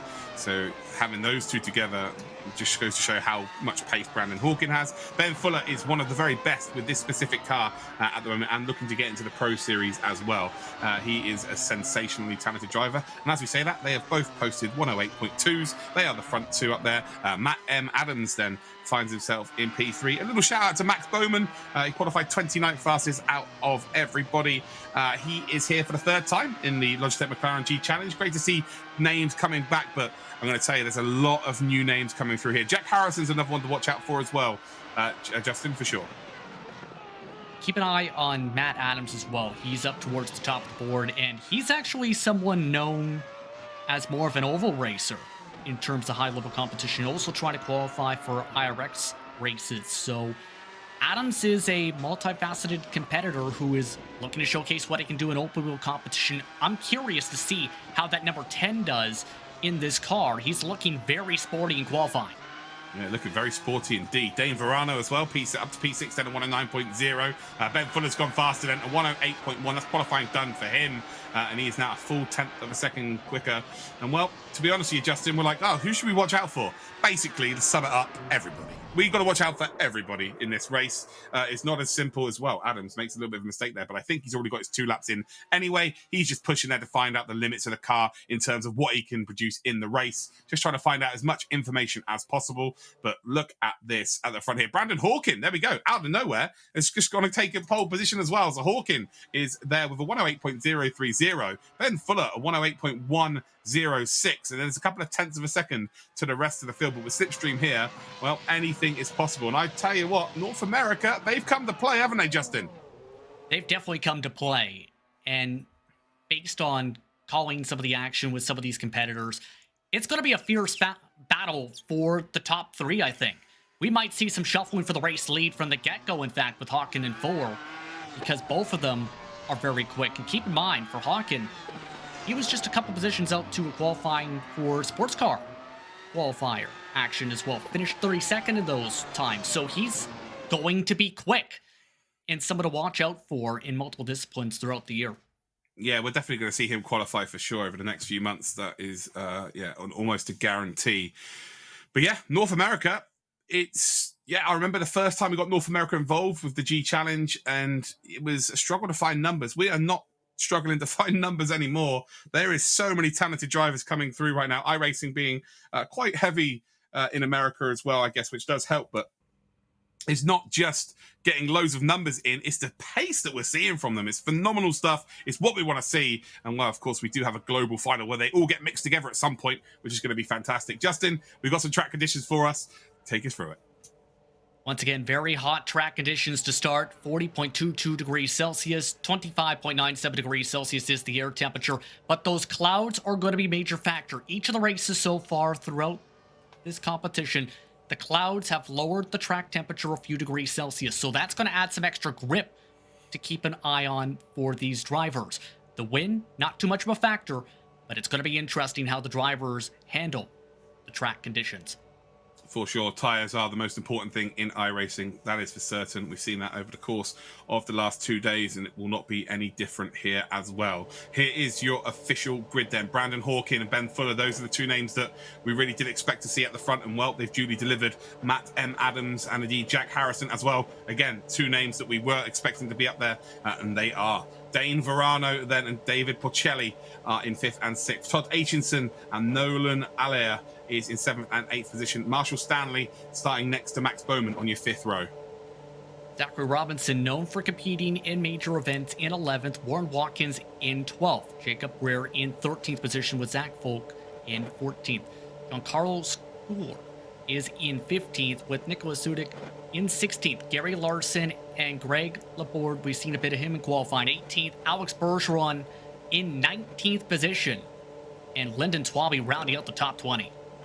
Now onto the final page then, we've got Anthony Gugliano, Brandon Hyde in 21 and 22, and then Dustin McDaniel finds himself then in P23. Going to be tough to get into the top 3 from there, but who knows? The pace is so strong within this specific class of car and this region. Oh, I'm excited for this. 23 cars here at Okayama. Again, it is wide, but at the same time, it is also a very narrow circuit. It's strange to kind of explain what that means here, but we are off and rolling here. It's another poor start then from the second row of the grid. Brandon Hawkin then is going to take the lead of this race by the looks of things and hold on to it. There we go. We got a car off the circuit as well, which is not ideal. A couple of cars falling off. Car has just spun completely around there. Again, you spoke about the torque of these cars earlier on in the day, Justin, and well, we've just seen that with a spin out on the start finish straight before we'd even got across the line. A very chaotic start to this one. I believe one driver we've seen jumped the start and they stalled out on the grid, and that stacked everyone up towards the back. Got very dicey towards the front. Now, Brandon Hawkin, he's going to have to deal with a lot of pressure from 4. He told me, being the most difficult part of racing here at Okayama is overtaking, so it's going to be critical to be able to hold on to this position, and it's going to be tricky for Ben to make the pass. For sure, but the beauty of this competition is that he doesn't need to make the pass. Ultimately, he would love to lead out from the front and drive off into the distance, but he doesn't need to make the overtake. He knows that Brandon Hawkin is fast. He can be dragged along here. He can just sit in behind that rear wing and just chill out just for a couple of laps, get yourself in a good position, and then assess the situation. Matt M. Adams currently in that final qualifying spot as it stands. Front 2, though, they have gone already here. And oh, there's potential contact between the front 2. That was super close there. You can see that Fuller really was on the brakes super late there. And that is definitely going to send a warning to Brandon Hawkin of, yeah, you need to be late on the brakes as well. Although the exit speed, though, through 1 wasn't great for Fuller. So it definitely was a mistake. And Dane Verano then's going to be loving that and thinking, yeah, let me catch up, boys. Drag me along with you. I want to make this a really easy 1, 2, 3. We don't want to have any racing. But me and Justin are sat here going, no, we want to see some racing. Absolutely right now, and Ben Fuller is trying to utilize some of that draft to pull him away, I think, from 3rd spot. While he's gotten a couple chances to get some runs, talk to me a little bit about this, where he knew it was going to be difficult coming into turn 1 as well as in the middle sector hairpin, or trying to set things up in that section. So I think for Ben, he is smart and calculated when it comes to this thought process. He's just trying to push away from that 3rd spot as much as he can and bring Brandon forward along with. Yeah, you can be smart and calculate as much as you like, Justin, but you know as well as I do that being a sim racer or just a racer driver, you cannot turn that part of you off. You will, if you have the opportunity, make the move. There is no off switch of trying to make an overtake.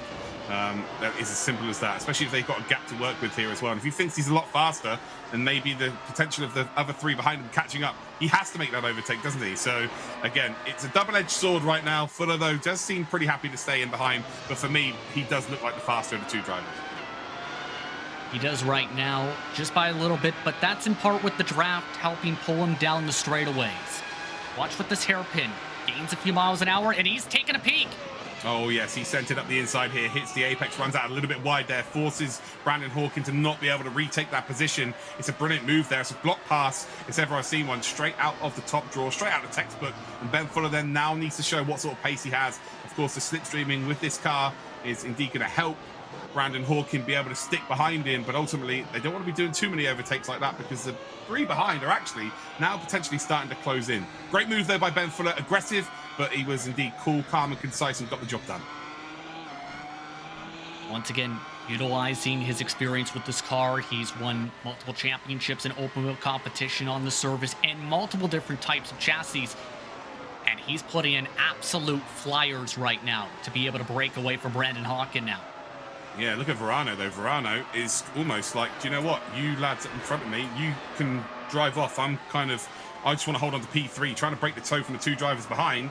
And maybe a little bit early to be thinking like that. Should probably be trying to go as close to the front 2 as you possibly can. But if you know you're beaten, I guess, in terms of pace, you kind of got to run your own race and just get yourself that qualifying spot, is how unique this format is. Dane Verano, then again, not having to worry about any dives, potentially a little bit too far ahead. Matt Adams, though, and Porcelli, they are very close together.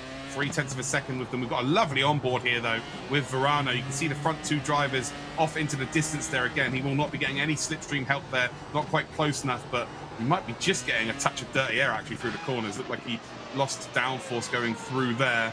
And, well, again, we've got the 2 drivers in behind Verano as well, trying to close up. As we've got on board with Matt Adams, he's got Ryan behind him, Porcelli as well. And actually, it looks like Verano might be in for a little bit of trouble here, because he is definitely not as far up the road as he was previously, trying to break the toe, but I think he realizes it's probably not worthwhile at this stage. Yeah, it's still fairly early on, approaching a third of the way through the race, so he can pace himself.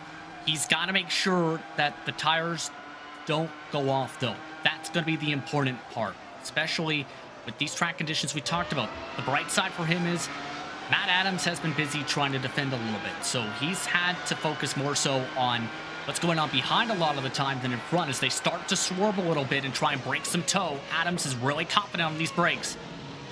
Yeah, really good point there, Justin. Of course, Verano has kind of been in his own little race here. He's got to clear air the whole time, so his tyres are going to be the best nick they possibly can be. I tell you what, look at the momentum through that corner. Matt Adams got Porcelli not able to follow that line there. And again, we're just seeing these drivers getting the car a little bit sideways, really, to indeed maximise their turning angle. Obviously, it's going to affect their exit speed, but ultimately, if you're gaining more time on entry than you're losing on exit, that's the fastest way around the race circuit.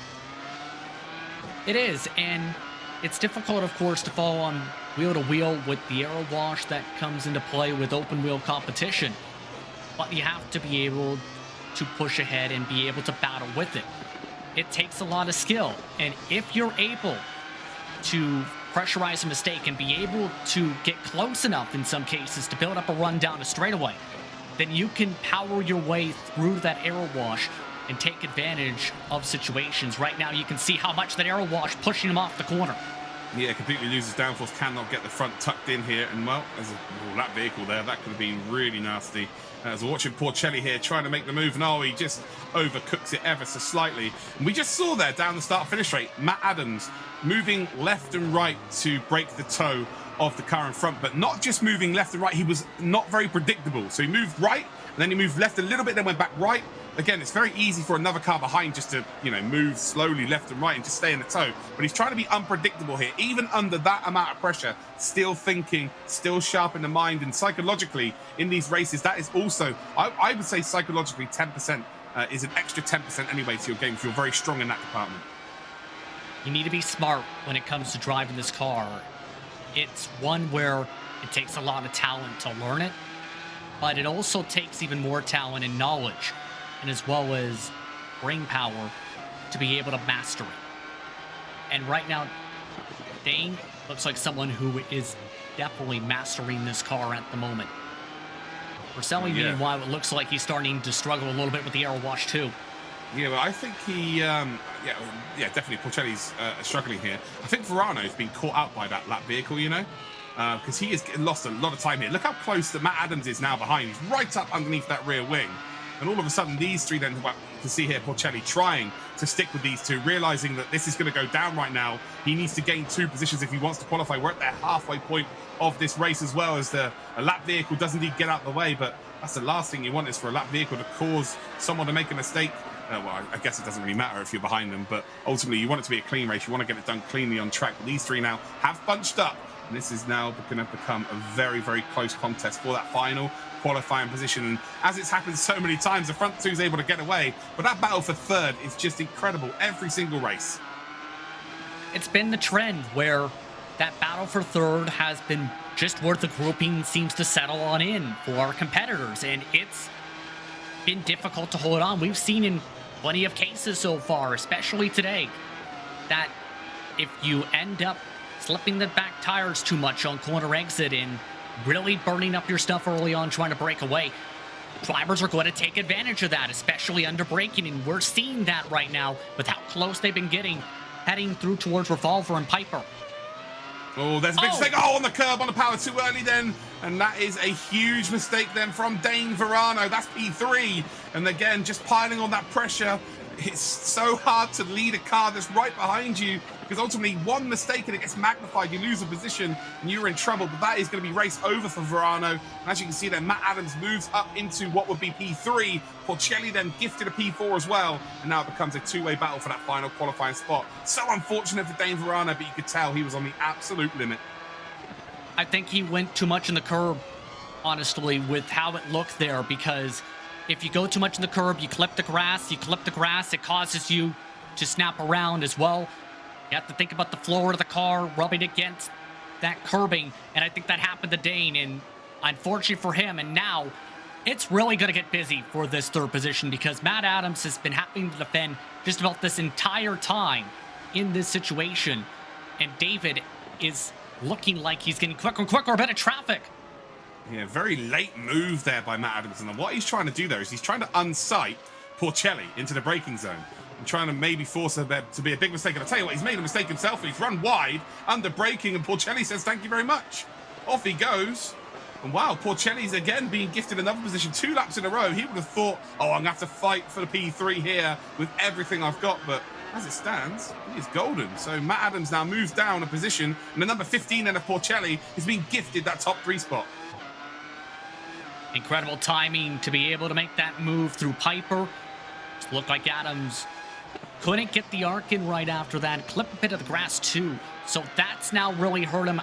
And Adams is really struggling now, it seems, on corner exits. So for David, this is exactly what he's looking for. Just try and run away and use that clean air to your advantage. Break away from Adams. Yeah, the drop-off here, for me, that seems more of a technical issue than anything else. Like, the tyres drop off, but not as hugely as what we're seeing here in the space of one corner. So, yeah, he may have lit the wheels up there, but I think there might be a technical issue for him running wide. Oh, we've seen another! It's a poison chalice, P3. It's like, no, you have it. Now you have it. Now it's your turn. No, you have it. I don't want it. You have it. He's still going to hold on. I think Adams... Well, has Adams stayed ahead? Where is that? Adams just disappeared. He's off into the shadow realm, I'm sure. Yeah, he did. So Porcelli's going to hold on to it. I think Adams has gone off into the barrier here. I don't know what's happened here, Justin, but as soon as you get to P3, it's kind of like, nah, I'm giving that up. He might have damage to his car now. And who are we looking at here? Marshall Stanley's 10 seconds back, and if he's got severe damage, that could be closed in the last 4 laps. Unbelievable, to say the very least. I'm really concerned if I'm David now, too, because it looks okay for now, but he needs to keep about a 6-7 second buffer to hold on for the next 5 laps. Can he do it? That's a big question. Wow, yeah, obviously we've just 6 seconds, yeah, so 7 seconds. Marshall Stanley now has moved up into P4, and Adams then is just dropping down the order. So definitely with that contact, he couldn't avoid him. You know, it was a spin on the apex. He was, you know, within a second of what we were looking at in terms of Porcelli, and you just can't miss him. So he's into the barrier, and that is game over. And again, Porcelli would be happy that he's got 7 second advantage, but it's not the way he wanted to do it. And also, again, we feel like he's probably got some serious damage. So can Porcelli hang on here? Ben Fuller, we're on board with, who's just been an absolute standout today. Was in second position on the first lap, but didn't take long to get past Brandon Hawkin. Hawkin only 1.6 seconds back. So, you know, he's only been losing around about 1/10 of a second a lap here so far during this race. It's been a sensational drive from both of them at the front here. But I really am interested to see how close Porcelli will be to Stanley at the end of this lap. Has Porcelli got damage here that's going to cost him? Look at the timing screen on the left-hand side of your screen. 10.6 seconds it is right now. It's about to change as Porcelli will come across the line. How far is he behind now? It's 11.2 seconds. Again, we know the front two are going to be quicker. How far is Marshall Stanley behind now? It was 7 seconds. And well, there we go. So he's lost 1.2 seconds as Porcelli, and Stanley's only lost 0.2 of a second. 6.2 seconds to catch up over the next few laps here. Marshall Stanley is on the charge. And look at this move up towards the front, though. Hawkin with a bit of a dive. Well, a bit of a dive. He's 1.6 seconds behind as they cross the line. What's happened here to Fuller? So Fuller having issues now. Fuller must be having issues. He's just lost 1.6 seconds. It didn't look like he made a mistake there. Hawkin now up into the lead of this race, and my mind's boggling right now. I have no idea what's going on as it stands, and everybody just seems to be having a moment. These two have changed positions for the third time in this race. Again, we don't know if Porcelli's going to be able to hang on in P3. We fear he may have some serious damage in this race, but wow. North America, take a bow. You have really come to play this weekend. This is great. And I think Thor may have stepped out coming out of Atwood Curve. That may have been what set up that move for Hawkin and lost that 1.6 seconds. Now it's the question, will Ford try and pounce back with those rear tires heated up? Things are definitely heating up, to say the very least. And for that battle for third position, that total is slowly starting to get interesting. 11.3 seconds back, David Porcelli last time by Marshall Stanley, 16.8. Yeah, 5.5 seconds is the advantage now for Porcelli, but it looks like he's closed the gap to the leader. But think about it, Ben Fuller lost 2 seconds on that lap. He lost a position, so ultimately Porcelli's lost a second on the leaders. So it is closing in. 5.5 seconds then for Porcelli, Marshall Stanley to catch up to Porcelli. Oh man, this is just frantic stuff here. We've only got 3 laps remaining. I think it's going to be a real hard task here for Stanley, but ultimately if Porcelli has got damage and he's struggling to get the car turned, that's going to kill these tires. He's going to lose more and more time every single lap. So it looks like we've got the front 2 here nailed on, but whoa, that is a big off there as well. So Porcelli struggling to get that power down again. Interesting to see exactly what the timing difference is. I think it's going to be coming down once again. A 1.1 second advantage then for Brandon Hawkin. I think he's actually going to come away with the victory. There you go. You can see in the background, there's Marshall Stanley. Porcelli's time, oh, here we go, 13.5 seconds. That's 2.1 seconds lost to the leaders as Marshall Stanley comes across the line then. Oh, it's now 4.2. So he's gained 1.3 seconds over the last lap here. I think this is on.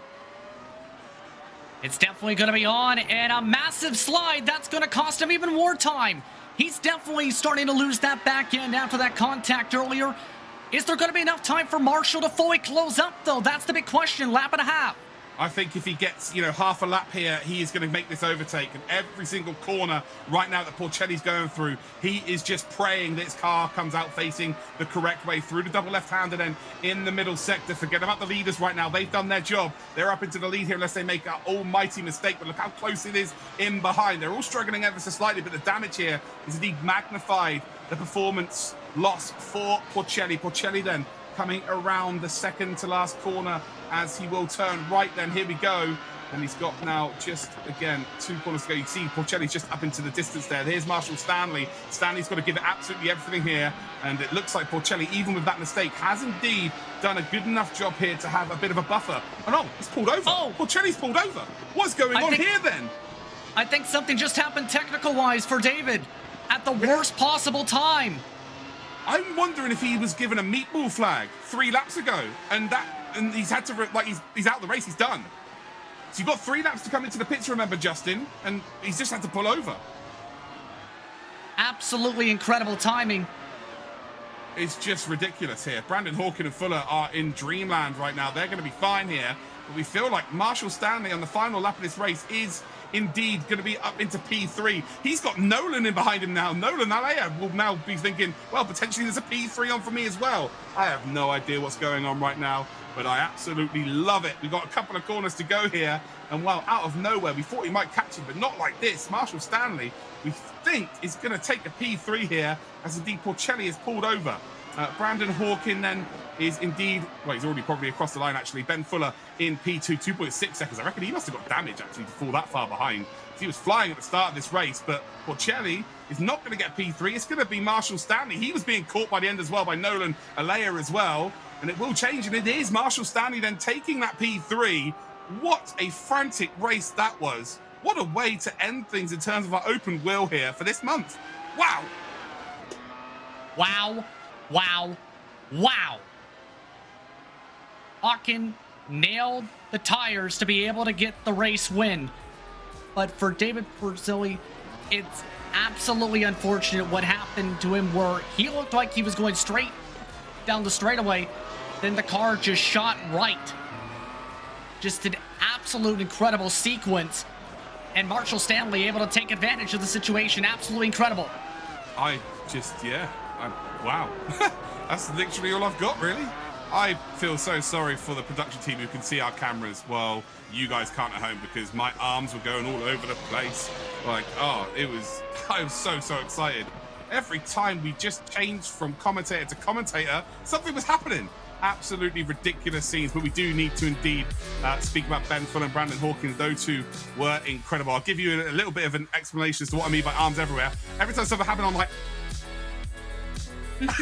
I'm just like, oh my god, what's going on? Ridiculous stuff here.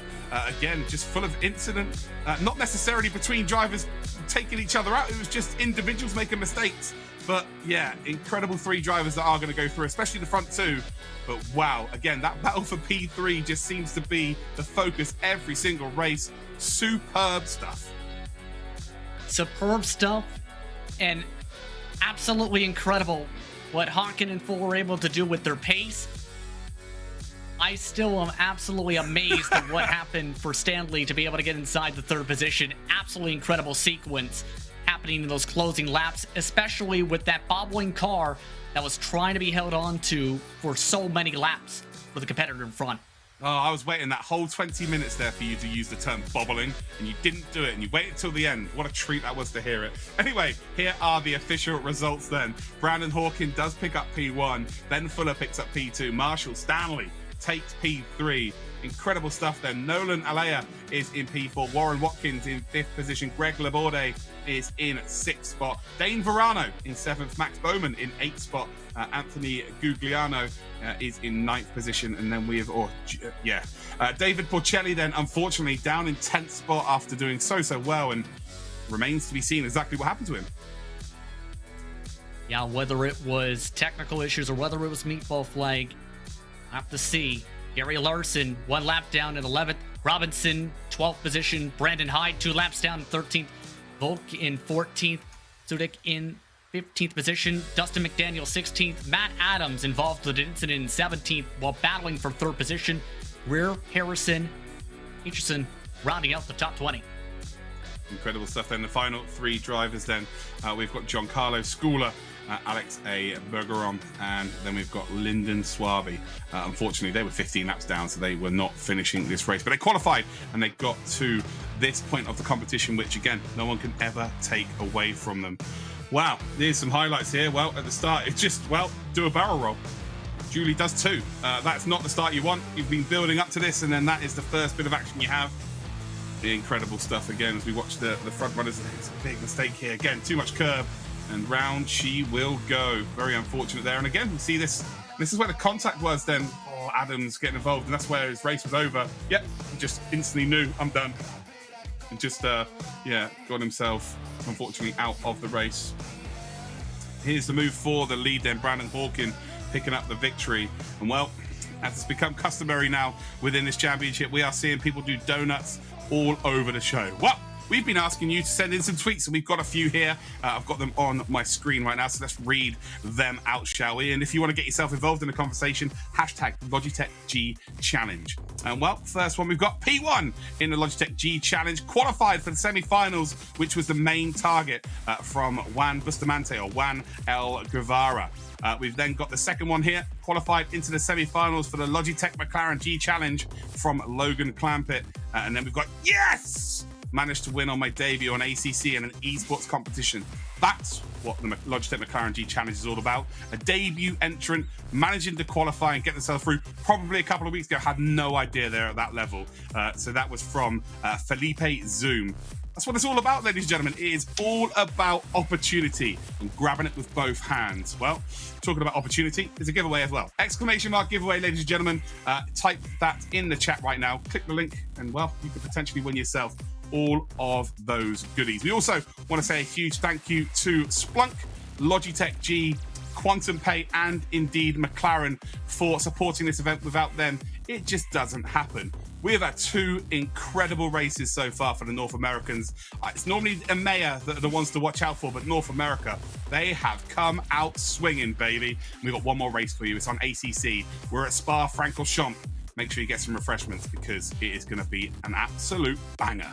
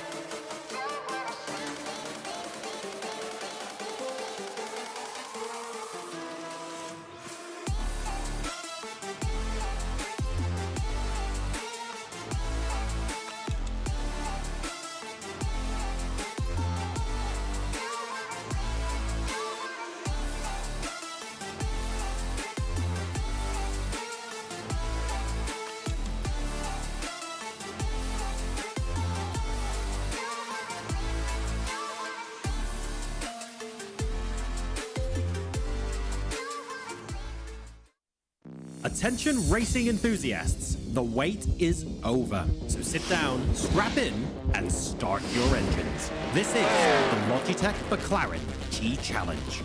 This video will explain everything you need to know on how to race your way into the grand finals. First, let's break down the basics. There are 4 regions: North America, Asia Pacific, Latin America, and EMEA, Europe, Middle East, and Africa. That's over 170 countries. Each region will have their own stock car, sports car, and open wheel challenge. Open wheel and stock car challenges will be racing on iRacing, and the McLaren 720S Sports Car Challenge will be racing on Assetto Corsa Competizione. The season starts in July and goes through November. Each region will compete through 5 rounds of monthly races. Each round will consist of a qualifying period and a live race broadcasted on Twitch. So now that you've got the basics down, let's dive even further. Where do you begin? One word: qualifier. Anyone can participate on your own schedule. Set your best lap time in any challenge. Drive to the limit and get your best lap submitted. This is your chance to qualify for the monthly round races. So, are you fast enough? If the answer is yes, then you'll move forward to the monthly round races. Every month, in every region, the top 30 drivers from the open wheel, stock car, and sports car challenges will race for a shot at reaching the semi-finals. To reach the semi-finals, you must get a podium position in one of the monthly races or accumulate enough points throughout the season. The top 30 make it in. So, the top 3 from each race in each region and the points leaders move on to the semi-finals. Over 100 drivers have a chance to win a trip to the grand finals weekend. All right, you've made it to the semi-finals, but you haven't crossed the finish line yet. In each region, 30 drivers will race for a chance to win a trip to the grand finals weekend. So, if you're one of the lucky ones that makes it this far, you now have a chance to win it all. Because only the fastest drivers from each region will get sent to the Grand Finals weekend in Las Vegas, a 4-day, 3-night trip to Sin City, including an on-track supercar driving experience. The Grand Finals weekend will be a massive, in-person sim racing community event where drivers will put pedal to the metal and compete on stage in front of a live audience cheering you to victory. Want to be part of this but didn't qualify? Compete in a wildcard event for another chance to make it. More information and locations are at logitechgchallenge.com. Winners of the stock car, open wheel, and sports car grand finals will win a McLaren Racing VIP experience, including a 4-day, all-expenses-paid trip to London, a tour of the McLaren Technology Centre, coaching from Lando Norris, and a behind-the-scenes tour with McLaren during the Formula One British Grand Prix in 2022. So pull out of the garage and onto the track, and join us for the world's largest sim racing competition with the 2021 Logitech McLaren G Challenge.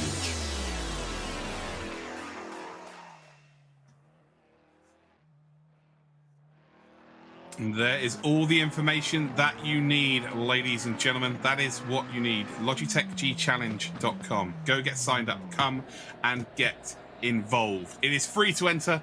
Maybe you indeed could be the next champion. Who knows? Who knows? Well, anyway, it's on ACC. It's on iRacing. We've done our iRacing races now. We're here for some ACC action, which I'm very much looking forward to. We've also got a bit of a superstar in this race. But what are you expecting from this one then, Justin? I'm expecting a very exciting race, obviously, with all this talent in the field and knowing the raw pace of some of these competitors based on how they've done in the past and how willing they are to make charges for moves. It's going to be a busy race here at Circle de Spa-Francorchamps. I wouldn't be surprised to see some major sends here and some major dogfights to try and battle for these podium positions in this one, especially with so many big names amongst the competitors. Yeah, for sure. A lot of names that have come back as well from previous years. Again, they've got 10 minutes of qualifying. The reason why it's a little bit different in terms of iRacing. In iRacing, they've got 5 minutes because they're out on circuit on their own. But on ACC, they're all out on circuit together. So to find a bit of a gap in terms of the track, it becomes very difficult, especially when there's 30 different cars as well. Is there any names in particular you're looking out for? Of course, we know we've got Christian Wiggins here. We know we've got Corey Nesbitt as well, both Team Highlands Racing representatives as well. We've also got ourselves Max Bowman back once again. Emil Carpentier, he is very well adept with the ACC brand of sim racing. He is a phenomenal driver as well. But is there anyone that sticks out for you? Well, I've seen Ryan Yee was very quick in practice, keeping my eye on him to see how things fare out. You mentioned some of the other competitors I'm keeping my eye on. Ryan Manville, I'm also keep my eye on as well. Some very strong drivers as well. And when I asked some competitors how were they feeling entering today, some were like a little nervous but feeling good. Others feeling very confident. When you think of the Logitech McLaren G Challenge, there are a few names that you do indeed associate with it. Christian Wiggins being one of them. He is absolute royalty. He is a two-time North America champion in this competition, and he started out the best way possible by being the quickest qualifier into this ACC race this evening. And well, we are going to hear from him right now with a player profile video. Christian Wiggins has got an unbelievable start here, then down in towards turn number 1. Yes! That's what I'm talking about. We did it. I can't believe it. My name is Christian. My username is THR Operator. I live in St. Louis, Missouri, and I work at a go-kart track. So what drew me into racing ever since I was a kid was my love of sports cars and supercars. With that grew love for cars that go fast and the competition in motorsport, and sim racing was the obtainable way to fulfill my passion for racing. I've been in a race car one time in 2019 after winning the Logitech G Challenge North America. At the grand final, Logitech gave 4 competitors an opportunity to drive a Ferrari 458 race car at Vegas Motor Speedway. Before a race, I like to get at least several laps of practice. That way you're more prepared for all the different things that can get thrown at you. I wouldn't say that it came natural to me, but I did pick it up quite easily after, putting in the practice. Christian Wiggins, he is going to be the North America Logitech McLaren G Challenge regional winner. It felt really good to take the championship last year after all the effort and all the work I had put into sim racing. So my day job, I work at a high performance indoor go-karting track. There are electric go-karts on a quarter-mile track. Outside of racing, I'd say my biggest hobby is kart racing. Not just at work, but outside of work at other tracks. I race in tournaments.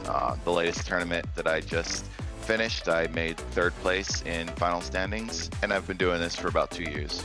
I would say my experience in sim racing helped my kart racing move along a little quicker as far as getting competitive. What I like most about the sim racing community is everyone's super helpful to each other, friendly. It's a skill, and everyone, for the most part, willing to help each other learn and grow. Going into the 2021 Logitech G Challenge, I look forward to putting my best effort in, look forward to some good solid racing, and hopefully come out with the best finishes I can. And I'm ready to secure my 3rd North America Logitech G Challenge Championship. Well, this guy is absolutely one of the very best from this region, if not in the world. And would you bet against him getting a 3rd title? I absolutely would not. So it'd be interesting to see how well he does in terms of qualifying here today. The first laps are going to be posted here. Looks like there was a gaggle of cars in behind there, all racing to try and get onto this back run towards Blanchimont and the bus stop chicane. And a lot of them would have lost time there. They're all trying to get slipstream from each other, but ultimately they're a little bit too close to each other. Brian Mandeville's the first driver to get time in, and well, there's a very uncharacteristic mistake there from Christian Wiggins. Runs a little bit wide through the bus stop, but he comes across the line. This will probably still be a pretty quick time, no doubt. Across the line he will indeed go. And where is he going to put himself? P2. So a huge mistake into the bus stop, still on the front row of the grid. Yeah, and that just shows again the talent he's got in. It's impressive the pedigree he also has when it comes to the Logitech McLaren G Challenge. Very competitive driver. He's absolutely one of my favorites to be able to come away with a podium finish here today, as long as he gets good track position. Yeah, for sure. And he's not ever had it really easy. I'm not going to do anyone a disservice, but he has been the standout talent in terms of when we were using Project Cars 2 for this championship. We've moved on to ACC, and ultimately he is still the one to beat. He is number one, but everyone's a lot closer. It seems like there's a few more drivers getting involved here. The likes of Nicholas Gonzalez, we should definitely be watching out for that driver for sure. Erie Riley as well, currently the fastest driver out there, 218.162. I think we're going to see some quicker times than that. Of course, we're looking more than likely the 216s is where they want to be if they want to be around what we've seen already previously. Ryan Yee, then someone you said to watch out for, again, a very, very accomplished driver from Canada, has just posted a 217.343. Again, I'm expecting to see quicker times than that, but right now everybody's just trying to get their banker time in, and then they can really push the envelope. I wouldn't be surprised to see Yee get what we've seen earlier on towards the 216 range. That has been the benchmark. If you want to be quick, you need to qualify in that range. We've seen as quick this weekend as 216 flat, so it's going to be competitive, to say the very least, these times with these drivers once they're up to full son speed to be able to get a good position up on the pylon. Yeah, but in fairness, we've not seen a 216 in the qualifying phase to get into this stage here. So if anyone does indeed get down into that in this qualifying phase, they will be breaking new boundaries. So yeah, I think the grid's very, very close, but whether it's ultimately got the outright pace of what we've seen previously remains to be seen. But again, you know, in a pressurized environment, some people thrive, some people find a little bit extra. Adrenaline can help you, it can hinder you as well. And some of these drivers may not have even been in this position before. We've already seen from the tweets earlier, I've just qualified for my first ever esports competition. Like, you came P1 in your first ever esports race? That's mental. Fair play, absolutely fair play. And this, again, is an opportunity for them. 217.802 for Wiggins now. Alexis Moisan is in P3 and a number 8 at 218.0. Wagner then about to come across the line here and produce a time currently in P11 as it stands. Should improve, I would imagine. It's still P11, 218.6, and there's no movement still. No, there is not. Moisan then on another lap time here again. We'll probably get one more as well. Remember, if they cross the line before the clock gets down to 0, well, they get themselves another attempt here. Time's not quite into the 216s here, Justin, but the times are still very, very close. Very close indeed, especially from about third on back. Look at the separation from third to eighth alone is just about 0.3 of a second. When you quote the top 10, it's about 0.5 of a second. So everyone seems to be fairly even on pace in qualifying at the least so far. It's going to be interesting to see how these next couple minutes though fare out, to see if anyone's able to bump up their times just that little bit more.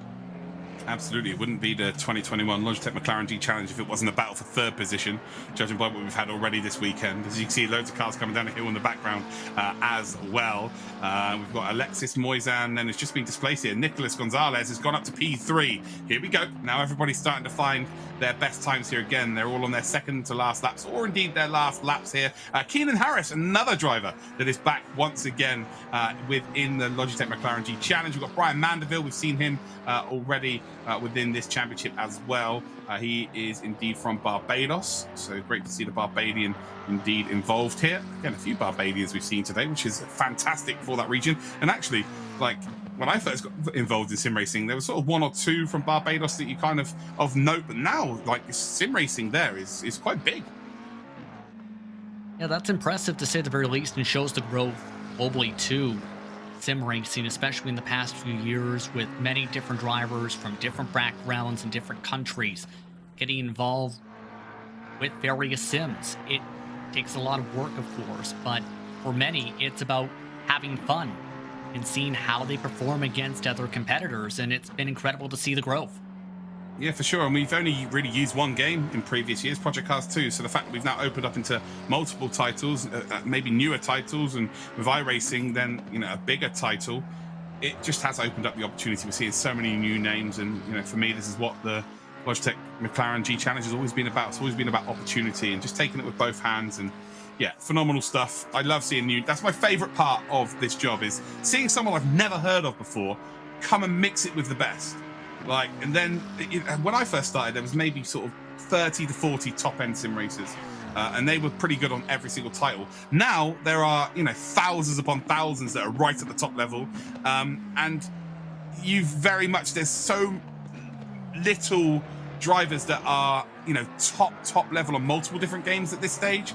It's just such a different landscape now. Across the line there for Corey Nesbitt. Where does Nesbitt position himself? Not quite in the top 15 by the looks of things. Aldo Zampatti, he's another driver who has raced in this championship before as well in previous years. He's currently in that P15 spot then. Ryan Yee is still the one to beat at 2:17.181, so he has improved. He is 0.4 of a second quicker than a two-time champion Wiggins, but look at this. Nicolas Gonzalez has just thrown himself up onto the top row there with a 2:17.226. Woodrow, who is currently in P11, will need to find a huge amount of time. 1.4 seconds he would need to find if he wants to get himself onto the pole position. So I think that might be a little bit out of reach here, but the times are close, and well, I think we're going to see a world-class battle for that top 3 again in this race. I think so too. I can't wait to see how Al Rouge and Redion fare out on the first lap with all the talent and how close the pace is here in this qualifying, to see how things shuffle about. But as we've seen, that run through the Camel Straight has led to some major dives, some major defensive moves with drivers trying to move to the right side. You can see a bit of aggressiveness and some defensive moves quickly coming into play to hold on to those top 3 positions right from the get-go. It's going to be the matter, though, of can you stay out of trouble? Can you make sure you don't get involved in an incident in Les Combes and go off towards those curbs in the middle of the corner?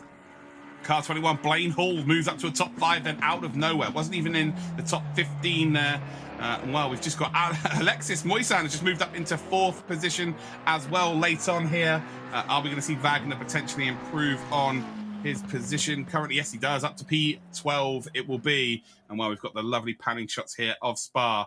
And well, an incredible qualifying session there. Again, not quite the times that we have seen previously, but it's still a close and quick grid. You were talking about what could potentially happen along the Camel Straight and, of course, in towards Les Combes. And when you've got times, you know, 6 or 7 drivers within 2-3 of a second of each other, that's where incidents happen, because you panic. You're like, oh, I have to get ahead of these. They're not that much quicker than me, or they're not much that slower than me, so I need to hold my position. And that's where people panic. But we've got some track conditions here. Justin, talk us through it.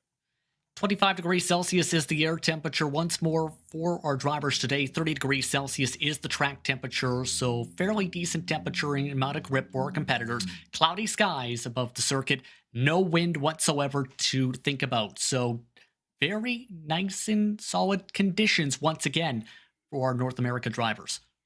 Yeah, for sure. There's going to be no sign of rain, but here is your official grid then. Ryan Yee will take P1. Nicolas Gonzalez then in P2. Wiggins and Alexis Moisan will be in P3 and P4. Blaine Hall in 5th position. Next to him then is Keenan Harris on the 4th row of the grid. And we've got Ryan Woodrow and Erie Riley. Tyler Lim Snookan is in 9th position, with Brian Mandeville rounding out your top 10.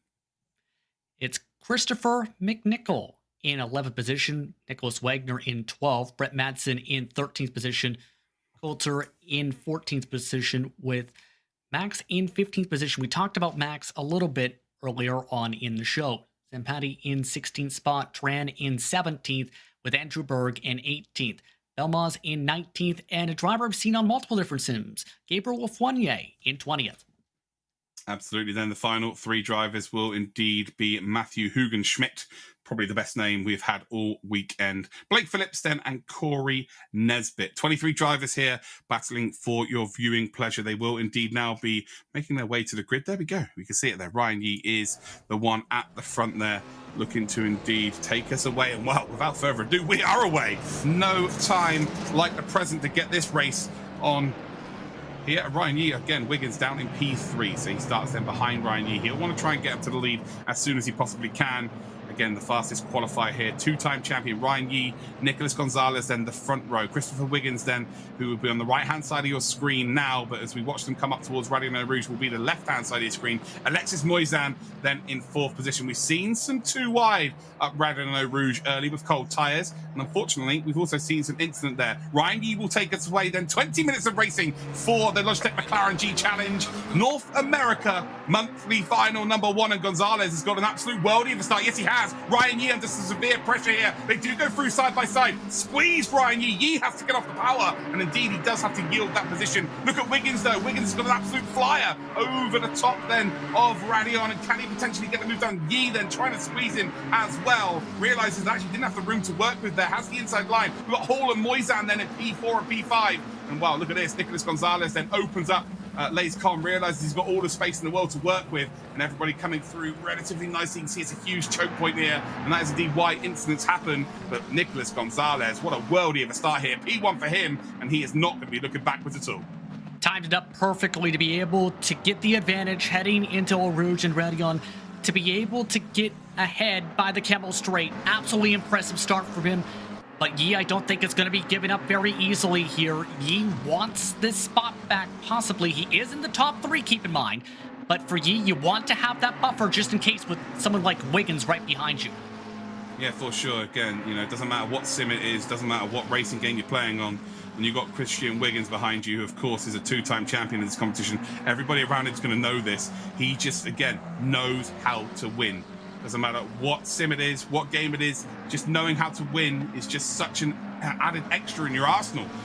So yeah, they want to definitely get that gap to him and move away here. Again, they know he's going to be consistent. They know that his lap times are going to be right up there. And as you can see here, Yee really is trying to push the advantage here with Gonzalez. They're off into the distance, P1 and P2. And right now, I don't think Yee's going to be too worried about trying to get into the lead. But you know, we have seen that happen in multiple different races where P1 and P2 do indeed battle for position.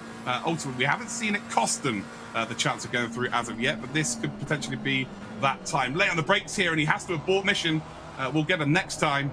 And Ryan Yee then is still going to stay in behind Gonzalez, but this is brilliant for Christian Wiggins, although he is under pressure here from Blaine Hall, Keenan Harris, Ryan Woodrow as well. Look at this train of cars.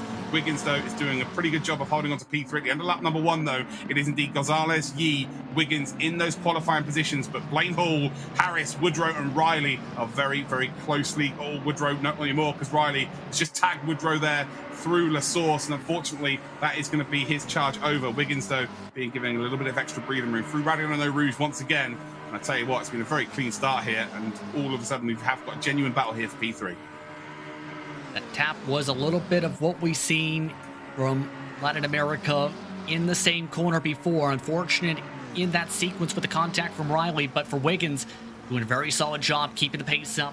With the draft still, you have to be able to think about, okay, where are they going to try and pounce? Are they going to try and send it up the inside, possibly into the final chicane? You have to be aware of all those things, especially when you're right on the edge of the podium, inside the top 3, with many drivers wanting to pressurize you into a mistake. But also, you've got to realize you have that position as well. You've got to be looking forward here. Just hit your braking marks, just hit your turning points, hit those apexes, and you are golden. Keep it between the mayo and the mustard, and you are in business, that's for sure. But the front 2, again, separated by 0.6 of a second. Ryan Yee just about dropping off a couple of tenths here, but nothing too crazy. 1.3 seconds is the advantage of the front 2 to 3rd position. That is the big factor here, as Wiggins, I think, made just a little bit of a mistake there. Again, that might be the timing, actually, as he does indeed close up then through the slower section. So that's the Constantina effect of the timing as well.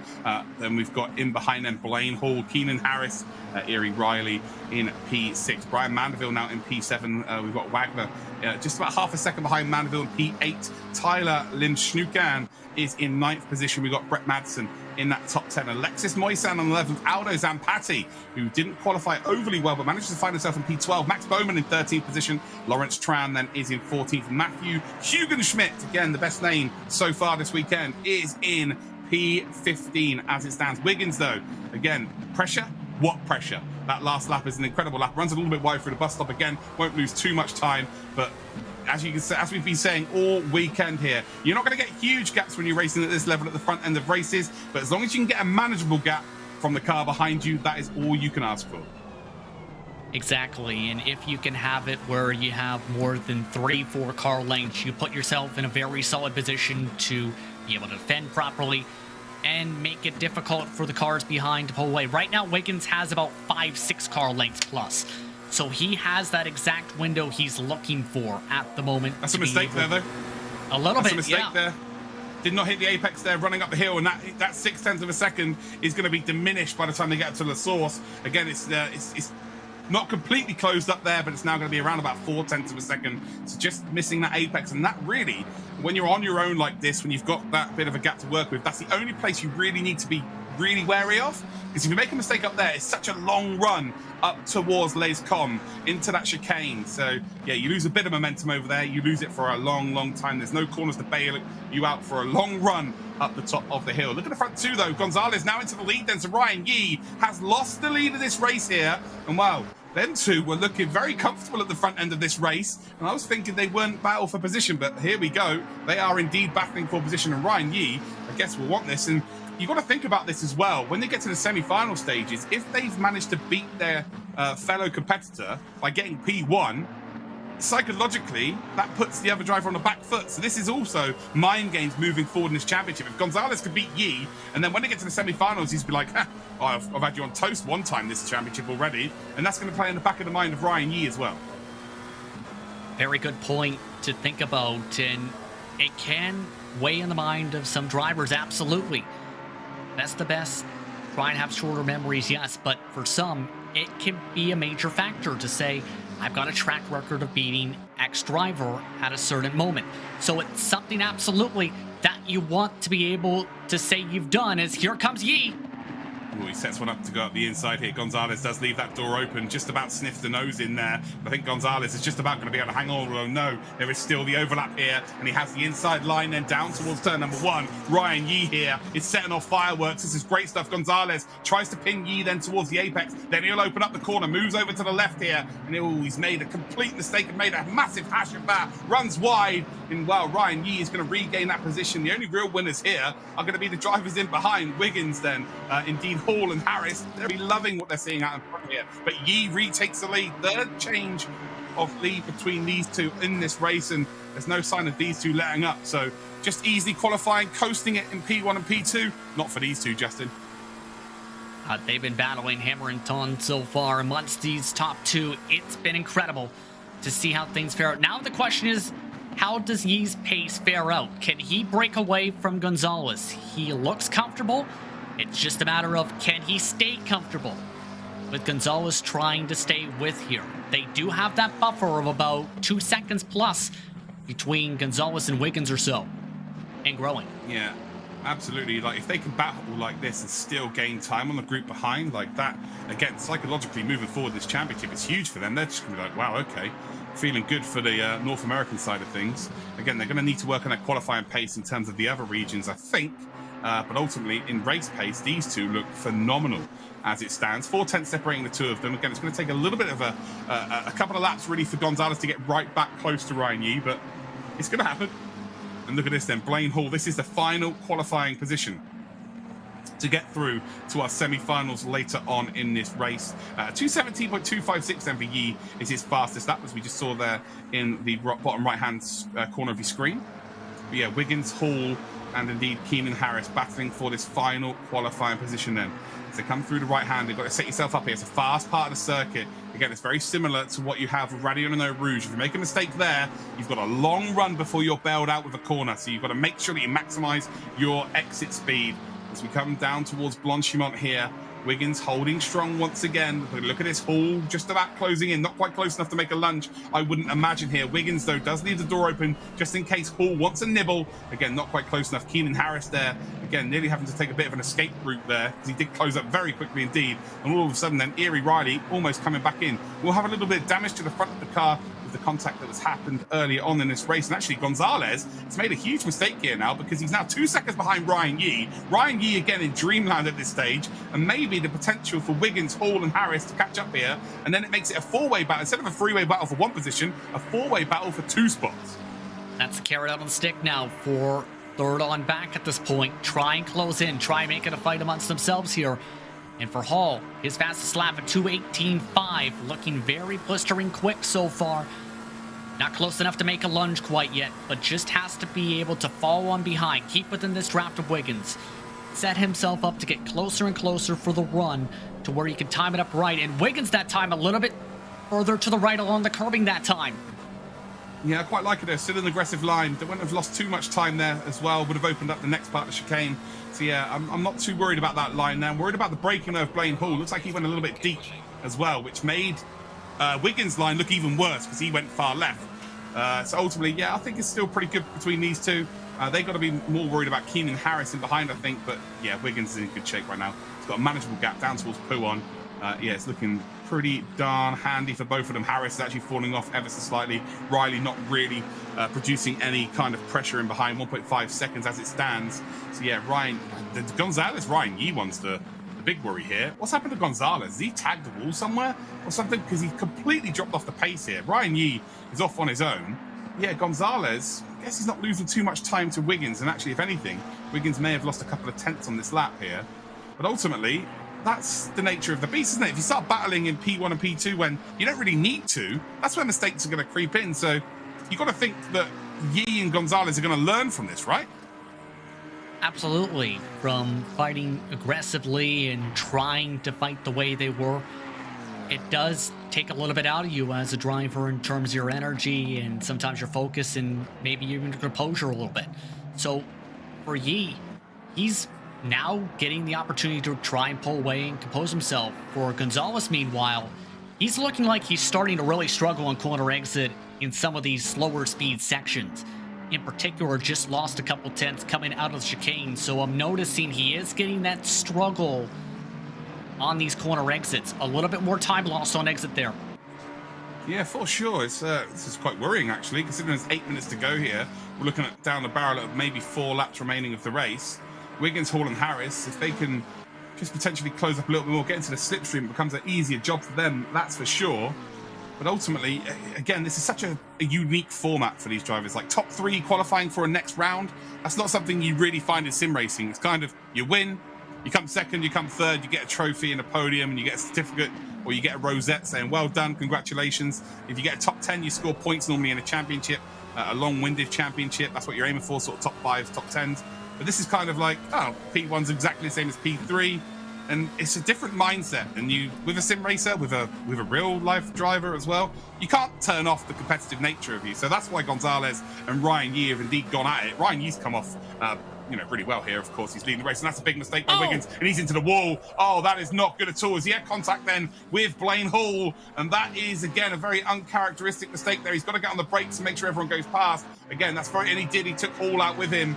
And well, fair play to Wiggins there. He hasn't tried to rejoin the circuit and indeed ruin other people's races there. He has just held his brakes, which is what you expect from someone as experienced as him. But yeah, just got his hands crossed over. And unfortunately, that was all she wrote. And Blaine Hall had nowhere to go there at all.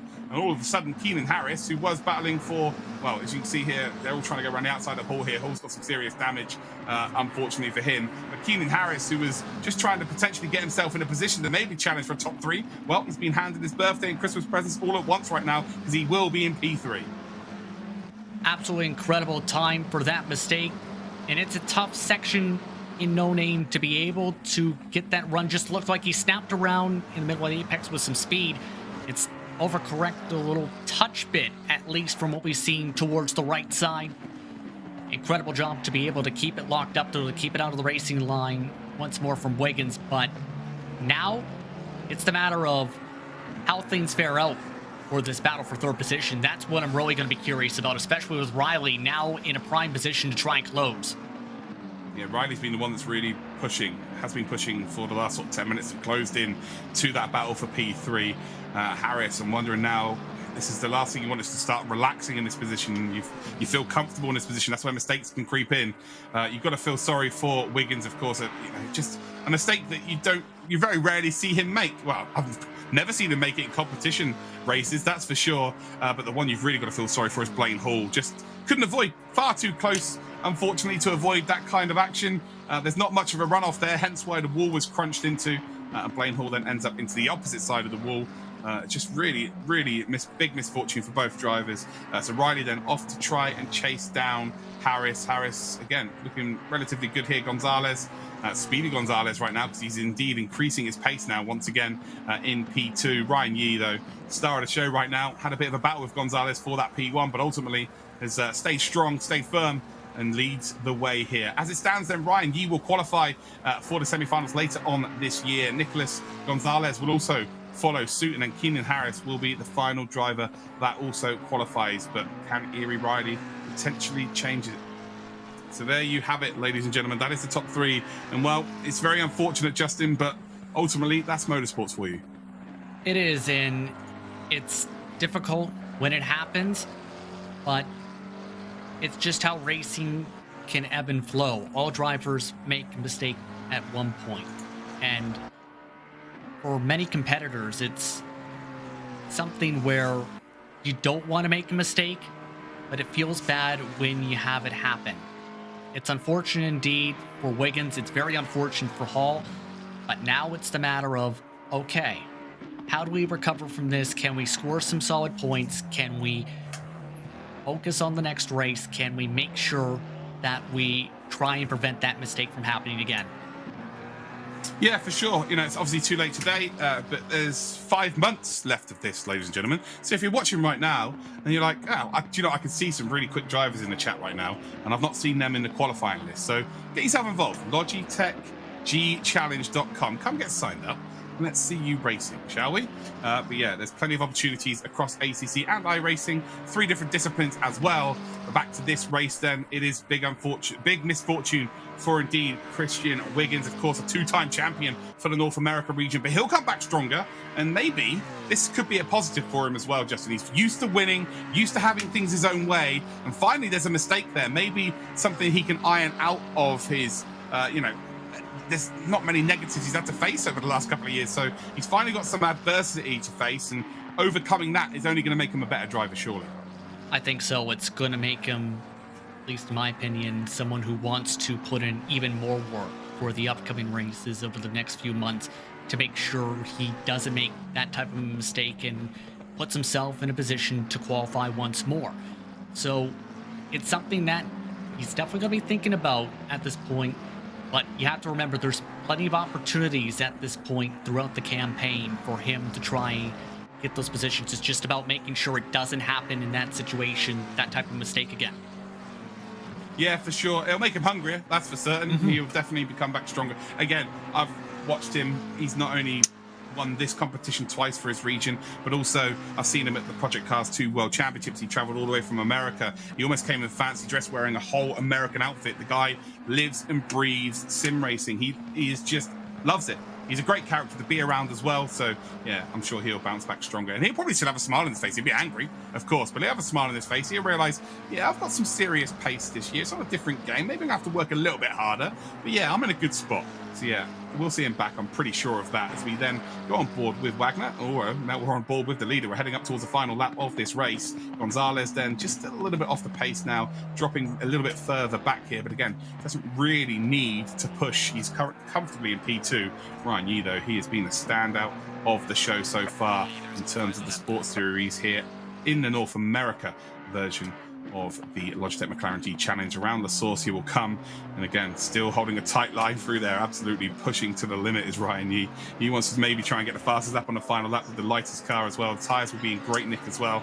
Keenan Harris has been absolutely gifted a P3 here, taking it with both hands though. Erie Riley you'd expect to be pushing, but just not quite have that pace. Wagner P5 as it stands. Brian Mandeville, great performance from Brian Mandeville. We're going to see that Barbadian definitely over the next few months here potentially get qualified. Brett Madsen in 7th. Max Bowman just kept himself out of trouble here. P8 for him. Great stuff indeed. Matthew Hugenschmidt didn't qualify particularly well, but P9 for him again is also a way of qualifying outside of just finishing top 3 each month. You earn points for where you finish in these races as well. So the person with the most points, or a few drivers with the most points, will also get themselves a chance to get into the semi-finals. So there's all to play for across this whole race. Pierre-Olivier Cloutier is currently in P10.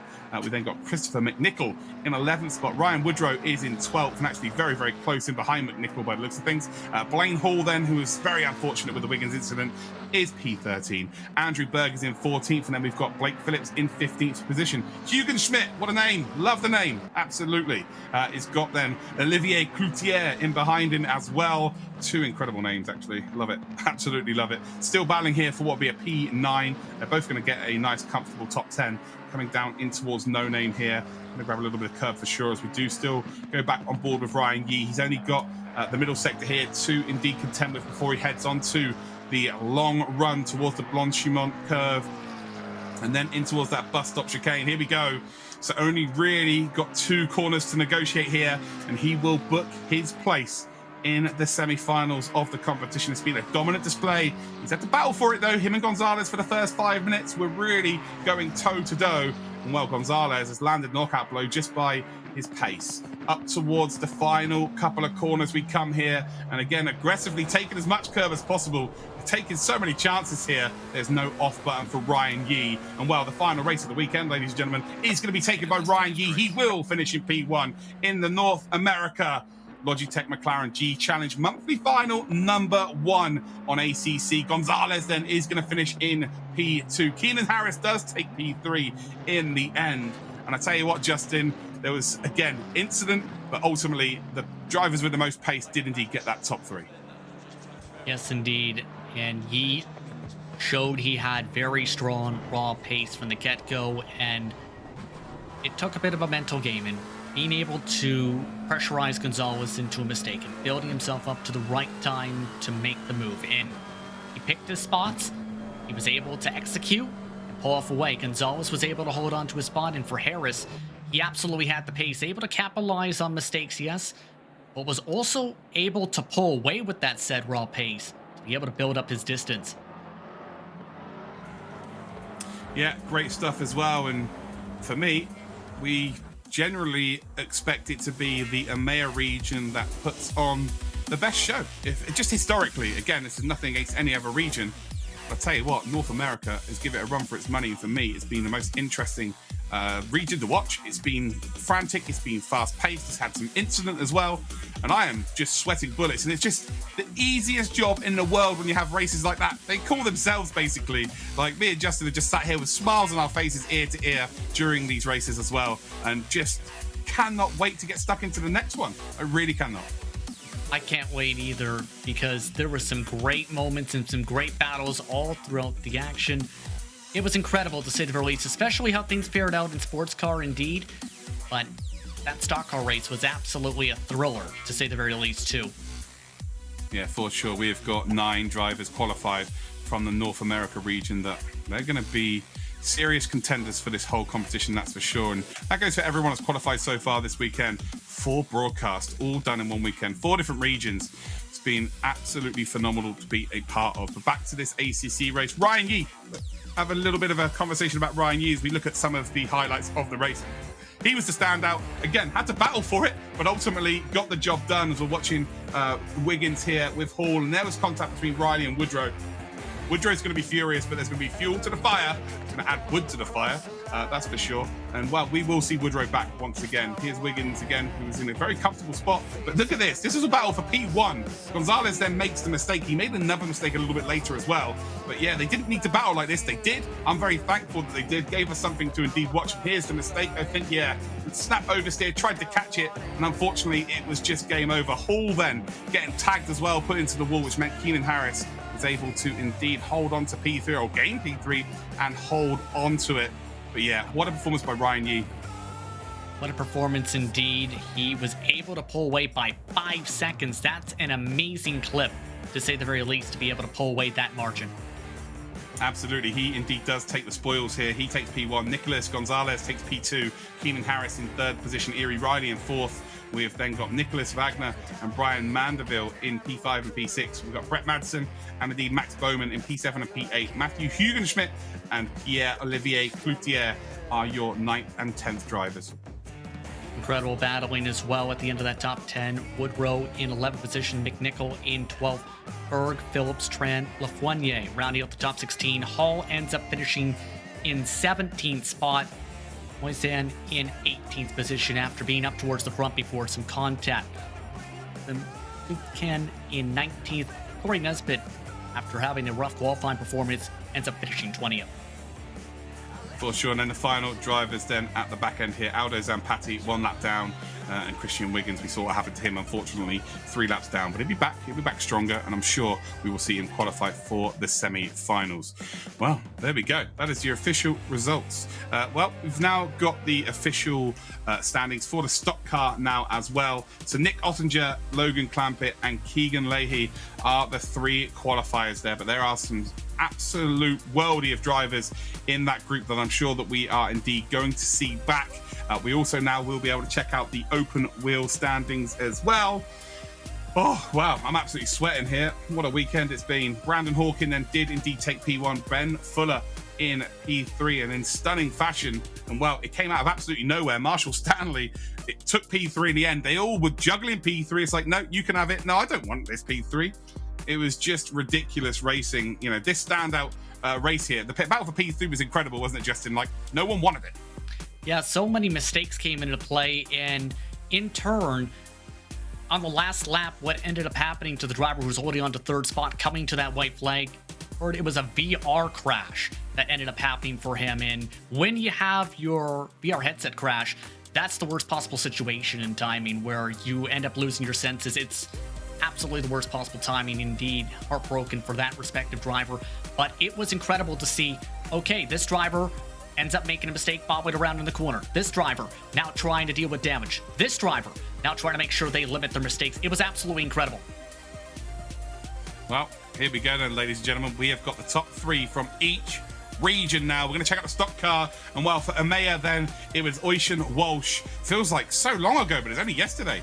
Dominic Lukomsky will take P2. Joel Blewett takes P3. Those are your first 3 qualifiers. In the APAC region then, it was Matt Danson, Ryan S. Jones, and Barry Neal. For LATAM then, it was Octavio Rondeletto, Guillermo Alvarez, Marvin Bazan. And then from North America, it's Nick Ottinger, Logan Clampett, and Keegan Leahy. Now we'll go to the open wheel qualifiers for our semi-finals for the EMEA region, and it was Marcus Jensen. We have then got David Toth and Graham Carroll as your top 3. From the APAC region, it was Mohamed Ibrahim. We've got Luke Bannister and Josh Perwin in your top 3. Then from LATAM, it was Juan Bustamante. Tweeted out today he was excited to indeed qualify. Bruno Canavas in 2nd and Nicholas Lellis in 3rd.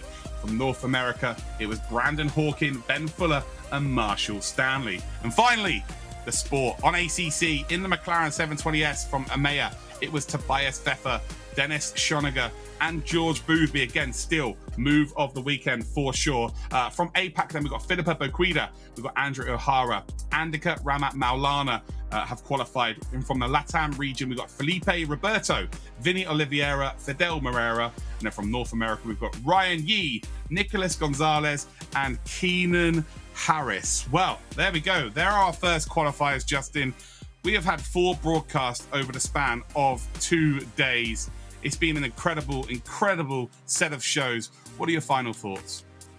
Absolutely incredible racing, first of all, and absolutely glad to see all this play out, because we've seen a lot of great talent that I've seen, especially when it came to stock cars and open wheel based on experience, rise up to the top and showcase what they can do at a high level. It was incredible. And the battling itself was absolutely thrilling. Each battle for 3rd position, as we've talked about, seemed to be a case of either a hot contested battle or a game of hot potato. A mixture of both in some cases too. So it was incredible to see how all this action played out this weekend. Yeah, my final thoughts are, I've been involved in this from pretty much the very beginning. To see this turn into what we have had this weekend is absolutely incredible. So shout out to everybody involved behind the scenes at Logitech. Shout out to all of the people involved, the esports engine as well, who've been in our ears and been absolutely superb to work with. Justin, you've been absolutely phenomenal to work with as well. So thank you for being a part of this. Huge shout out to Splunk. A huge shout out to indeed Logitech G, to McLaren, and to Quantum Pay for putting on this event. Without them, it just is not possible. So again, thank you so much for getting involved and being involved on Twitch, whether you've been watching it or whether you've been getting involved on the social media side of things. But yeah, this has been the Logitech McLaren G Challenge 2021, ladies and gentlemen. Well, we have had some frantic racing action, and well, guess what? We're going to come back next month and do it all again.